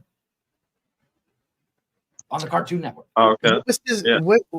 God, I don't. I knew a dude that used to work for Funny or Die. Oh no shit. Yeah. Trying to But find. we've had great people. We have one guy that shows up every once in a while. We call him Hodor. You'll get that reference. Is it Smothered in Riz? Yeah, Smothered in Riz. Smothered in Riz, yes. Yeah. Yeah. Dude, the dude is dope. Smothered in Riz. I'm plugging his show, Smothered in Riz. We've had people on here that haven't agreed with us. You know, we love a good argument. You know, Leggy comes up every once in a while. There's been some total fucking whack jobs. This oh my god, that guy that we had last Saturday. This dude is just he was dude, on one. I would love to talk to a whack job. Oh, it's fucking amazing. I'm glad Blazin was here last Saturday because this dude was on here and Blazin just was like, "Fuck it, I'm going with it." And Glick and I just sat back and like, "Yeah, this is all you, buddy. Go right the fuck ahead. This is all." Dude, I was pretty dude drunk that night. Send me a link to that. I want to hear it. I want to see it. I was man, I was it's pretty hard. drunk that night. If man. you go on to What Nonsensical, was he saying? I don't even remember. I don't remember. Like, it's Oh, one it of was, those things. it was the redheaded beard. Redheaded dude. bearded guy. Like, he started off pretty fucking cool, and then it took this weird fucking like. Yeah, and then he was like telling Leggy to go go get back in the kitchen and make him some pie or something. Dude was like, seriously, I was to the point where I was like, dude, I sent Glick a message. I was like, I'm about 4 minutes away from knocking this dude out. A couple weeks ago, though, we had this one dude that popped up. He was wearing this like Elvis fucking shit and the fucking shades. I didn't know if he was a troll or not, but we couldn't tell. He was amazing. He was funny this. as I want to see this shit. It's all on the Nonsensical Network on YouTube. Oh, man. Like, it's right there at the bottom of your screen, the bio link. Bio link, not Nonsensical Nonsense. Sometimes Nonsensical Saturday Network. nights is just wild. Tonight's been kind of chill, though. We've had nights. Hey, it's supposed to be called non-consensual nonsense. Some nights, maybe. I'm not calling you a whack job. Some whack jobs. We've had some whack jobs. I'm one of them too. Well, that's basically how we met. How do you recognize a whack job? Because I'm one too. Oh yeah, we recognize our own. But the funniest one, like one of my favorite episodes, and I know Leggy hates that episode, but Leggy and Glick were in a knockdown drag out battle for months because of hearsay. You know, somebody's in Leggy's ear, somebody's in Glick's ear, but Glick and Leggy aren't talking because of what's being said. All of it not true, but none of them wanted to actually talk to each other. They had it out on an episode where I just sat back and I'm like, this is fucking genius. I said nothing. And then Leggy yelled at me, thinking Glick did it, because I muted her mic because they're both screaming over each other. And I was like, I want to know the conversation. So I muted her mic and she got pissed. And then, you know, but we've had people come on here that really cool. We've had people come on here, but the one thing that gets us, look, you got a pussy. See, we got pussy on the show. We've had, because we have haters, they'll come up on a Saturday and pretend they're somebody like you coming up, and then as soon as we bring it up, they'll show their dick. Or show a dick, or something racist will flop up. It hasn't happened for a while, though, with the dick thing. Well, it happened today. The race thing. Yes.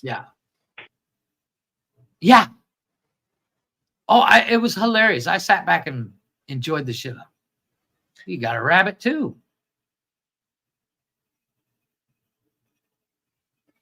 Her name is Ralph. Ralph. Her name is Ralph. That's like I have a snake named Fluffy.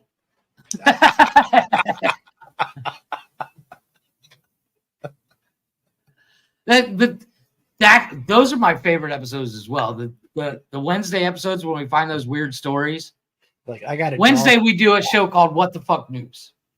where we literally, Glick and I and Connor, when he's here, find weird news stories that we tell. And 2 weeks ago, Glick told a story. I want to see those.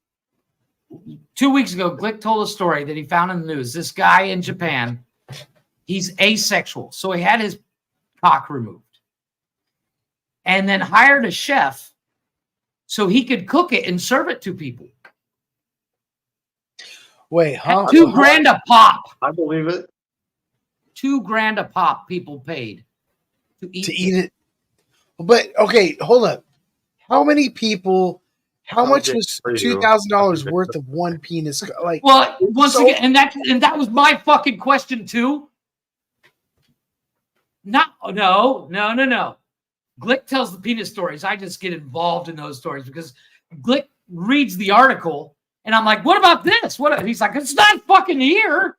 Call the guy and ask him. But it's basically, you know, when you go to those stupid fancy restaurants that cost like $5,000 a plate, and they give you a cracker, and they're like, "It's gourmet." That's how he served it. You know, it's not like he had, you know, Ron Jeremy's dick there, and he's like, "Here you go, guys. Everybody have a piece." You know, it's not like a cake size. But penis stories are always funny. Cock. But we get a piece of cock, please. I like the corner piece. It's got more icing. Speaking of which, have you ever seen the movie Steel Magnolias? What's that, Sean? Have you ever? I want the crust. I want the crust. Oh, gross. Have you ever seen the movie Steel Magnolias? No, but if I ever see a cock with green drip out of it, I ain't eating it. Yeah, I'm good. I'm good. There's a movie called Steel Magnolias that was made in the 80s. It's got Dolly Parton in it, Julia Roberts, Sally Fields. Yeah. At one point, what's the instructor from Top Gun? What's his name? Tom Skerritt plays Julia Roberts' dad. And they're at her wedding. And her husband, the groom, wanted a cake for the groom's cake to be the shape of a giant armadillo. And this woman that hates Tom Skerritt's character, they have this hate relationship. And she's serving the groom's cake, and he comes over and they're arguing a little bit. And he's like, "Can we just cut the shit long enough for me to get a piece of cake?" And she grabs a butcher's knife and cuts the ass off this fucking cake and puts it on his plate. And he goes, "Thanks, Weezer. Nothing like a good piece of ass." It is the funniest fucking movie. That movie that my mom and my whole family loves that fucking movie, to the point where Tom Skerritt, at one point in the movie, they're having the reception in their backyard, and there's like tons of birds in the yard. So he's firing blanks at these birds to get them to go away, and then his wife Sally Fields hides the gun. And so him and his sons take a crossbow and wire up fireworks to it and shoot it into the tree. But because he's the one firing, he temporarily goes like mildly, he can't hear really well because of all the fireworks. And when he's giving away Julia Roberts at the wedding, you know, they always ask, "Who gives this woman away?" And the normal father says, "His mother and I do." Well, he can't hear. So he's the priest is like, "Who gives his mother away?" And he's just sitting there. And then Julia Roberts buds him and he screams, "His mother and I do." So at my sister's wedding, my sister told my dad 14 times, "Don't fucking do it. Don't fucking do it." And there was a pool. There was a pool where people were making bets at my sister's wedding. And my dad would scream out, "Her mother and I do," because like half the wedding party got the joke. And my dad was like, "No, I can't do it. She'll fucking kill me." That movie fucking cracks me up to this day. I don't know why that came up. But nah, you're good, man. No, there's a new Will Ferrell movie coming up where his daughter's getting married and they place overbooked, and Will Ferrell goes, "If my baby girl is not getting married at the end of that dock, the other bride that is going in the fucking lake. He's good in good in a lot of movies, but dude, that dude is so funny. Like he is. Like, watch him taking out his trash at home. That's funny. Just him doing every normal day things is dude. just Did you him in that fucking? He did that movie with was it Daddy's Home with Mark Wahlberg? with Mel Gibson. No, the first one is with Mark Wahlberg. Mel Gibson's in the second one. He plays Mark Wahlberg's dad. Yeah. But he comes home from work, and Mark Wahlberg's character plays the biological dad of these kids. The biker dude. Yeah. Mark Wahlberg's built a half pipe in the fucking backyard. Yeah. And Will Ferrell's like, I can be cool too. And he fucking does the half pipe, and he goes up and he hits the power line and he fries himself. That fucking movie cracks me up. Those Daddy's Home movies are fucking hilarious. John Cena's in the second one. Fucking yeah, that was funny. Oh my god! Like John Cena punks Mark Wahlberg and is like, "Oh shit!" Those movies are hilarious. But like even what was that? The Other Guys with Mark Wahlberg and Will Ferrell as well. Holy shit! That opening scene. You gotta do it. The desk pop. The opening scene of The Rock and Sam Jackson chasing these robbers. They're up on a roof and they're getting these guys zip line off. And he says, you know what I'm thinking, partner? He says, aim for the bushes. They jump off a 15-story building, and you see it from above. There's not a bush for miles. And they fucking land, boom, splat on the fucking concrete. That's the funniest thing I've ever seen, because they're driving this like Chevelle through the streets and like some badass cops, and they're right out of a fucking action movie. And they're like, we can survive this, and we'll just go chase them after. They're on the top of a 15-story building, and they just look at each other. You know what I'm thinking, partner? Aim for the bushes. They fist bump and jump. No bushes. And you totally don't see it coming. You're like, this is kind of a badass action movie. I thought Mark Wahlberg was in this shit. Like a car or some actual bushes. There's nothing. There's like a patch of grass is the only thing green for miles because it takes place in New York.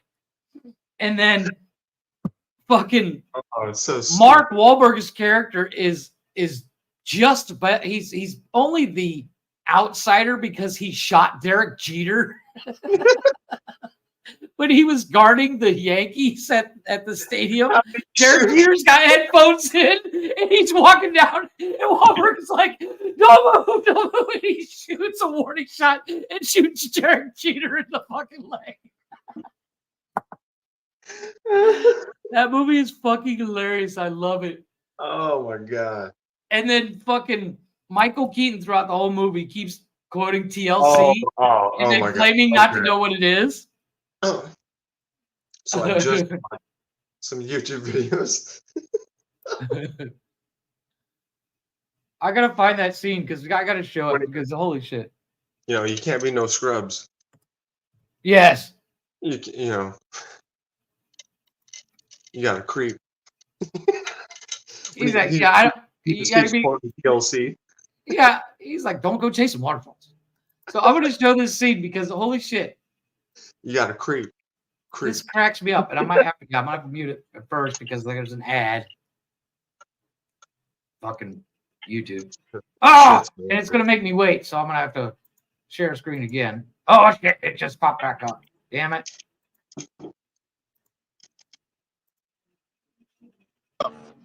You gotta be shitting me! You can't keep me cooped up in here, okay? I'm a peacock. You gotta let me fly. I'm a peacock. Let me fly. Peacock. Did he just call himself a peacock? Let's go! Let's go! This is fucking genius. This is the funniest thing I've ever seen. Come on, fellas. Wednesday night is taco night at Rikers Island. Just like biggest badasses to get. Blazing, where'd you go? I step away and made his ladder glad. Second one this week. Stop! Let's go! Record. Let's go!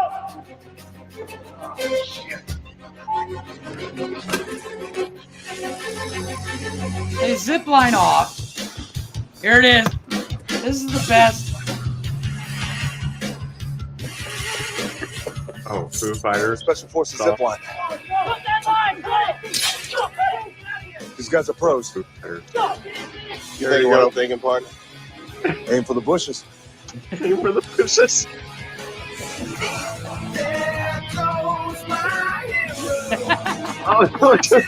Not a bush for miles.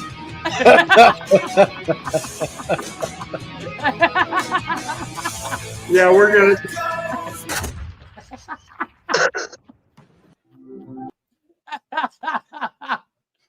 I fucking love that shit. It cracks me Aim up. for the bushes. You know, you think what I'm thinking, partner? Aim for the bushes. Every fucking time. What fucking bushes, you dumbasses? That movie is fucking hilarious. I love it. Yeah. That was awesome. It's one of those movies where, you know, and it's. What do you guys drink? What are you guys drinking? I have Coke. Buffalo Trace. On a usual Saturday night, I'll go through this whole thing. It's 3 liters. Oh, no alcohol? No, I don't drink. Oh. Except for that one time. Extenuating circumstances, sir. Extenuating circumstances. Steven, he can do that to a motherfucker sometimes, I think. I'm drinking I'm drinking a White Russian out of. That's what I thought you were making. Was White Russian. That's if I do drink, that's what I'll go through a bottle of Kahlua in a week. Oh yeah, easy. Yeah.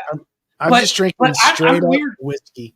When I drink White Russian, I'm not a big vodka guy. So I'm like a splash of vodka. Oh, dude, milk. I bathe myself in vodka. Oh, I'm one of one time I went out drinking with some friends, and this chick that I was mildly, this chick and I were dating, but we were just starting to date, and we weren't really dating. We were kind of flirting at that point. Oh, shit, what'd she do to you? And you know those little homie dolls?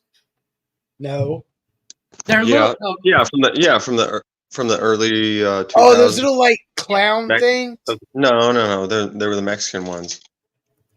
No, they're basically Mexican. They're Mexican cholo dolls. Yeah, that's what I said. Mexican, yeah. Yeah. Those little homies, yeah. I remember those. Yeah. So she had somebody had given her this little homie doll. And you know, I can't find a picture of him. And it was just a guy in a trench coat standing there doing his thing, right? And I've seen stickers. Yeah, they're like this big, right? Okay. Yeah. And she had this one, and the one she had was a girl. And she would order a shot and then drop the doll in there, go, help her, she's drowning. And then I would take the shot. I quickly remembered after about the 14th one that vodka doesn't creep up on you. It smacks you in the face eventually. Yep. And I was fine until I got home. Luckily, I did go home with her. But it was one of those things. It's like, whew. So after that, I'm like, yeah, me and vodka aren't really friends. Just like me and tequila. I used to work at a bar here. And I love tequila. Well, it's tequila, I don't mind tequila. But Jose Cuervo is not my friend. Never friend anybody. I used to work at a bar, and on my birthday, every Tuesdays and Thursdays, they would have On Tuesdays, they would have a hot leg contest. And then on Thursdays, they would have a hot body contest. And my birthday just happened to fall on a Thursday. So they said, you're going to be up on stage for this hot body contest the whole time. What they didn't tell me is they were going to salute me in front of everybody and give me a champagne flute 3 times of Jose Cuervo. Ooh. Why? It's Cancun, Mexico. That's how they party. Yeah. And after the third one, the girl I was dating at the time, she was in the crowd, and I walked off stage and I said, we're going home. And I didn't make it out of the bar before I threw up. It hit me like a ton of bricks. But the whole night, like, it was my day off, and I went there because they were like, we're going to have a party for you. And I'm like, all right, okay. They had given me a pitcher of electric lemonade to drink, which is, it's kind of like Mike's Hard Lemonade with vodka in it. Frozen. They're really fucking good, but they're very potent. And you drink them in shot form, frozen shots, basically. And it's just a pitcher, you pour it in a shot, and then you shoot it, you know. And it's vodka and Cuervo and I don't know what else. And with lime flavor. And it's actually really good until you drink the whole fucking pitcher, which I did. And then they pulled me up on stage for this hot body contest, and there's gorgeous chicks in bikinis getting wet. And I'm like, yeah. And they're like, I have a champagne flute. It's Jeff's birthday. And I'm fucking, yeah. And I drink the first one. 20 minutes later, it's Jeff's birthday. Everybody have another drink. After the third one, I climbed off stage and grabbed my girlfriend by the arm. I was like, take me home. And then you got naked. I drove. We took a cab back because she was going to be drinking and I was going to be drinking. We're like, we're not going to drive. You know how when you stick your head out the window of the cab, you can kind of a little bit feel better? I did something similar as I left the cab door open. Oh. And the cab driver was like, you got to close the door. I was like, if you want your cab dirty, I'll close the door. But I need to have this door open just in case. And I didn't get the concept that the window opened. I just had to have the door open. I was just fucking hammered. And he's like, no, you have to close the door. I'm like, no, I need the wind. He's like, the fucking window rolls down. And I was like, no, it doesn't. I'm good. So, but yeah, that was, I don't remember a lot of that night. I remember the cab ride, and I remember the first 10 drinks. See, I used to go to Rocky Point. Right. And we would get stopped sometimes by cops. Oh, yeah. And they'd be like, oh, you got a fine. We're like, for what? Like, oh, this fine is no good, man. And we'd be like, okay, well, can I just give you $40? And let's take care of it. And he's like, oh, yeah, that's fine. That's fine. You just pay us now. I can do it for 15. 200 pesos. Yeah, you can talk $15. You can talk him down. down. Dude, I've got it. I've got it down to a science here. I've lived in Cancun for almost 20 years, a little over 20 years. So Sean and I, go ahead. Sorry. No, go ahead. No, well, Josh, yeah, we used to live in Phoenix. Okay. Well, no, Sean and I was friend, talking last week about coming down to Cancun for a vacation. Whenever you're ready. Yeah, let's do it for sure. But dude, we found tickets for like round trip, next week $300 and something. Oh yeah. Production at my job, I do plastic manufacturing. Okay. So I make parts for Tesla and Kawasaki. We make a lot of Kawasaki parts. Oh, okay. Like if you're gonna come, I would recommend, if you guys are gonna come to Cancun, there are a couple of hotels. I have to ask my wife which ones, but there's a couple of hotels that I don't recommend, and there's some that I totally recommend. We're crashing on your couch, dude. Yeah, good luck with that. It's not that big of a house. I can pay for a hotel.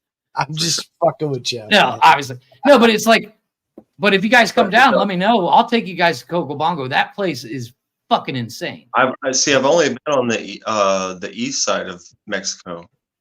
Well, you know, Cancun Everyone Cancun is on the east side.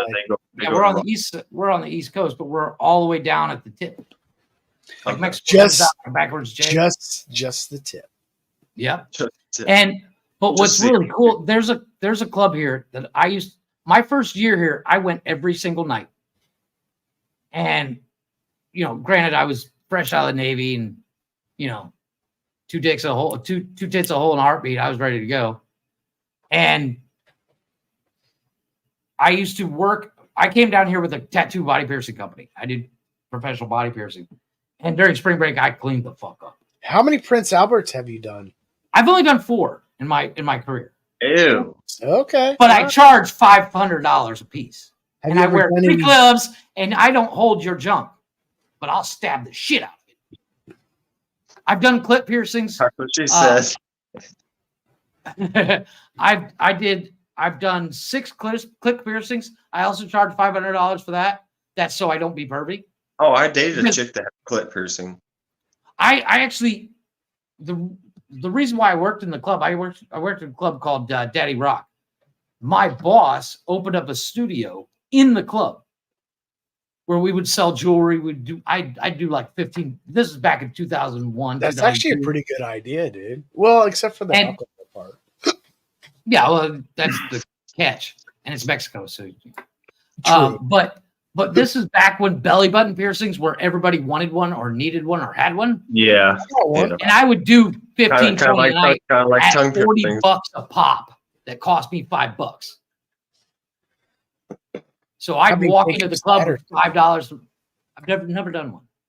Oh, okay. Believe me, the weird thing is like when somebody's on vacation and they're like, I want want to get my to? dick pierced. That's when they want to do it. Yeah. But no, but not the thing is, then you're like, well, you can't have sex for like 3 months. And they're like, wait, what? No. It's actually like 3 weeks. I know that, but I would tell them that so I wouldn't have to fucking touch their dick, dude. Oh, I body pierced for 5 years. I was talking about clit piercing. Clit I piercing dated a is chick. 3 weeks. I dated a chick that we're got her talking clit about pierced. Jacob's Ladder. Jacob's Oh, Ladder well- is when you have multiple piercings on your junk. Yeah, it's like it goes like My high school teacher, I looked on her computer and she had a photo of that when I was in high school. of a Jacob's Ladder. Yep. Glick and I went to school with the guy that had one. Was your Somebody called teacher him, a called him on his woman or a man? somebody called I him mean, bullshit. No, this was Female or male? in 2002. Weird. That's crazy. And I got it on my teacher's computer and I saw it on her computer. Dude, It your was- teacher's sitting there watching porn while she's Bunch of fucking piercings on the underside of the dude's dick. It was Yeah. on her computer. well, we know what she does. On I've her seen it stuff. done. I've never done one. I've seen it done. Because I this actually, was like a dozen piercings. I was Oh, yeah. stationed with the guy in the Air Force that had one. Glick and I went to high school with the guy that had I one. would never do that. And I wouldn't either. and a bunch of us actually saw it. When I How worked in insecure do you have to be to do that? well, it's supposed to be stimulating for the ladies. Well, yeah. I'll take your word for it because I ain't doing I it. bet it is. Instead of the condom being ribbed, your dick is ribbed. Dick is ribbed. It's ribbed for her pleasure. But like, I did when I was doing body piercing.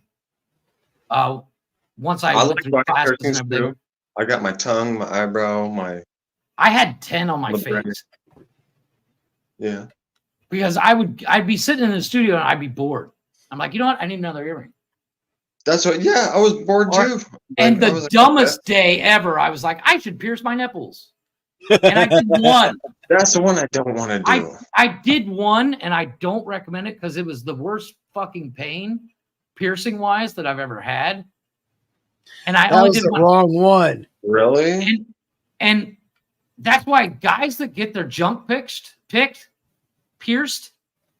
are kind of impressed. I'm impressed by them because I bumped my pierced nipple on something and cried for 3 days because it hurt. You know, like especially like you got tattoos. When you first get a tattoo, you bump into the fucking doorway. You're like, motherfucker, I'm gonna kill somebody. It's 10 times worse with a piercing because like my girlfriend at the time, I pierced her belly button 3 times.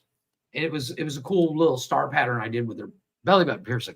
and she'd catch it on a sweater and be like, "This fucking hurts." I said, "Yeah, Oh my yeah, nipple." catch on everything. Yeah, Same you as catch it on everything. stuff. Well, when it's fresh, yeah. In general, if you catch because I would always have different tips on the bar. I had ones that were spikes. I had ones that were glow in the dark. I had a glow in the dark one on my tongue. It was kind of cool. I had glow in the dark hoop earrings that went through my double zeros. My favorite piercing is my tongue. I had a probably her 6 favorite millimeter piercing, thick. too. I was rocking a what was it, a 2 gauge? See, I don't like it when you get. Why gauge it out like that? Why? It was one of those things. I think there's 2 types of people that gauge. Like I gauge my earrings. There's 2 types of people that gauge. I have an answer. There's 2 types of people that gauged. One are just crazy people that think they're cool, and the other are piercers that are so fucking bored. Because that's how I started gauging shit. I was sitting there bored, like, we got a double zero here. Out of boredom. Where It's- where did you grow up? Let me ask you. I grew up in Ohio. A boring place. Oh yeah. Well, trust me, the day I left for the Navy, I was like, I'm not coming back. And when I got back, I saw a cornfield and I'm like, I need to fucking leave. Actually, Ohio's. I know exactly what you're talking about, Jeff. Honestly, I know exactly how you feel, why you left. Yeah, It's so fucking boring. But I came back to Iowa because it's a really nice place. I live in LA. I grew up in California. I grew up in California. Oh, I would never live in California. What? I grew up there. I love Iowa, but I like California. Where I live, it's so clean. It's so nice. There's no homeless people. Dick. No, believe it or not, that's one of the reasons why I would never live in California.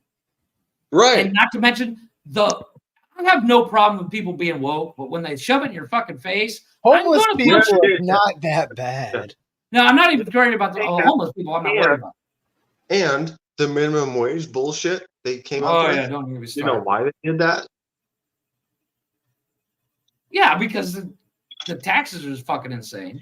Do you know why minimum wage conversation is so prevalent? Because they don't want us having the conversation about maximum wage.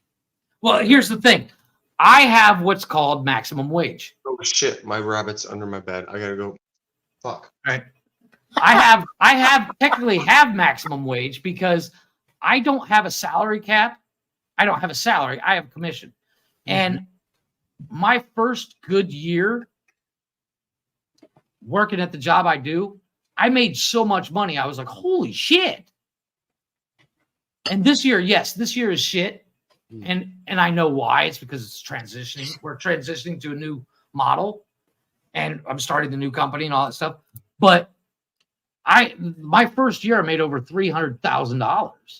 And I was like, and I live in Mexico where I'm billionaire status at that point in Mexico, So it's like minimum wage in Mexico is, you want to talk about funny. That'll make you laugh. The company I work for has a company in Saltillo. Yeah. And they pay like $5 a day. Gross. Minimum wage in Mexico is $5 a day. But nobody works hourly. The reason why you say minimum wage is hourly is because everybody gets a monthly salary.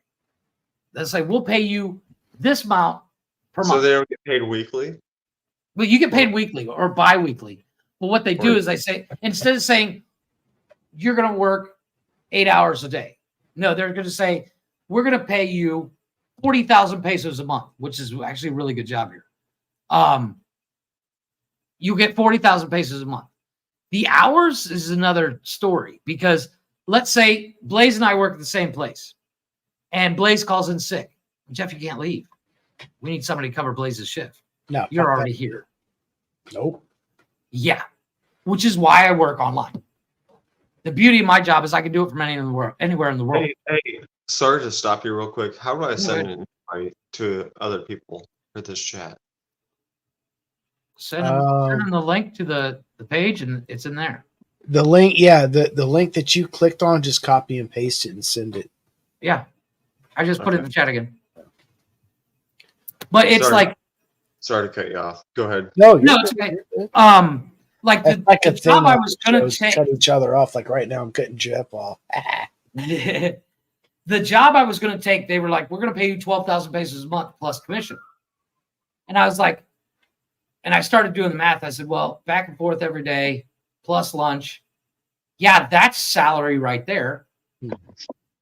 And what I did was I actually did a little quick research and found a company that I could do the exact same thing with and added them to my company. That's why Vera and I started the company of FCA, because the company we were working for, and we still work for them as consultants, what I do is I contact people in the States or companies in the States, and I have business solutions for them, whether it's saving taxes, saving on electric bills, saving on different things. Yeah. And this new program, basically what it does, and it's kind of genius, it's for people in California, but if you own a business in California, your electric bill is, let's say, $3,000 a month. All of my family lives there. Right. Yeah. And let's say your business has an air conditioner, but that air conditioner is 15 years old. Well, it's not efficient. I'll get you a brand new air conditioner. It costs you nothing, but your bill won't change until after the bill is paid off. 0% interest. Yeah. You get a brand new air conditioner, but the electric company pays for it. PP&G pays for it. And then you pay it off through that. Your let's say your $3,000 bill doesn't change, but once it's paid off, your electric bills drop. That's the deal I'm working out. But you get a tax write-off. Well, you get a tax write-off as well. There's a couple of write-offs with it. I work with one company called Prosperity. They do they use an AI to find you tax loopholes. Interesting. So Yeah. like for instance, there's like tons of loopholes. well, Tons of loopholes. in the way the tax law is written, I want Taco Bell. you and I can read the tax law and not even know what we just read because it's not written. For instance, the way the tax laws are written up, you and I can read the exact same tax law and come up with two different interpretations because we're not tax people. Yeah. Well, for sure. And that tax law is written in a way so you can't figure it out. That's fucked. Absolutely. But the company that I work with, they're tax experts. So they can, like, I just saved a woman. She pays each year in taxes for her company $450,000 a year. Yes, Taco Bell. I just saved a woman over $400,000 a year in taxes. I get a percentage of her savings as my commission. Well, you should by helping her out. Yeah. And all I do is smile and dial. And I don't even smile and dial. I have two guys that work for me that smile and dial people to set appointments with me. And then Why I would go you to smile while you dial. Fuck that. You can have a grimace face on your fucking. No, because you can hear a grimace through the phone. Fair. Think about it. Close your eyes. Fair. Think about something sad and be like, "Hi, this is Blaze," or "Hi, this is Blaze. How you doing today?" There's a difference. Oh, yeah, okay. I got Yeah, you. see? Yeah. It's all sales. I've been in sales since I'm 14 years old. Actually, younger. My grandfather started a plumbing and heating company back in the 70s. And in the early 80s, when I was like 5, he opened up a showroom to sell fireplaces. Jeff Holder. Jeff Holder. I'm 44. I'll be 45 this year. And did your when I grandfather was like, give you 50-cent pieces? what's that? Did your grandfather used to give you like coins? I wish he would have. Oh shit! Never mind. Go ahead. No, he gave me a job. Well, I'm curious. Yeah, what's up with the 50-cent pieces? They're worth a lot. My They're dad. silver. My dad's. Dude. Oh, you guys got to check this out. Don't show your dick. Well, I'm a '90s dude. I grew up in the '90s. Right. My dad was like, "Hey, you gotta get your shit out of my basement." I found my Game Gear. Nice. Game Gear. Why does that sound familiar? Fucking Nintendo, baby. Oh, yes. Oh, yeah. Dude, yes. Dude, it still works. I still got the games for it. I got my Game Boy. Dude, check this shit. Check this shit. I never had a Game Boy growing up. I had one. Oh man, I'm My sorry. parents wouldn't let me get one. They said, "You want one? Good job." I played the shit out of Dr. Mario. Oh, dude. Oh, dude. I used to buy Mongoose I'll tell you bicycles right now, every year. I bought when I was a kid. Growing up in the '90s, I had to buy my own shit, dude. Oh yeah. My stepdad was an army dude. He raised me like a motherfucker, and he was like, no, if you want something, you buy it yourself. Well, and that's how my parents were. They still make $2 bills though. Yeah. I have one. Bills. My wife and I collect them. Believe Believe it or not, they show up here a lot. Interesting. $2 bills show up in Mexico a lot. Really? Oh yeah. What about 50-cent pieces? No coins. That's the weird thing. Coins in Mexico, nobody will take them. 50 Cent got his passport restricted. What are you talking about? No, I'm joking. But Dude, Game Boy game, Game Gear game. Oh, yeah, that's right. Game Gear was Sega, wasn't it? Yeah, Game Gear was What? Sega. Game Boy was Nintendo. It was the first handheld Color. Had color. Yep. Yeah, if you had that back in the day, you were balling. Oh, for sure, dude. I never had a like. By the time I started working regularly, when I was like 13, 14, I worked for my uncle who took over my grandfather's company. My parents were like, "Yeah, we're not buying you a Nintendo or anything like that." When the Super Nintendo came out, the next door neighbor to the shop was selling his Nintendo. I bought that and 50 games for $100. And he had the rollout mat so you could do the Olympic games on it. Oh no, you're talking about the Atari. No.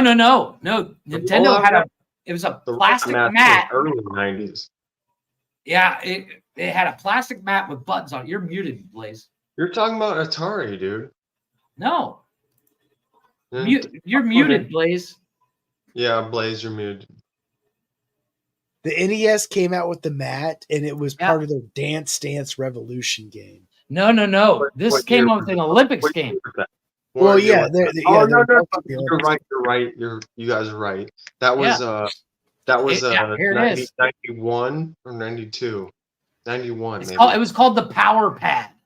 It was the NES Power Pad because fuck. And it came with that. And dude even had the Power Glove when I bought it. That's what it looked like. Both sides had something on it. Yep. And it came with this game it was an Olympic game where you would run and play. It was an Olympic game. You can run on it and jump hurdles. Yes. I could never get the hurdles right. But I kid you not, my cousins and I sat in the basement and ran miles trying to beat each other in a time on fucking, oh my God.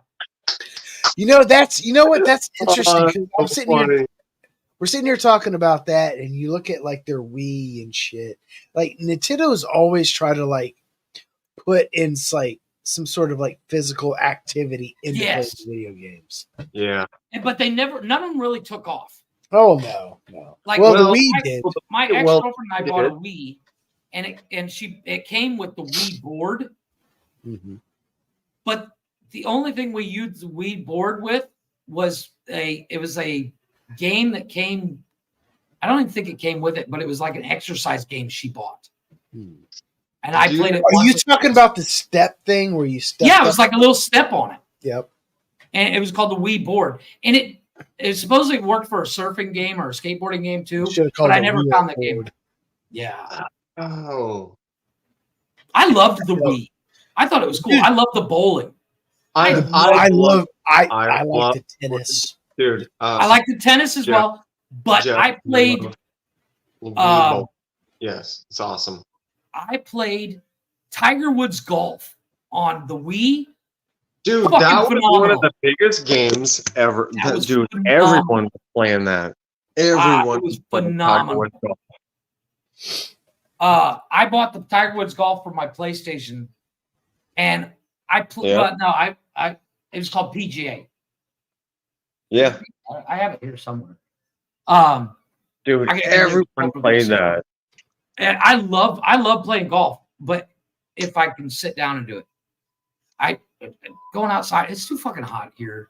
As I said earlier, I don't even like to go to the fucking store because I live on the sun. Where do you live? I live in Cancun, Mexico. It's fucking like right now. Dude, It's 87 degrees. Live in Phoenix.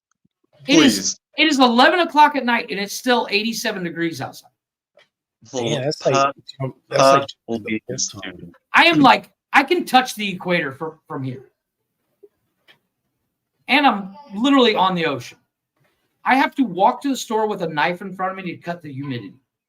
It's fucking ridiculous. Cancun sounds like an amazing time, to tell you the truth. It is.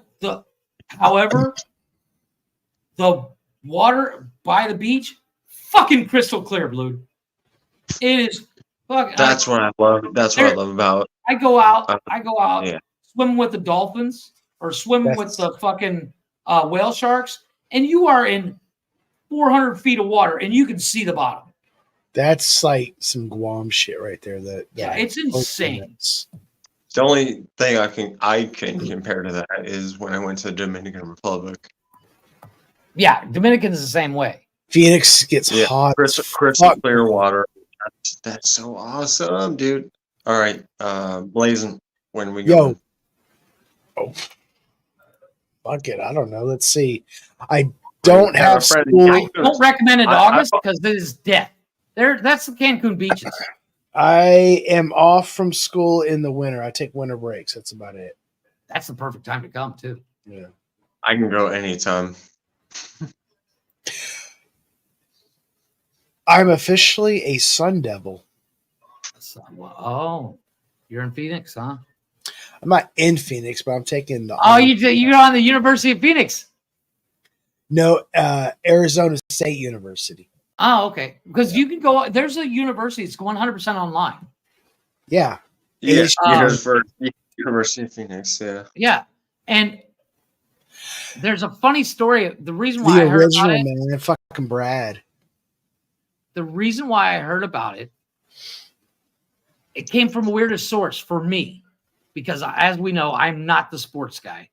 But you know who introduced me to the University of Phoenix? Shaq. But Rome's not bad. Shaq actually, I'm scrolling on TikTok as one does. Hey, hang on one second, guys. How do I asked you earlier, how do I invite somebody?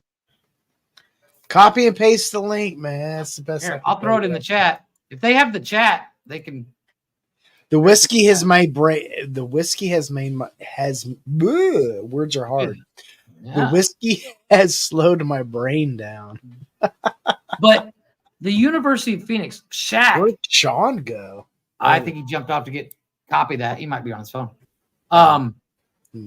Shaq wanted to get his bachelor's degree or his master's degree in business. And he called the University of Phoenix. He said, look, I have no problem doing the work, but I want to be in a classroom. And they were like, yeah, we don't do classrooms unless there are 15 plus people. So he paid for 14 other people to get their master's degree. Oh, fuck yeah. So he could do it in a classroom. And I'm like, you know what?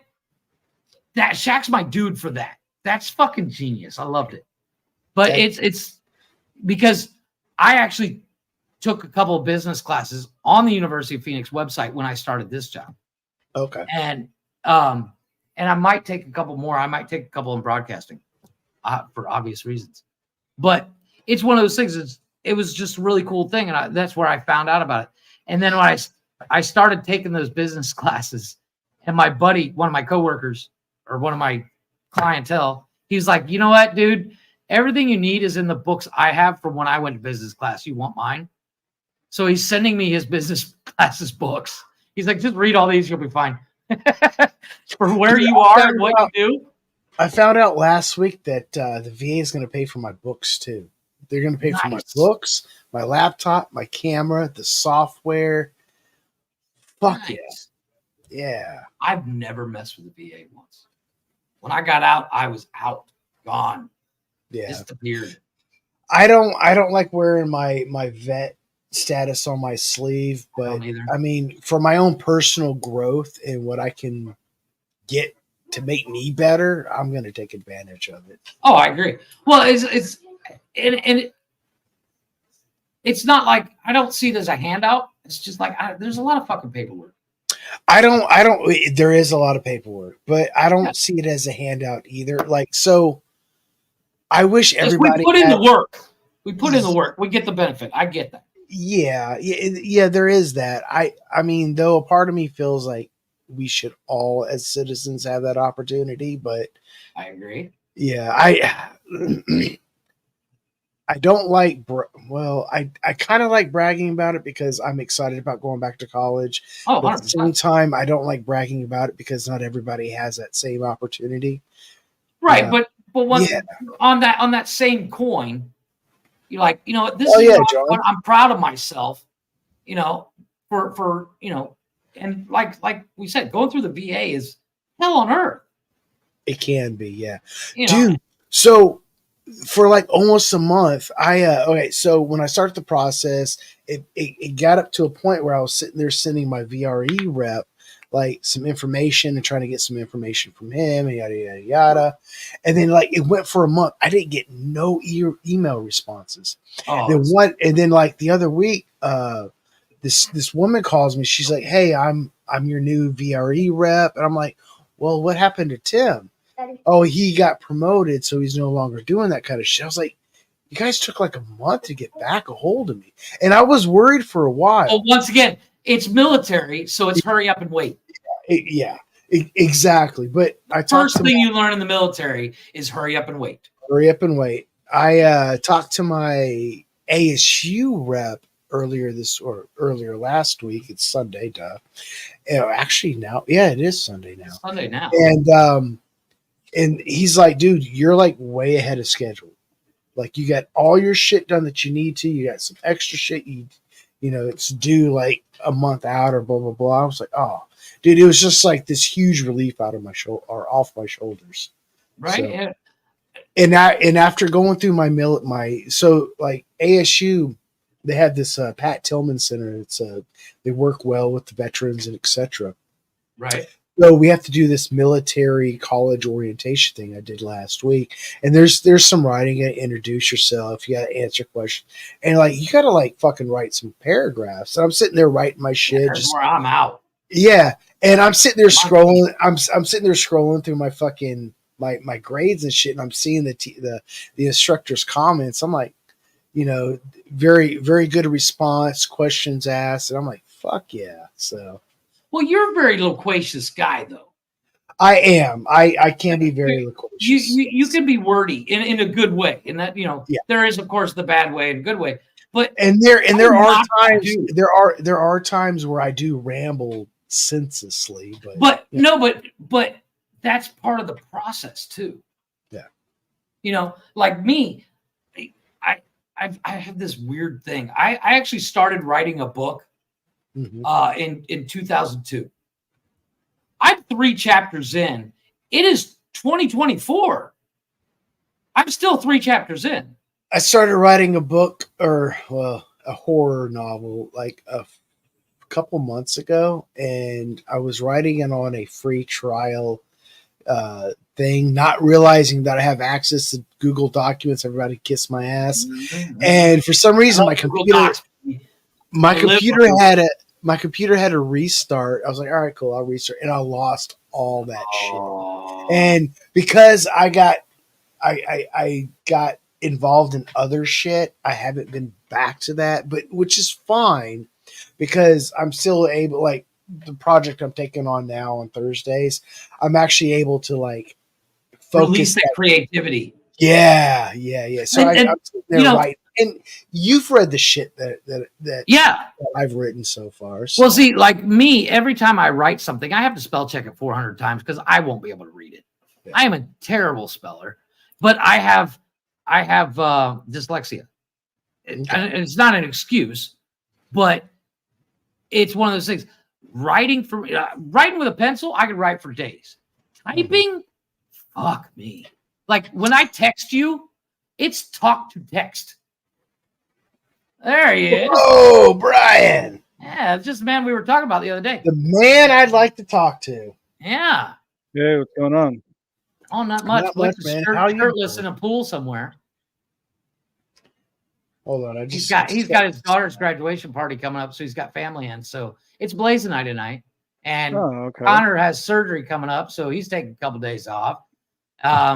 So Blaze and I are coming. Blaze is the new member of the network. He's got a show on Thursdays. Nice. And he's going to want you to come up for one. Okay. He's got a new. It's Blaze hit me up a couple weeks ago. He's like, dude, I got an idea for a show, man. In his Blaze voice, and it's an argument show. Oh, it's called. Yeah, he's on the phone, John. It's called Whose Argument Is It Anyway? Oh yes, Thursday nights. Whose argument Whose argument is it anyway? And I do. Oh duh. Blaze is muted again.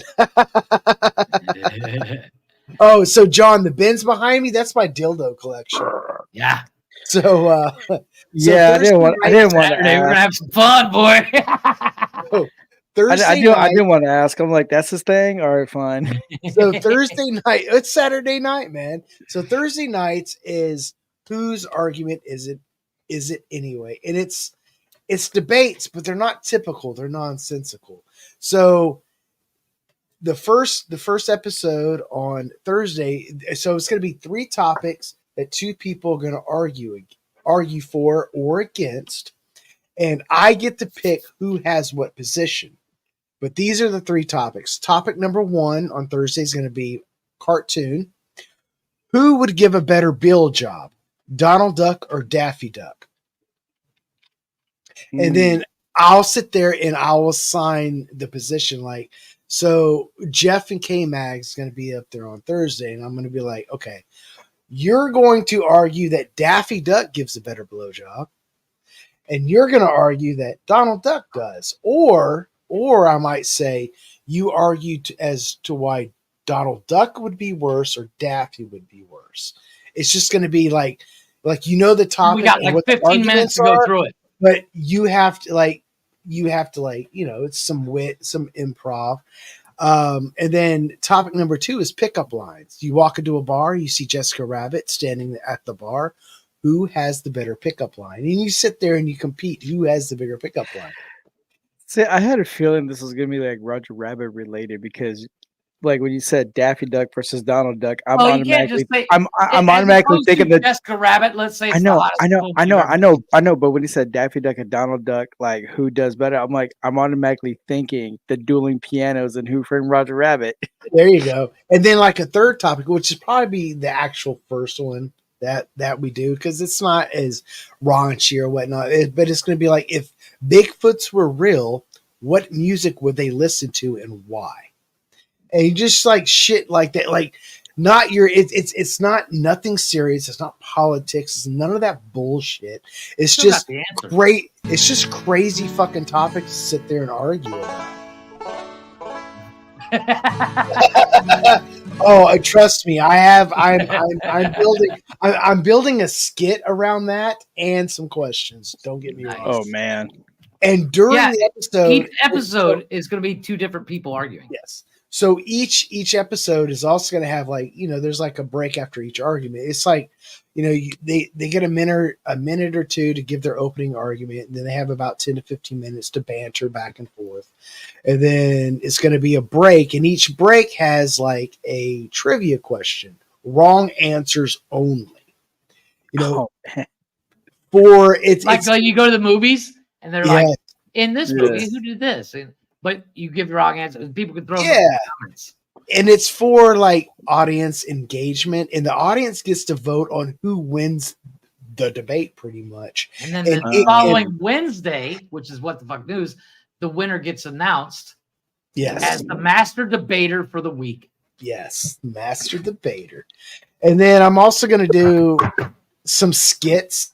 That's gonna make a left turn go south quick. Oh, Blaze and I are Blaze and I were talking about it, and I was like, I got the perfect idea for a fucking logo. And I built a logo of Calvin and Calvin pissing on his desk. Oh, man. Okay, so I froze, so I don't know where I stopped. But I'm also like putting some skits in there in the beginning. I'm kind of like having some fun with the weekly lineup and etc. And I'm introducing a character to the network. His name is Charlie the Chupacabra. Jeff knows him. So anyway, this whole long line of fucking words is, hey Brian, I'd like to have you up there one week. Yeah, no problem. So yeah, you need to put in your private chat a way he can get a hold of you, because I don't have a way to get a hold of you. So somebody decided to get off Snapchat because they're too good. Long story behind that one. I get it. You're hiding some crazy dude that wants to fuck you. I get it. You know you can block those people. I'm just saying. I have stalkers. No, it was. Oh man, John, I have a much smaller collection of dildos. I saw that. Long story We behind need to get Sean back up here because Brian and I are the Game of Thrones experts, and Sean said he's not the giant. He watched Game of Thrones, but he didn't like it as much. I actually like Sean sent me a message to send him the link. I was like, dude, the link's in the chat. In the chat, dude. I don't know. So have you been watching House of the Dragon? Nope, I'm waiting for season 2 to finish before I watch. We're not going through this conversation. Oh man, no, because we're not going through this conversation it took again. me so long to get through the first season, and then it got good, and then it fucking cut off. So I don't want to do that multiple times, dude. It's 8 fucking weeks. Don't fucking say shit, so, dude. I'm going back to plugging my show. So also the audience, if they have like topic suggestions down in the comments, and if they want to come up for an opportunity to argue, or if they know somebody that they want to argue with, like fucking send us an email. I still want Leggy and Frank on for an argument because that'll turn into a knockdown draw out. They're I don't know if it should be belligerent or not, but well, the thing is, Leggy's very strong willed. Oh yeah, and so is Frank. They both stand their ground. I would like to see. I would definitely like to see Frank up here. I think Frank would knock it out of the park. Get him, Brian. Sean, welcome back. Like you and I do. What's up, guys? What's up, my man? Yes, my day. Yeah, I got a problem with your shows. Game of Thrones is fucking my show. Not Game of Thrones. I said, well, you were just talking about anyone wants to talk about how you have a problem with my shows. Yeah, I said I didn't say that. Problem with Game of Thrones. No, we're gonna go back into a conversation about Game of Thrones. It's like we've already had. Oh no, I don't want to go back into that. Hodor.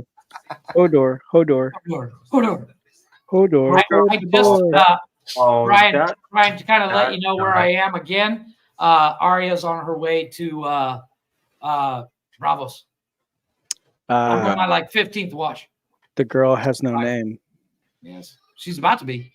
Brian, do you have a WhatsApp? Oh, you're talking about yeah, I got what name. Yes, send it to me in the private chat, and I can hit you up on a WhatsApp. Okay. Yeah, I have WhatsApp. Oh, I was going to say. Yeah, I use WhatsApp every day. WhatsApp, dude. Jeff like introduced me to WhatsApp. You talking about Jock and Hater? Dude, but when he did, it was like it was episodes ago, and I was tripping on shrooms, and I'm sitting here like 45 minutes trying to figure it the fuck out. No, but once you do get it figured out, fucking WhatsApp is one of the greatest apps ever for messaging. Really? Well, I still use Skype. Sent me an entire episode. Can you through WhatsApp? A 6-hour episode through WhatsApp. Yeah. Yeah. Like, I mean, for other people I keep in contact with, I mean, I'm gonna start up a Snapchat again. This time I'll just use like a different email, so that way, like, hey, wait a minute. But so you got a stalker? No, apparently there was like a photo that I took and I shared it with a friend, and apparently they thought it was kind of like an inappropriate picture, but like no, and it was a picture that that I took like when I was in Cancun last. Oh, okay. Was So it a dick pic? I was gonna say, stop no, sending dick pics, dude. What the fuck? no, because like I took a group photo, and because because Jeff, you know that the If deal. there's a wiener on that monitor, I swear to God, Stu. See? Did you do the cunt? What'd you do? No. No. In Cancun, they have a giant sign that says Cancun. But if you stand at it and make yourself into a T, it says cunt. Yeah. It's hilarious. But Oh, no, so but you but didn't show anything. it was a picture. It's on my old phone, but it's a picture that I took. It was like me and these two girls, but in the background you got these other girls that are kind of like younger, and they're like in their bikinis, and they flagged it like, oh, that's inappropriate. Oh, Brian doesn't know about the bucket of spaghetti though. Yeah, I made a bucket of spaghetti. Wait. Okay, so you took a photo. Bucket of spaghetti. Because the girls there, like, okay, like at Cancun, Hawaii, South America, like girls on the beach, Hawaii? no, I mean, I'm just saying, like in Cancun, Hawaii, No. like teenage girls are walking around wearing like cheeky to thong bikinis, and somebody, Okay. and Snapchat deemed it inappropriate Really? because it was like me and these two girls, but they're in the that's weird. background. Nope. Walking around in a thong or a bikini is free speech. There's a cockroach in the room. So go kill it. So yeah, no. Yeah, so Snapchat deemed it inappropriate, banned me. No shit. Yeah, so it banned my account, so I gotta stay. So I was like, wait a minute, hold on, you're just being subjective about it. But I was like, but it's like, yeah. Brian, the reason why Blaze was laughing is if you can walk around with it in public, then you can film it. There needs to be a meme instead of like fucking buttered sausage, it's bucket spaghetti. This is my bucket of spaghetti I made today. Well, I mean, hey, let's talk about this. Well, this dude's trying to talk about something serious. This is Saturday night. There's no such thing as serious. yeah, it was weird. But if they can walk around with it, then there's no problem with filming. Agreed. It. Exactly. It's public. If you're Yeah. you see all those people like, don't film me. Bitch, we're in public. If I can see it, I can film it. Yeah. Yeah. I mean, but if they're willing to walk, if these women are willing to walk around in a thong in public. Oh, I'm not just talking about a thong. I'm talking about like, is she wearing anything? Oh, there it is. The strap's above her butt. Yeah, but Jeff could vouch for this because like all in Cancun, like you see girls wearing cheeky bikinis, thong bikinis, and like string bikinis. Yeah. Like walking around girls of any age. Girls of any age wear those. With your ass hanging out. Yeah. Your whole ass is showing. I mean, you'll see that. Keep a little happy ass home because it's dangerous out there for me. Yeah, you'll see it in Puerto Rico. You'll see it in Cuba, Dominican Republic. All like women out there just don't care. Females of any age just doesn't care. Yep. Well, it's 10,000 fucking degrees here. It's too hot to wear clothes. I mean, as soon as the show turns off, I get naked. Hey, I agree with you. Let the clothes go off. I agree with you. Well, and even Carmen, they got the beach is topless. Yeah, and then because like my best friend went to predators, man.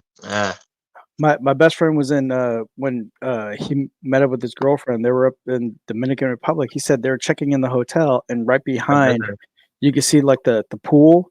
He said there was like a row of women just all topless, and you got kids walking around playing in the pool and all that. And, like women, like nobody cares. I've literally been in the bar standing next to a couple having sex and didn't realize it for 3 minutes. I turned around and set my drink down. I'm like, "Are you guys fucking?" They're like, "Yeah." I was like, "Oh, my drink." That is Cancun for sure. For Spring sure. break. Oh, Spring break. when all those motherfuckers get all horny. Oh fuck yeah. They will fuck It's insane. at the bar. Dude, they will This is fuck. However- this is a picture of Jeff's prepper bucket. Mhm. Wow. Yes. That is my mini bucket. That's extra large. Don't hate on my bucket. I love my bucket of spaghetti. Glick's gonna see that picture in the shape like, what the fuck is this about? Spaghetti. No, when I make spaghetti, I don't fuck around, man. No, you don't. He put that shit Well, in the once again, but it's like right now. Huh? I made it today. I made it like right before the show. Yeah, that's It's a almost barrel, almost yep. empty. There's 3 people in the house, me and my kids, and we've almost finished this bucket. It's like 2 kilos. It's like it's all you can eat fucking spaghetti buffet at Jeff's. He's And the one thing I make really good. Got the can of ragu and everything. Is there Yeah, any meatballs in there though? No, I use ground beef and ground ham.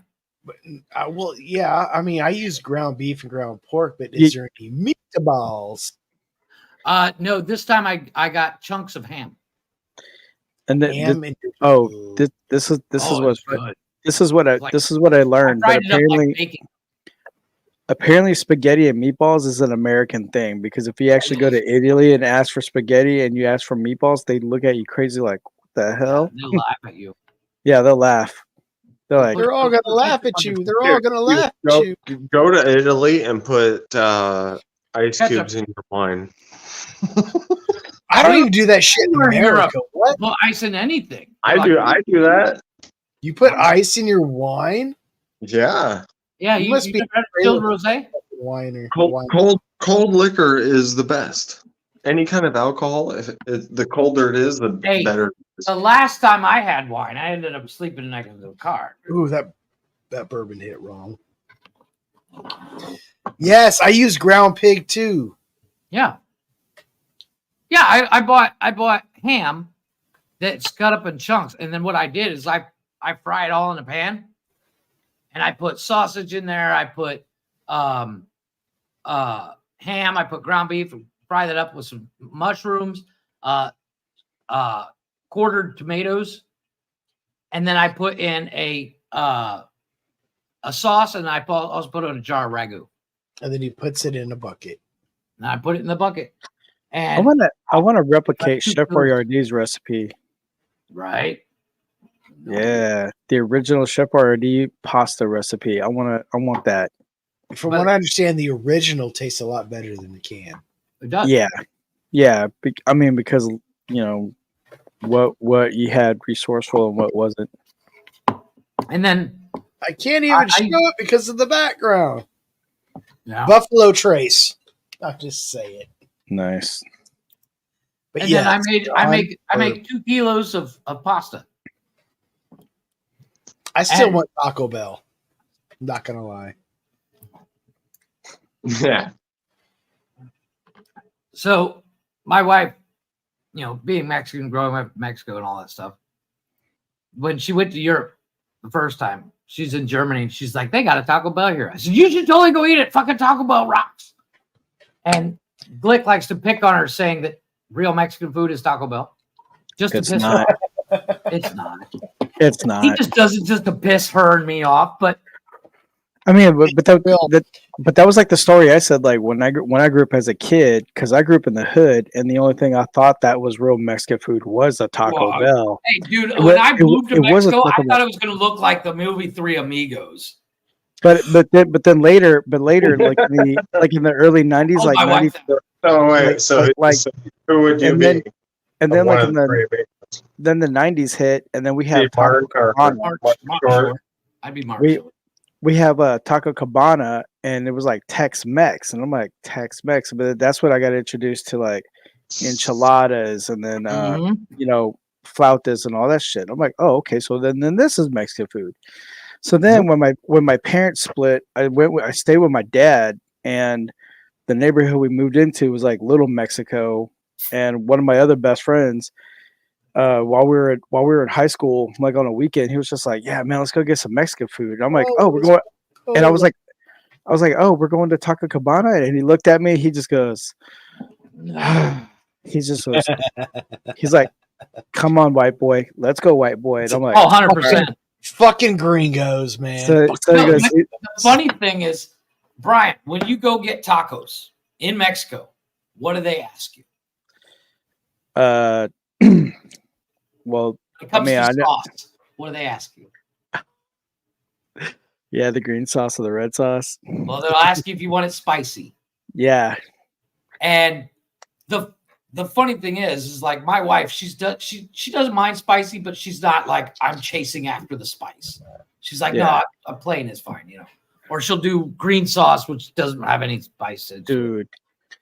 I wanna the go conchi- back to Jeevis's question real quick. Have you guys ever had buffalo balls?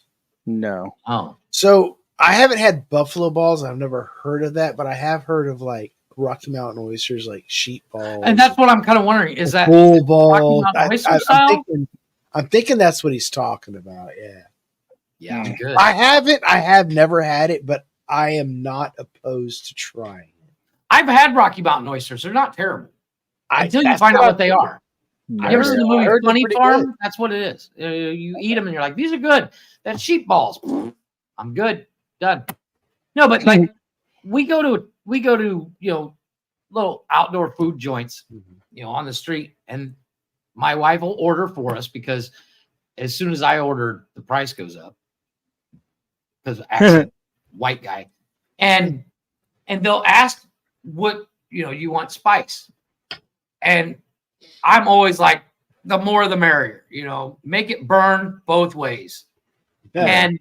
And they'll look at my wife and I go, wanna feel it in spicy the ones morning. for you. And she's like, no, that's all him. And people look at me like I'm fucking, really? I'm like, oh, dude, bring it on. And then I go back and I grab more sauce. I'm like, I like the spice. Oh man, dude, like when we're going to Isla Mujeres, dude, the lady that has like the little taco cart that's attached to her bicycle, dude, man, I know we that. had Street tacos are some of the best. dude. She had that Conchitas Pibil. Holy shit, that was amazing. I mean, I was just picked it telling up. them about pozole. Oh, dude, pozole, dude. Right. I John. hey, pozole, menudo, mole. I'll eat that shit. Tortas. I'll Menudo eat all of is it. Mole freaked me out the first time I saw it. Mole looks like cow chocolate. stomach is actually pretty fucking tasty. It is. The first time I saw mole, I was like, why did you put chocolate on my chicken? It literally looks like melted chocolate. But I mean, but then looks like chunky Hershey's. yeah. But then because at first, I was all about El Pastor tacos. I'm like, hell yeah. But then I got introduced to barbacoa, and I'm like, barbacoa became my favorite. And then going down to Cancun, and then I got exposed to Conchitas Pibil. I was like, oh yes, this is number one. But now, That's like when Blaze, when you come down, there's a place that makes tortas. They're cochinita. Oh man. And slow roasted pork. It's slow roasted. They literally put the pig in the fucking ground and light the bitch on fire for like 3 days. Wrap the banana leaf. I've had pig like that before. It is delicious. They serve it to you in bread that if you touch the bread starts to fall apart. It's so crispy and fluffy. That with a cold, I'm talking ice cold Coke, best breakfast in the fucking planet. Yeah. So you're saying the bread is more flaky than Connor? Oh yeah, 100%. Okay, cool. Yeah, like dandruff on a fucking sick kid. Just holy shit. It's fucking amazing. And the crazy thing is, I've asked the guy like 4 times, where do you buy the bread? I want to go buy some. Yeah. And he won't tell me. He's like, no, that's my little secret. I was like, you're an asshole, dude. Well, if he's buying it, it's got to be somewhere where you can buy it too. Obviously, but he won't tell me where it is because because there's like I can go to that. I only go to one. The other ones are good, but this guy's got the best.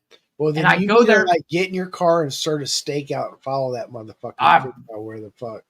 Oh, trust me, I plan on it. But if you go on a Sunday to this dude's joint, I don't care if you show up at 6 o'clock in the morning or 7 o'clock at night, you're going to stand in line for 45 minutes minimum. That's like Voodoo Donuts in Portland, dude. Oh, man, And- Voodoo Donuts is good. No, fuck, it's amazing. The only reason I found this place is my wife and I, when we first moved in together, we got this little shitty studio fucking apartment. She was still pregnant with Kevin. And, you know, and this dude's restaurant, if you want, it's literally the side of his fucking house, is literally 3 steps away from our front door.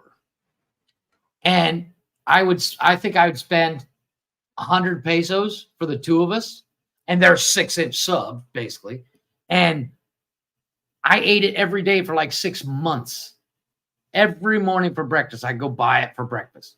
And she'd be like, I want something different. I'm like, well, you get whatever the fuck you want. This is what I'm getting for breakfast. And you get the Coke in a glass bottle.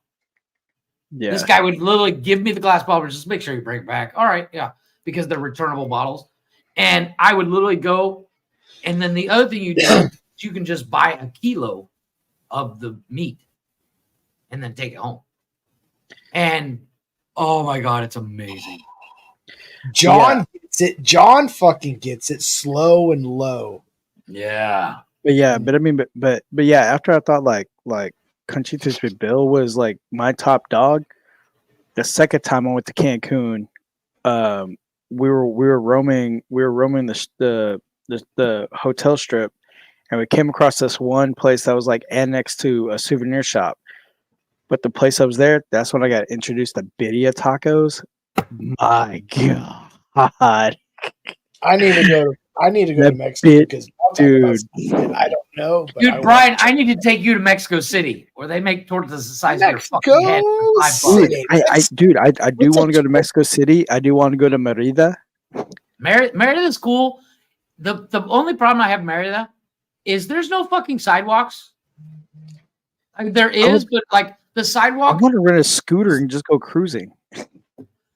Fucking Merida's weird. I like the place. I just don't want. I would never live there. But I mean, but pretty much whenever I do decide to go back, though, I do want to go see like Chichen Itza. I do want to go see Tulum. You've never been to Chichen Itza? No. One of my favorite places on earth. Because the first time I went, it was we chilled on the beach and then we did some stuff around the hotel. But then as far as out of the hotel, we went to Escaret. I love Escaret, dude. That place is amazing. Shellhot's better. But I mean, Shellhot's got all you can eat all day. But yeah, Escaret. I love that place. Have you been to Explore yet? No, we only did the one. Dope. They have zip lines where you're going through caves. No, well, you end up in a cave. Yeah, and like once you get on the zip lines, you're not getting off until you're done. Yeah, and so I love it. Yeah, we only did like the water park. We only did the water park version where we did the snorkeling. We swam with nurse sharks. Got the pet with nurse shark. We get the pet and hold the nurse shark. That was pretty amazing. And then we were gonna do an underwater trek, but apparently we ran out of time. In Xcaret, the underwater trek. Yeah, the underwater trek. But so we ended up going on that little river that you could just go on the. So that's what we ended up doing, and that was a lot of fun. I mean, we even got this one portion where we got the caves. Giggity. Yeah, we got like in one part where we went into a cave and we saw all the bats. They were like, "Whoa, bats!" No, they got a new place here. It came out like 5-6 years ago. It's called Census, spelled with an X. And they have a street where you feel like you're walking uphill, but the water's going uphill. It's set up in a way where everything's an optical illusion. So what feels like you literally feel like you're going to fall over walking up this or across this hill, but it's flat. It's just the way everything's designed. It's really weird. Like it's great for like Instagram photos. So it's like you put your head through a hole and it looks like your head's floating in a sea of something. It's really cool. I liked it. That's in Cancun? Yeah, it's in Cancun. Well, technically it's Don, we closer need to to Playa go del to Carmen. Cancun, homie. There are 1, 2. We need to go to Cancun, homie. Yeah, dude, I'm down. There's like 5 or 6 major parks that are. My production plant is shut off for the next week. I have nothing to do for the next week but vacation time. Brian, real quick, you've been to Coco Bongo. Tell the guys how cool it is. It's really cool. It's I mean, it's a fun imagine time. this. You Fun got time, and 2,000 people in a room. and the women that club, go and there. then Oh my god! The club, you're dancing, you're drinking because it's open bar, and then all of a sudden everything stops, and fucking Spider-Man comes swinging around the fucking room. Wait, what? Coco Bongo is a club where each night they do 25 to 30 shows that only last about 5. Hold up. You mean Pedro Parker? And you can get any cocaine you want. Well, you can. Let's be honest. No, they literally have. They do shows. They do. There's a total of 152 shows, which means you can go every single night of the week and not see the same shows. Fuck yeah. And then dudes come up to you. Brian will. Hey, do you want any green or white? No, you do that on the way out. They can't. They don't. Not allowed to do it in the club. You do that on the way out. You get asked. But I think like the next, like whenever I do decide to go, like plan to go back, I want to stay at the Grand Oasis because they got a casino in there. Plus, I mean, it's pretty massive. Casino, dude. Yeah, I know. Grand Oasis is nice. But then again, it's great on a budget. But then again, I was thinking about Temptations as well. Temptations is dope because it's a Temptations sounds like Temptations is adult only. Only. Temptations is adult only. What happens in Temptations, you don't tell mom. No, you don't. Wife. Yeah. You shut your fucking hole. Because and I literally was talking to a lady the other day. No pictures. They don't allow photos. And there was a lady on. Is that where you go for the the shows? No, Temptations is a hotel. It's where all the tourists go. But a lot of swingers end up there. Yeah. Yeah. Like if you want to fuck that dude's wife, all you gotta do is ask. That's what I was thinking. Temptations is the hot stripper. Yeah. Well, if you really want a strip joint, they got a place here called Plaza 21. Plaza 21. It is 14 strip clubs in all one location. Well, like he said, you better stick a cork in your ass and a rubber band on your dick. Ass and a rubber band on your dick. Yeah. You take a box full of condoms and an STD test. Amen to that. But you take a snake bite kit.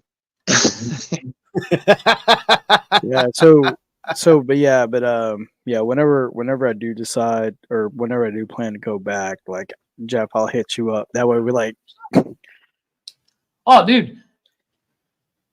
Oh yeah, 100%. They're just. I mean, and then we'll be like that. We'll be like, all right, we'll like. It's almost like a mall of strip clubs. Yeah. Like a strip mall. Yep. Strip mall. It's literally a strip mall. Yep. And the first time I told that to somebody, because strip mall is not something you use here, they just called it a mall or a plaza. And I was like, so it's a strip mall? And they're like, I don't get it. Well, man, what's really funny? What age of women do you want to hook up with? It's so sick. No, it's so disgusting. What's really Sean, funny? Though, like Sean shows up to the strip mall and like, where's Spencer?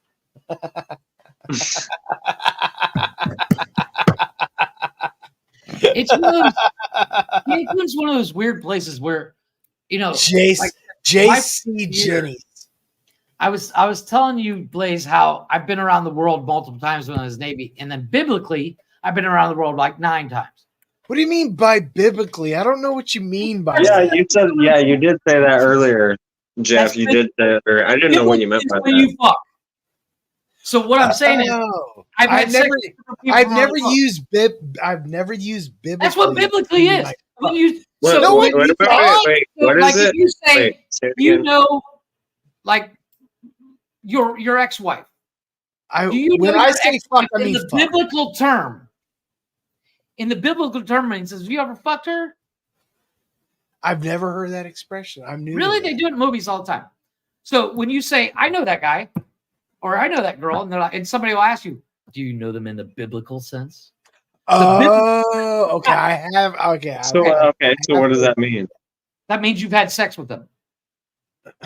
In a biblical sense, In like a biblical sense, that means you got non-sinful. I don't. What? Well, no, because I don't know what the reference is, but biblically, when you say "I know them biblically," that means you've seen them naked. You've done the deed. I use the word intimately. Well, that's the other one. So Yeah. when I was in the Navy, I went around the world 3 times. Yeah. Biblically, I've been around the world like 9 times. Nonsensically, yes, even better. nonsensically. Yes. So again, woman, shouldn't you be asleep? Just because you take us to bed doesn't mean we're going to play biblically. No matter what the rumors say. But I just sat crazy. What does one of that my- mean? Sat on his balls? Oh, What does I that just mean? say I just say crazy. I gotcha. Dude, I want to Okay. invite a friend of mine from on here. Fuck yeah, dude. Yeah, go ahead. But I so, don't know how so to do it. my 10th trip around the world all happened in Cancun, biblically. Because one of the things I did when I first moved here is I was, of course, single, and I'd go to the club every night, then go to work the next morning. But what I would do is I'd go to the club, pick up some chick from wherever, because she's leaving in a week, go to her hotel room, talk intimately, wake up the next morning, go to my apartment, shit, shower, and shave, and go right back to work and then do it again. I did that for a year. I have a biblical relationship with my mother's sister cousin. I am my own grandpa. I'm working that into a skit at this moment. Well, what's the Pauly Shore line? He says, he's like, "So you're inbred?" And she says, "Inbred?" He goes, "Yeah, where your mom's your dad and your dad's your brother." Inbreeders. Dude, when I came back from Saudi Arabia, this was in like 2001. I took some leave afterwards, and I flew back home to Kentucky. And I get off the plane. I'm single at this time. I get off the plane. I'm walking down the ramp. This is before you couldn't go to the gate to like get your. Okay, yeah. So I'm walking down off the gate. My parents are there, and I'm like, "Oh, Kentucky, the home of inbreeders." And then you give your mom a big hug. It was weird. It was funny. No, it is the beauty of Cancun when you're single and you live here. Oh my gosh, you can throw a See, stick. Sean, you and I need to go. You can throw a What? stick in any club. Sorry, and I find just got different back on. chicks to go and Sorry, fuck. I didn't hear Oh, what- Probably 1 or 2 dudes. Jeff was saying Cancun is a place to be when you're single. I'm like, Sean, we Oh, need to for go. sure. Oh, for sure. That's where. But- Once again, when I first moved here, cell phones weren't necessarily a big thing. Or cell phone cameras, I mean. So, like, what happened in the club back then versus what happens now are 2 totally different things. 'Cause if Right, you- right. if It's you why put somebody Bruce on the Willis bar, says- the that's whole why Bruce- internet sees it. Yeah, you can get away with anything there, or used to. And back then, I've literally, like I said, I was at Senior Frogs, and I used to work for a company that did a pub crawl, and we go Senior to 5 Frog. Oh, that was like the destination for in the early 2000s. Every person from all around America went to Senior Frogs Oh, for yeah. spring break in Jeez, America. what are you Yeah. talking about, man? What? Oh, Jeeves is like, I'm doing sound for a show and want to go home. They're giving Okay, awards. Oh, But anyway, yeah, that's where everyone used to go. Senior Frogs. Well, the thing is like, everyone went there for spring break. if you look at the hotel zone, Cancun. Hold on, let me see. Cancun hotel clubs. Camp Down Racist, sing this song. And I still don't know how to send. You just copy and paste, my man. Okay. You hold down and then you like select, you copy, and you paste it in a message. And share my screen here real quick. The Cancun nightlife. I know that now, Leggy. They're all within a half-mile strip. Oh, everything is like literally. This is one side. There's Congo. There's Daddy-O. Right next to Daddy-O's Daddy Rock. Then I didn't know a Mexican city looked like that. I've never. Oh, dude, it's insane. There's It's Hard like- Rock. Fucking There's shit Daddy-O looks in the like background. fucking Vegas. Oh yeah, they fucking go off, dude. There's Senior Frogs. Sean. They just moved it. There you go. Oh, did Sean leave? That's Coco Bongo. That looks like last year. Yeah. There's a giant Spider-Man out front. Like you can see on this map. Even when you land and you're standing in line at customs, they always have like the TV that always shows like the attractions and stuff, and Coco Bongo is always featured. Yes, Coco like Bongo is you're the going most to Mexico. advertised club. But dude, but like getting on a wave runner and going through shredding through that clear blue water, that Arctic clear blue water, it's so amazing. Oh, that's fucking amazing. Just kind of smell like piss. Yes, my brother. Smells like what? What's it smell Piss. like? Piss. Does it really? There's certain parts that smell like urine. Oh, that's Much like New York. Well, certain parts of Las Vegas smells like piss too. Yeah. Yeah. And it's just because or really rank vagina. Yeah. Sleeping with the wrong It does. But the beauty of Cancun is like I said, is it like Caribbean water? Crystal clear? Dude, it is fucking gorgeous blue, Arctic blue clear. Should we all take a hit of weed right now? You can. I don't smoke. I'm inside the house. I don't have okay. Not everyone. Hey, dude, you can smoke weed on here. It's okay. All right. Dang it. See that, Brian? Your background messes. Yeah, I know. Yeah, but it's like the Arctic blue water, crystal clear. Well, maybe because I've smelt it before. Well, I grew up in California, and swimming in the beaches, like it's like kind of green water, and like you don't know what the fuck is like right next to you. And How's that? I have my boss in California. He had a buddy that used to fly airplanes over the beaches, like with the banners, like advertising. How's that? You know what I'm talking about? That's Isla Mujeres. Shit happens. No, but like you see airplanes driving over the beach, like advertising. Driving here. Oh my! So my boss had a buddy that used to that owned an airplane, and he said, the farther up you are, the more you can see further down in the ocean. Okay, this is the sign I was telling you guys about. This sign, there's a sign. Let me open it. That's out front of the municipal building, but they have one in the hotel zone. If you stand right here where the guy is, and you make a T sign? Make a T sign. It says it's a thing. People do it all the time. I want to. I've done it. I have a picture of it. Like, I can cunt. Look. There it is. Yeah. Okay, we can't really show all that, but but yeah, it's one of those things. It's like people do it all the time. Jeff, And I find it hilarious. Jeff, I sent the clip on the private chat that this is like the first all inclusive I stayed at on the first go around. I love that hotel. All right, hold on 1 second. But just show the guy. There's like 7 restaurants in there. Like they had a really good spot for sushi. You had your regular buffet, and then you had like other restaurants in there. There was a steakhouse in there too. Oh yeah.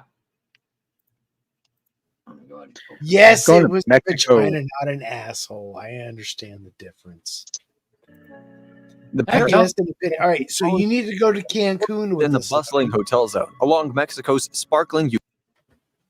Yeah, that's the Paradisus. The Paradisus is a little farther up on the hotel zone line. It's kind of in the back end. Back over here, you can't really see. I don't know why I pointed out with my fucking finger, idiot. I need a back that skylight background. See, that's the front lobby. That's the front lobby. Like straight ahead is the sushi bar. Oh wow! And Look at that ocean. Yeah, we had our own private pool. I've Yeah, looked that's at- the sushi bar right there. Yep. And then further to the opposite, they had like a place where they do like ice cream and gelato. Yep. That's where you stayed, right there. I mean, it's really, I really like it. It's beautiful. The That's pool, yeah, amazing. you can sit there and be at the bar at the pool. I mean, I've been to a place like that. Damn. Check this out, boys. This is Coco Bongo. This is the club, Yeah. Coco Bongo. And I'm gonna leave the sound off, but let's get to where they're inside. That's outside. There it is. Dude, fucking place looks All you can drink all night. They turn the lights on at 6 a.m. Says you don't have to go home. You can't stay here. They do shows throughout the night. It's fucking amazing. I love going there. And like people swinging around. Circus of Olay. It's basically what they do is they do several shows throughout the night. And like my favorite show they do is Tron, like from the movie. Okay. And they have Yeah. 6 dudes bungee jumping from the ceiling. Let's see if I can find it. That's them guys goofing off. No, dismiss. Yeah, see, and they get the crowd into it. I don't see. Hold on, Tron. But Leggy, if you meet us There it is. there, you won't be alone. Exactly. Yeah. You'll be alone anyways. I'm not going anywhere. I mean, So- Jeff will be there to laugh at you. I'd be there to laugh Look, at you. there they go. Bungee And jump. protect you, of course. They're bungee jumping from the ceiling above the crowd. It's fucking insane. And it goes along to like some real cool trance music. And the movie. So it's like, it's a great joint. My mom and dad, they're not club people. Like they're like farthest from club people as they get. And the last time they were here, I told them, I said, "Would you guys come? Bring something nice. We're going to go out one night. I'm not telling you where we're going." And the day I said, the day we were getting ready to go, I said, "Wear something nice tonight. We'll go out." And my mom said, "Are we going to Coco Bongo?" And I was like, "Yeah." And she's like, "Oh, I can't wait," because there's certain things you need to do when you come to Cancun that if you don't do, they don't count as you were here. Yeah. And Coco Bongo is definitely one of those things.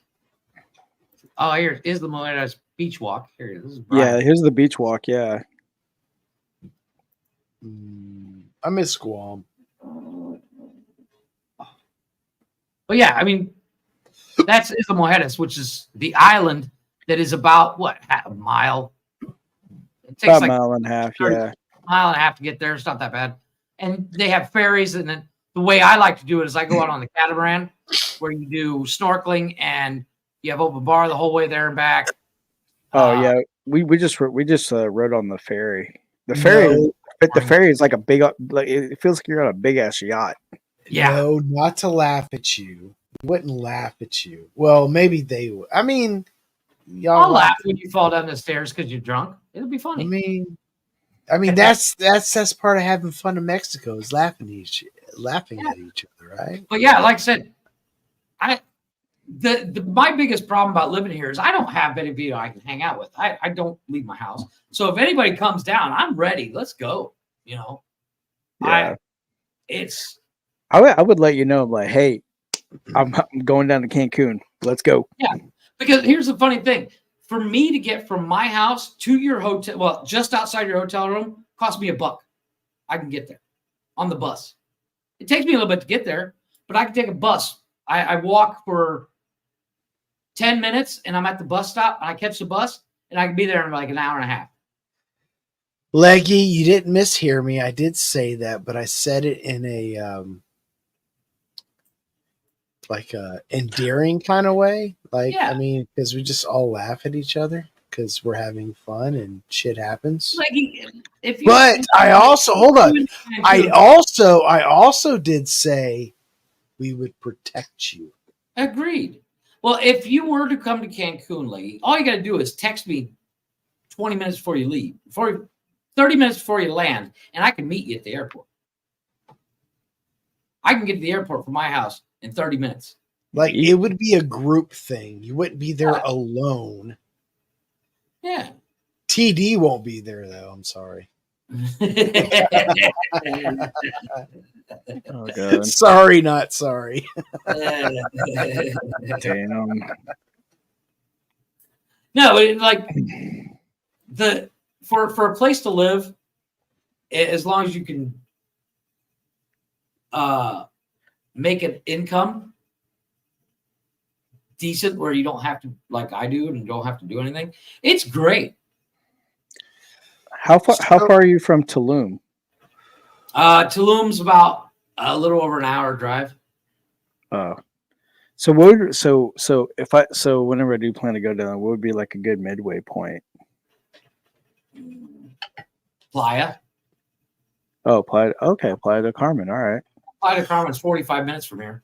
Tulum's about an hour from there.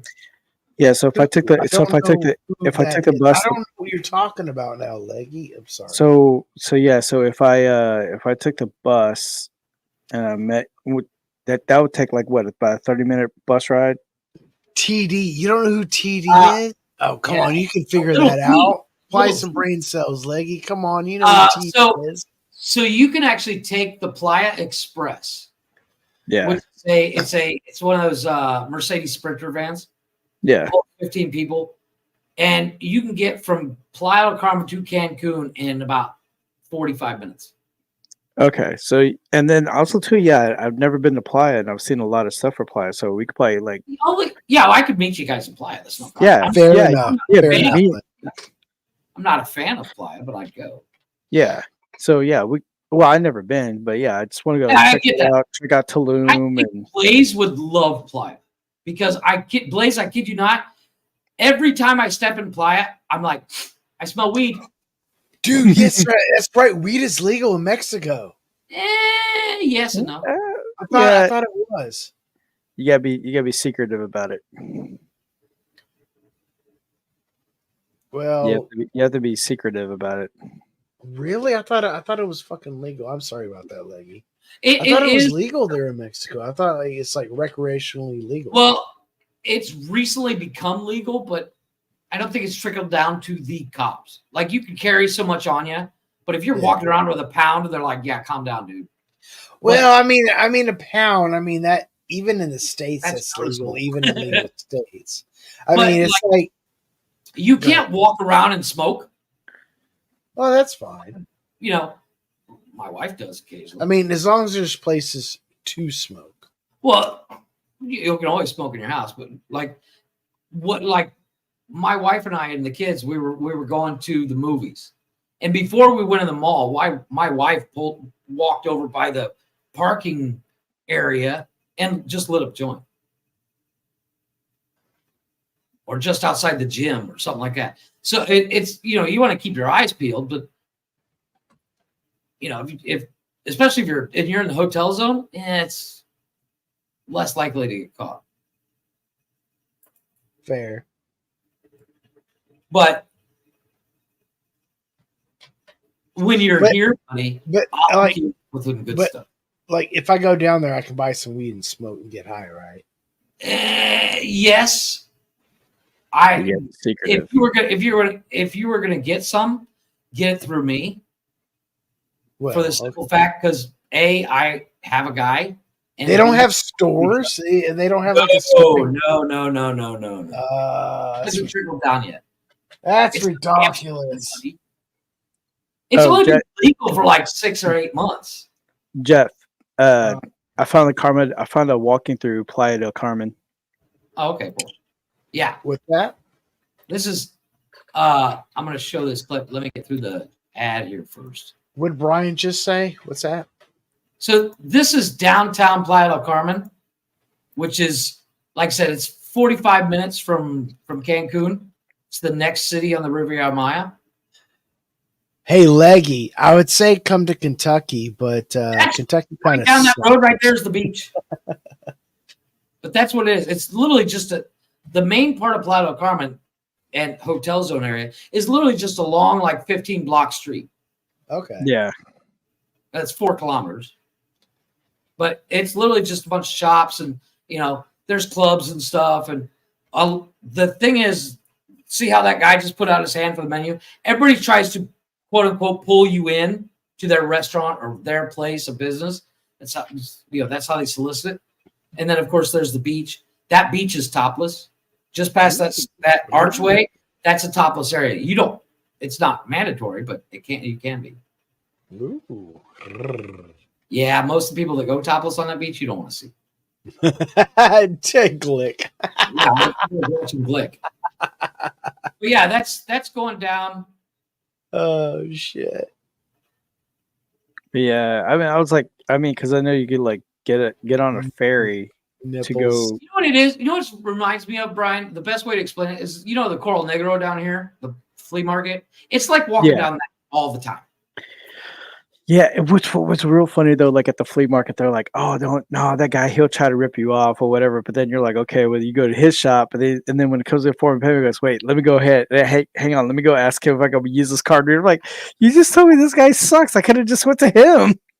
Like, yeah, the flea market. Everybody works. The secret to the flea market comes down to everybody works there on commission. Nobody gets a salary in that joint, and they know you'll see tags on this stuff. Each tag has a code. If you work there, you know what the code is and you know what it cost price is. Anything over that cost price, you split half with the shop. And the funny thing about it, the funny thing about it though, is like every time when I walk through there and I see like whatever the pesos is, I'm like, what's the conversion? And I know like these guys are trying to overcharge because like, yeah, he don't know Spanish, he don't know the currency, But I'm getting little by little better at Spanish. And so this one guy tried to jip me, and I just said it because he's like, "Well, I'm like, nah." He's like, "I think it's worth less." And he goes, "No, dude, paid $200 for a $5 T-shirt once." Yeah, but this one souvenir shop, that was right next to the spot that did the birria tacos. They had it to where whatever you're buying, they had the sign. It said like, it was like saying how much in pesos. It would say how much, how much in pesos, how much in dollars, how much in yen, how much. I was going in Canadian. I'm going, oh, all right. I was like, this is my souvenir shop. I like this spot. And dude, the chocolate. I bought the chocolate bar there, dude. Yeah, Mexican chocolate's amazing. Fuck yeah, and the hot chocolate. Like the abuelitas. Oh my god. I'm not a big fan of abuelitas. I need to get out of this country. Yeah. Hey, anyway, we do have to get going because after 6 hours we can't upload. It's a big thing. So we're going to bounce out. We'll be here tomorrow. Is Jeff's house, Jeff's garage, where Benji and I are going to be talking cars and all that fun stuff. Brian, you should be checking it out because it's really fucking dope. Brian? Hell yeah. I've been looking at cab over engines, man. Brian, do you have any closing statements? Yeah. The Pontiac Aztec is Jeff's favorite car. There you go. I'm going to run you over with a Pontiac Aztec. Before we go, because we got a few minutes, and Yeah, it's gonna cut close. Let's go. I'm gonna go ahead and play Bree.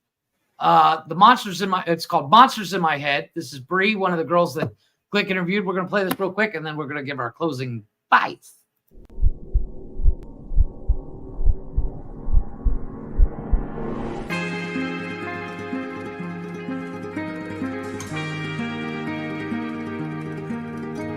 A demon likes to mess with my mind. She shows up in my dreams. Don't go to sleep next to me, or you'll wake up to my screams. Won't show herself in the day, but I'm never left alone. And when she comes, I try to run, but there's nowhere left to go. The monster in my head won't come out under my bed. She hides from me. The monster in my head, oh, she wants me dead. She lies to me. Tell me, girl, you've had enough. You'll never be loved. You should quit while you're ahead. Oh, I'm tired of the fight that keeps me up at night with the monster in my head.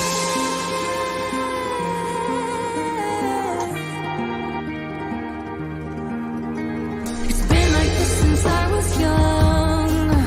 I've always known her face. She's never far, but when I look, she'll vanish without a trace. Her whisper sounds like my voice, but the message is so loud. Years are spent where she's hell-bent on trying to take me out. The monster in my head won't come out under my bed. She hides from me. The monster in my head, oh, she wants me dead. She lies to me. And tell me, girl, you've had enough.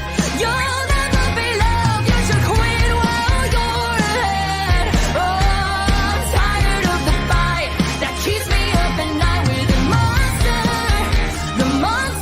in my head.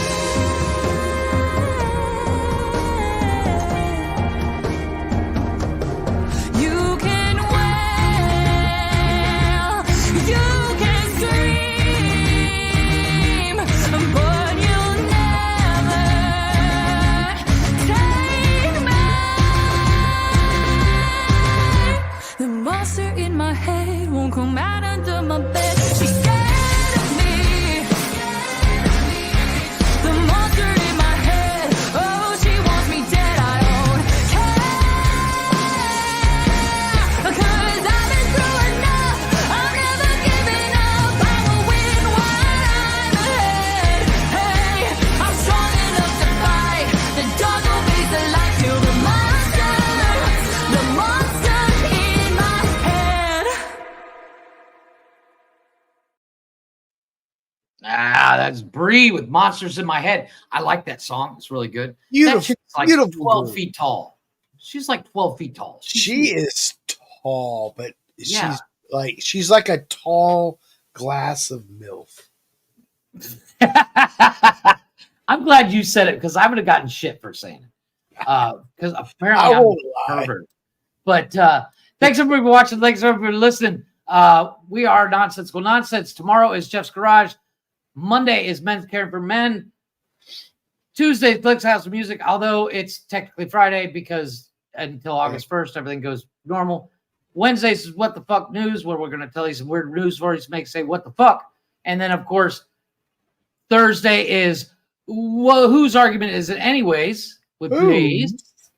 And then Friday is starting August 1st is Steven's Unplugged Sports. Or is it Sports Unplugged? Sports Unplugged. Sports Unplugged. Sorry. Sports Unplugged. By the Jeravici. By the Jeravici. He's amazing. He's huge. It's huge. And then we'll be back here again next Saturday for the Open Door Challenge on Nonsensical Nonsense. Blazin, what do you got to tell the people? Or let's start with Brian because he's the guest. Take your time. I guess that's bye, everybody. Blaze, what are you going to tell the people? It's okay to fart when you poop, but it's not okay to poop when you fart. And of course, Jesus Christ. I'll give you the big old deuces. And as Chris always says, when you're going down that road of life and you're wondering what to do, just ask the boys at Nonsensical Nonsense, what would nonsensical nonsense do? And that's our show tonight, folks. Do the opposite. Always do the opposite. I'm telling you now. But bye, everybody. Do the opposite.